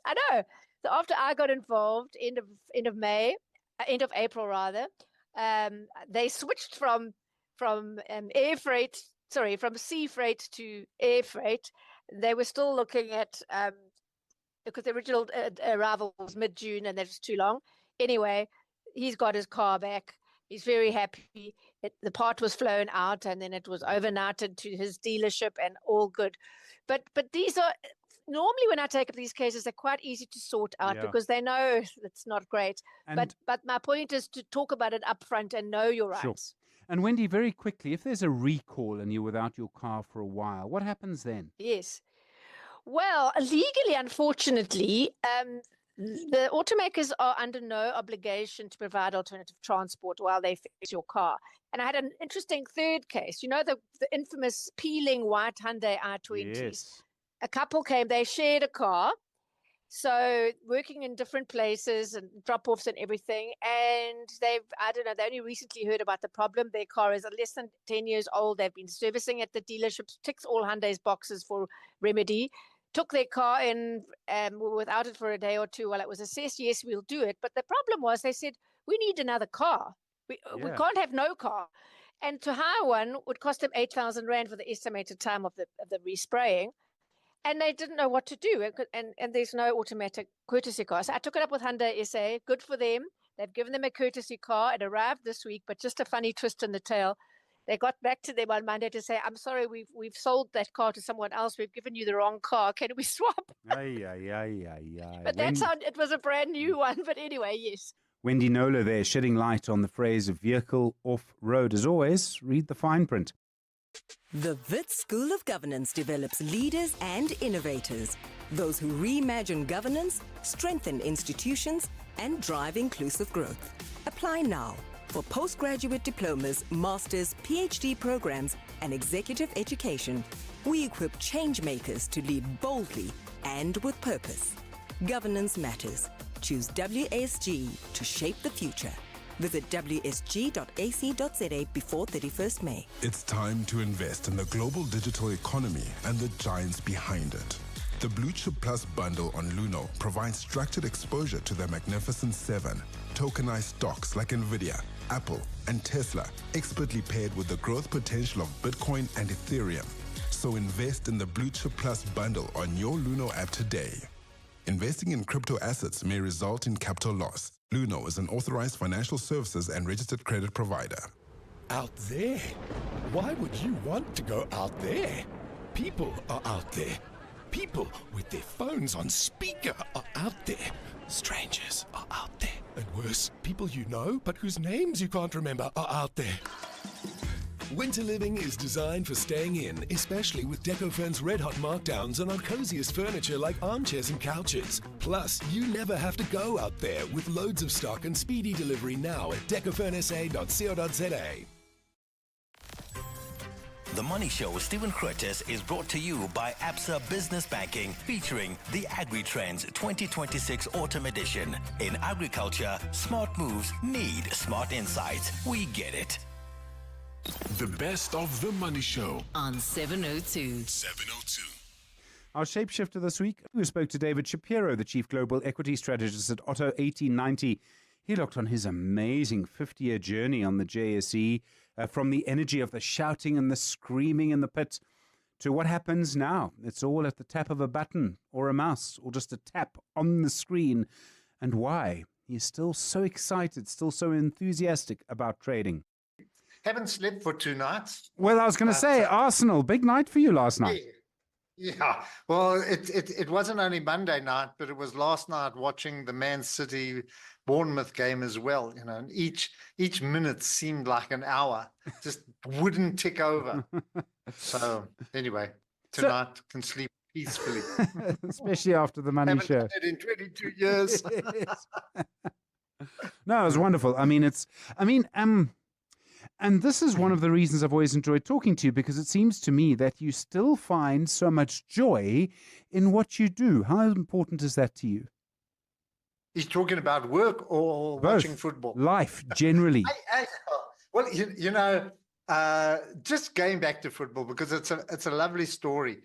My dad started to watch or follow Arsenal in 1927.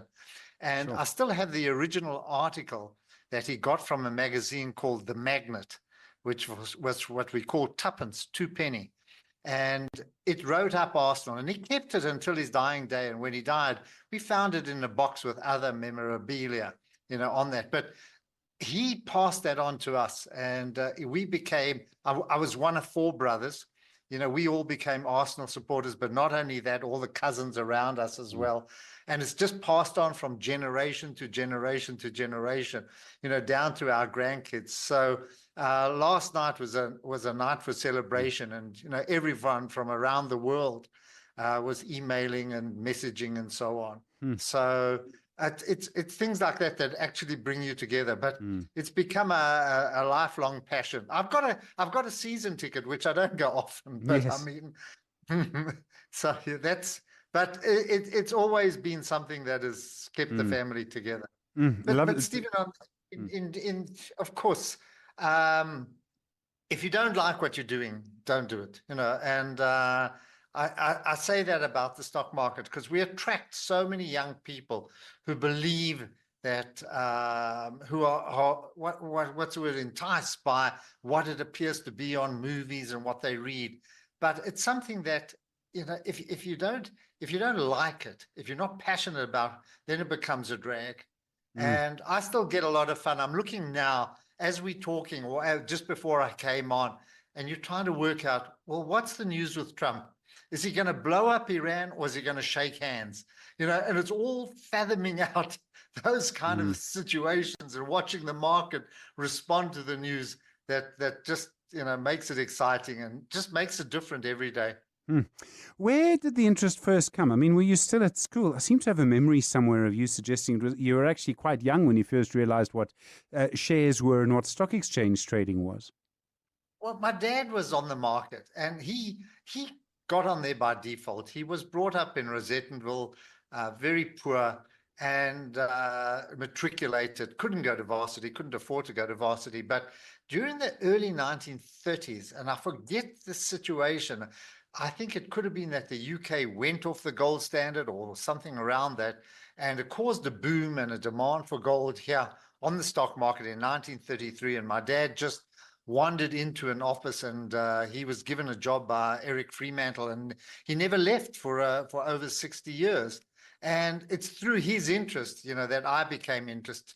But I got to be honest with you, my growing up where I did, and after varsity, I did do accountancy. I qualified as a chartered accountant, but I think deep down, I always wanted to be an artist, an architect, or, I always wanted to be a scrum half for South Africa. I haven't got the right build for that, but I think my passion as growing up was always to play sport for South Africa, whether it was cricket or football or rugby and so on. But it's only much later, once I joined the market, and I got a feel for it, that I started to enjoy it. But I loved the floor.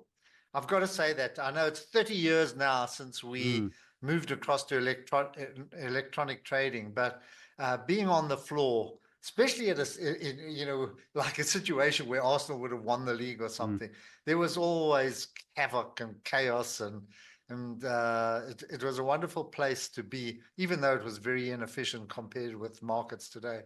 I mean, when I look back at that, it always seemed to me to be chaotic, and I never could understand how on earth it worked. And yet that system worked for a very long time, probably 100 years in different places. It was an honor system, dictum meum pactum, my word is my bond. And you dealt on the nod of the head. And it was inefficient because you were dealing in lots of scraps of paper. And also, it was controlled by little circles of people who were stationed in various boards and so on. You looked after each other. When I say you looked after each other, you would never deal without another person if you knew someone else was a buyer or a seller and so on. I mean, it did work. Nothing compared with today, where things are super efficient, and money flows, information is available, money flows much faster and that. But I think there was a charm about it. What was always interesting is that you knew when the markets were moving. You could feel it like in your chest. You could feel the pulse. You knew what was here. I'm sitting in front of a screen today. It just goes either red or green, but you don't get that wonderful feeling of noise around you. And so it was a special time to have been there, and you learned a lot, which stood you in good favor, particularly when we started to go electronic. You just you learn so much from the people around you there about dealing, about how markets work and that. But I enjoyed the time, and we were a community. I played football. We had a soccer team there. There were bowls teams and ping pong teams. The chaps used to go off at lunchtime and they'd be playing dominoes or poker or snooker and so on. But there was a very strong community feel about the stock exchange, which left, once we went electronic. So, David, you've seen many things, and I don't mean to sound pompous when I say that, but I mean, I presume, if I've got the timing right, you were probably trading the day after the Rubicon speech when P.W. Botha basically said apartheid will keep going.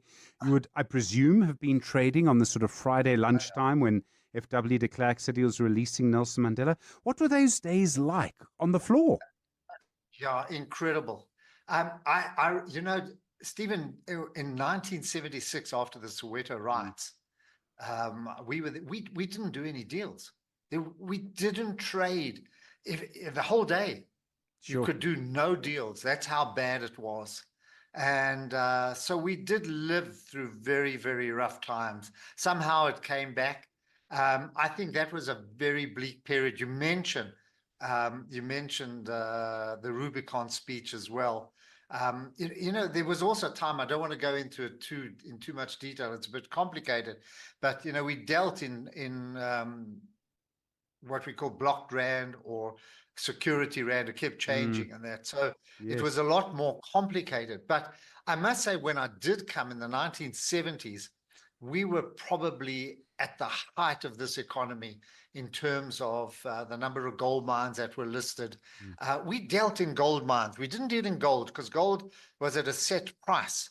But we had the most magnificent gold mines that were listed on the JSE, and you'd go down them, but you would trade in them as a business because each mine had its own characteristics in terms of the production, of the ore it brought up, the grades, the efficiency of it, and also, of course, the gold price and so on. And it was a very vibrant time. South Africa was the resource capital of the world. It wasn't only De Beers was a big trader, our platinums, our coal mines, and so on. So it was a very interesting and dynamic time, to have been involved, and that continued for a good, through to the 80s and that. But Rubicon, yep, I remember that very well. I remember 87 when the markets crashed. Those were also historic times, and I still recall when the market crashed in October 1987, and there was a big plunge, and you were always exposed in some way, or you had clients' orders, whatever it was.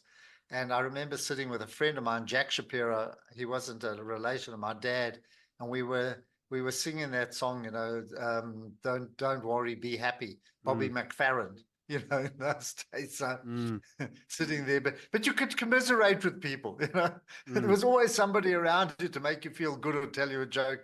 Nowadays, if the market plunges, here I am. I just, who am I going to talk to? My wife, moan at your phone. He's going to come and give me a club now.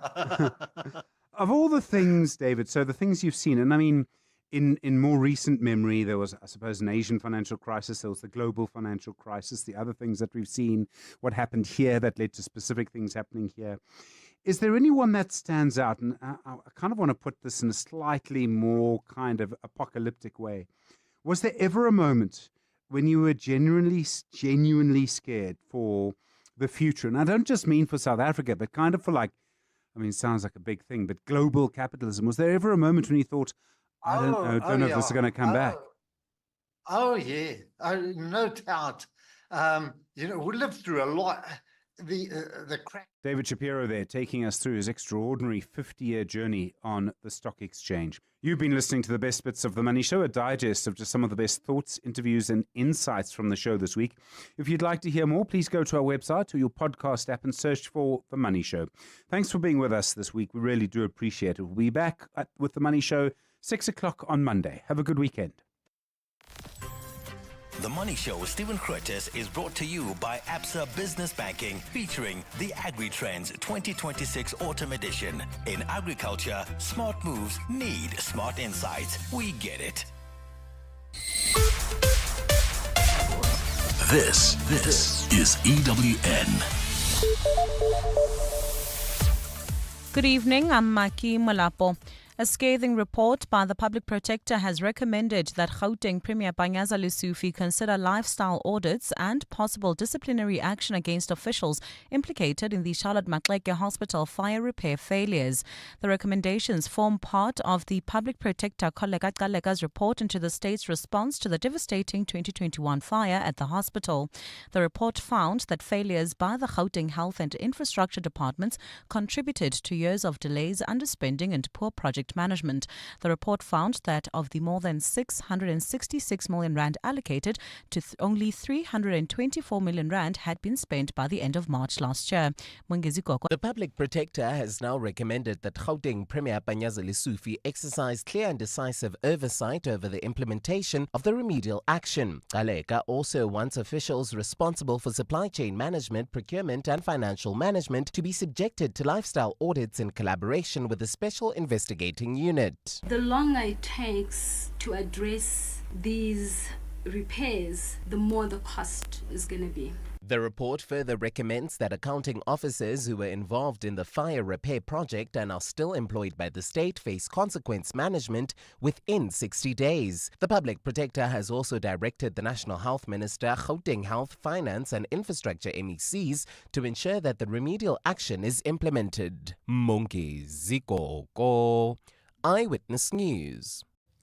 The Police Ministry has lamented social factors behind the country's high rape statistics, with the majority of them taking place at the victim's home. Between the 1st of January and the 31st of March this year, 9,782 rape cases were reported to police. About 47% of these incidents took place at the victim's place of residence. Acting Police Minister Feroz Kachalia presented the fourth quarter crime statistics in Pretoria today. The stats also reveals that the home where we should be safest is for too many of our people a dangerous place. 1,523 murders occurred in residences of the perpetrator or victim. Nearly half of all rapes in this quarter, 47.2%, took place in the home of a victim or perpetrator, an alarming stat. In the courts, 9 of the 13 people arrested after the discovery of an illegal drug lab in Swartrugens in the northwest are in South Africa illegally. This emerged during their appearance in the local magistrate's court today, where the case was postponed to the 12th of June. The accused face charges including drug manufacturing and contravention of the Immigration Act. 4 South African accused have indicated they intend applying for bail. Nkosikhona Malingamnisi was in court. The dock was packed as the 13 accused appeared before the magistrate for a further hearing. Initially, 11 suspects were arrested by the owners of the property where the alleged drug manufacturing operation was uncovered have since been added to the case. The state says a Spanish interpreter has been secured for the next court appearance to assist the Mexican nationals facing charges. Prosecutor Ricky Krause. We arranged a Spanish interpreter today for the benefit of the accused who are Mexican nationals. However, Your Worship, as Your Worship can see, is not here. We spoke to him on the telephone and he said that he will be available on the 5th or the 12th of June. The state has not yet indicated whether it will oppose the bail application by the 4 accused seeking release from custody. Nkosikhona Malingamnisi, Eyewitness News in the Northwest. Police have opened a case of robbery after EMS staff were robbed while on duty today at the Everton EMS station. 2 armed suspects broke into the station just after 2 o'clock this morning, stealing medical bags, a press-to-talk radio, a cell phone and an ambulance key. Gauteng Health Department spokesperson Steve Mabona says 1 crew member was assaulted and sustained a head injury, while another was threatened at gunpoint. The injury on duty has been registered for the injured crew member, and trauma counseling services have been provided to the affected employees. And the health department says 2 strains of the polio virus have been detected in wastewater samples at a treatment plant in Cape Town. The detection follows routine population-wide surveillance by the National Institute for Communicable Diseases. However, no human cases have been identified, and the department says this does not constitute a high-risk public health event. It adds the virus is likely from imported cases linked to vaccines not used in South Africa, which was certified polio-free by the WHO's African Regional Certification Commission in September 2019. Gold's trading at $4,517.61 an ounce. The rand's at 16.43 to the dollar, at 22.10 to the pound, at 19.08 to the euro. Brent crude oil is at $103.28 a barrel. A look at your weather. A partly cloudy Saturday in store for Gauteng with isolated showers and rain expected tomorrow. Joburg will drop to overnight lows of 7 degrees and peak at highs of 18. Pretoria is at 9 and 21. Vereeniging is at 6 and 19 degrees. Partly cloudy skies in Cape Town with a light breeze at a low of 13 and a high of 22 degrees. The top story in Eyewitness News this hour. A scathing report by the Public Protector has recommended that Gauteng Premier Panyaza Lesufi consider lifestyle audits and possible disciplinary action against officials implicated in the Charlotte Maxeke Hospital fire repair failures. EWN, in touch, in tune, and independent. For the latest, visit ewn.co.za or download the EWN app. 702. Live On the Prime Media Plus app. DSTV channel 856. 92.7. And 106 FM. Let's walk the talk.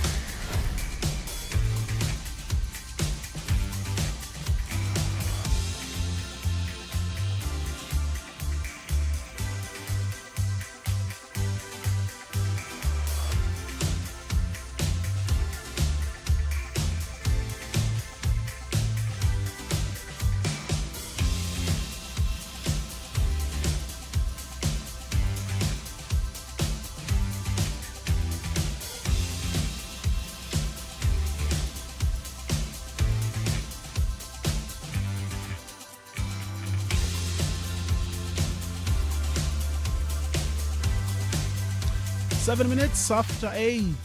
Good evening and welcome to the Opri Masango Show. I am Siabonga Mota with you until midnight. We are going to start things off with the 702 open line on 011-883-0702, 072-702-1702 on WhatsApp line. I'm taking your thoughts, your questions, your observations, things that you want to talk about, I have my things that I want to talk about, and I want to hear you as well, what you want to talk about. 011-883-0702, 072-702-1702. It's the 702 open line. But before we get into the open line, let me just take you through on what I want us to look into this evening. Obviously, we have in the spotlight today, we are joined by Zarif Minty, a multifaceted leader committed into, empowering others and turning potential into results. From launching his first business at 15 to becoming the best-selling author at age 19,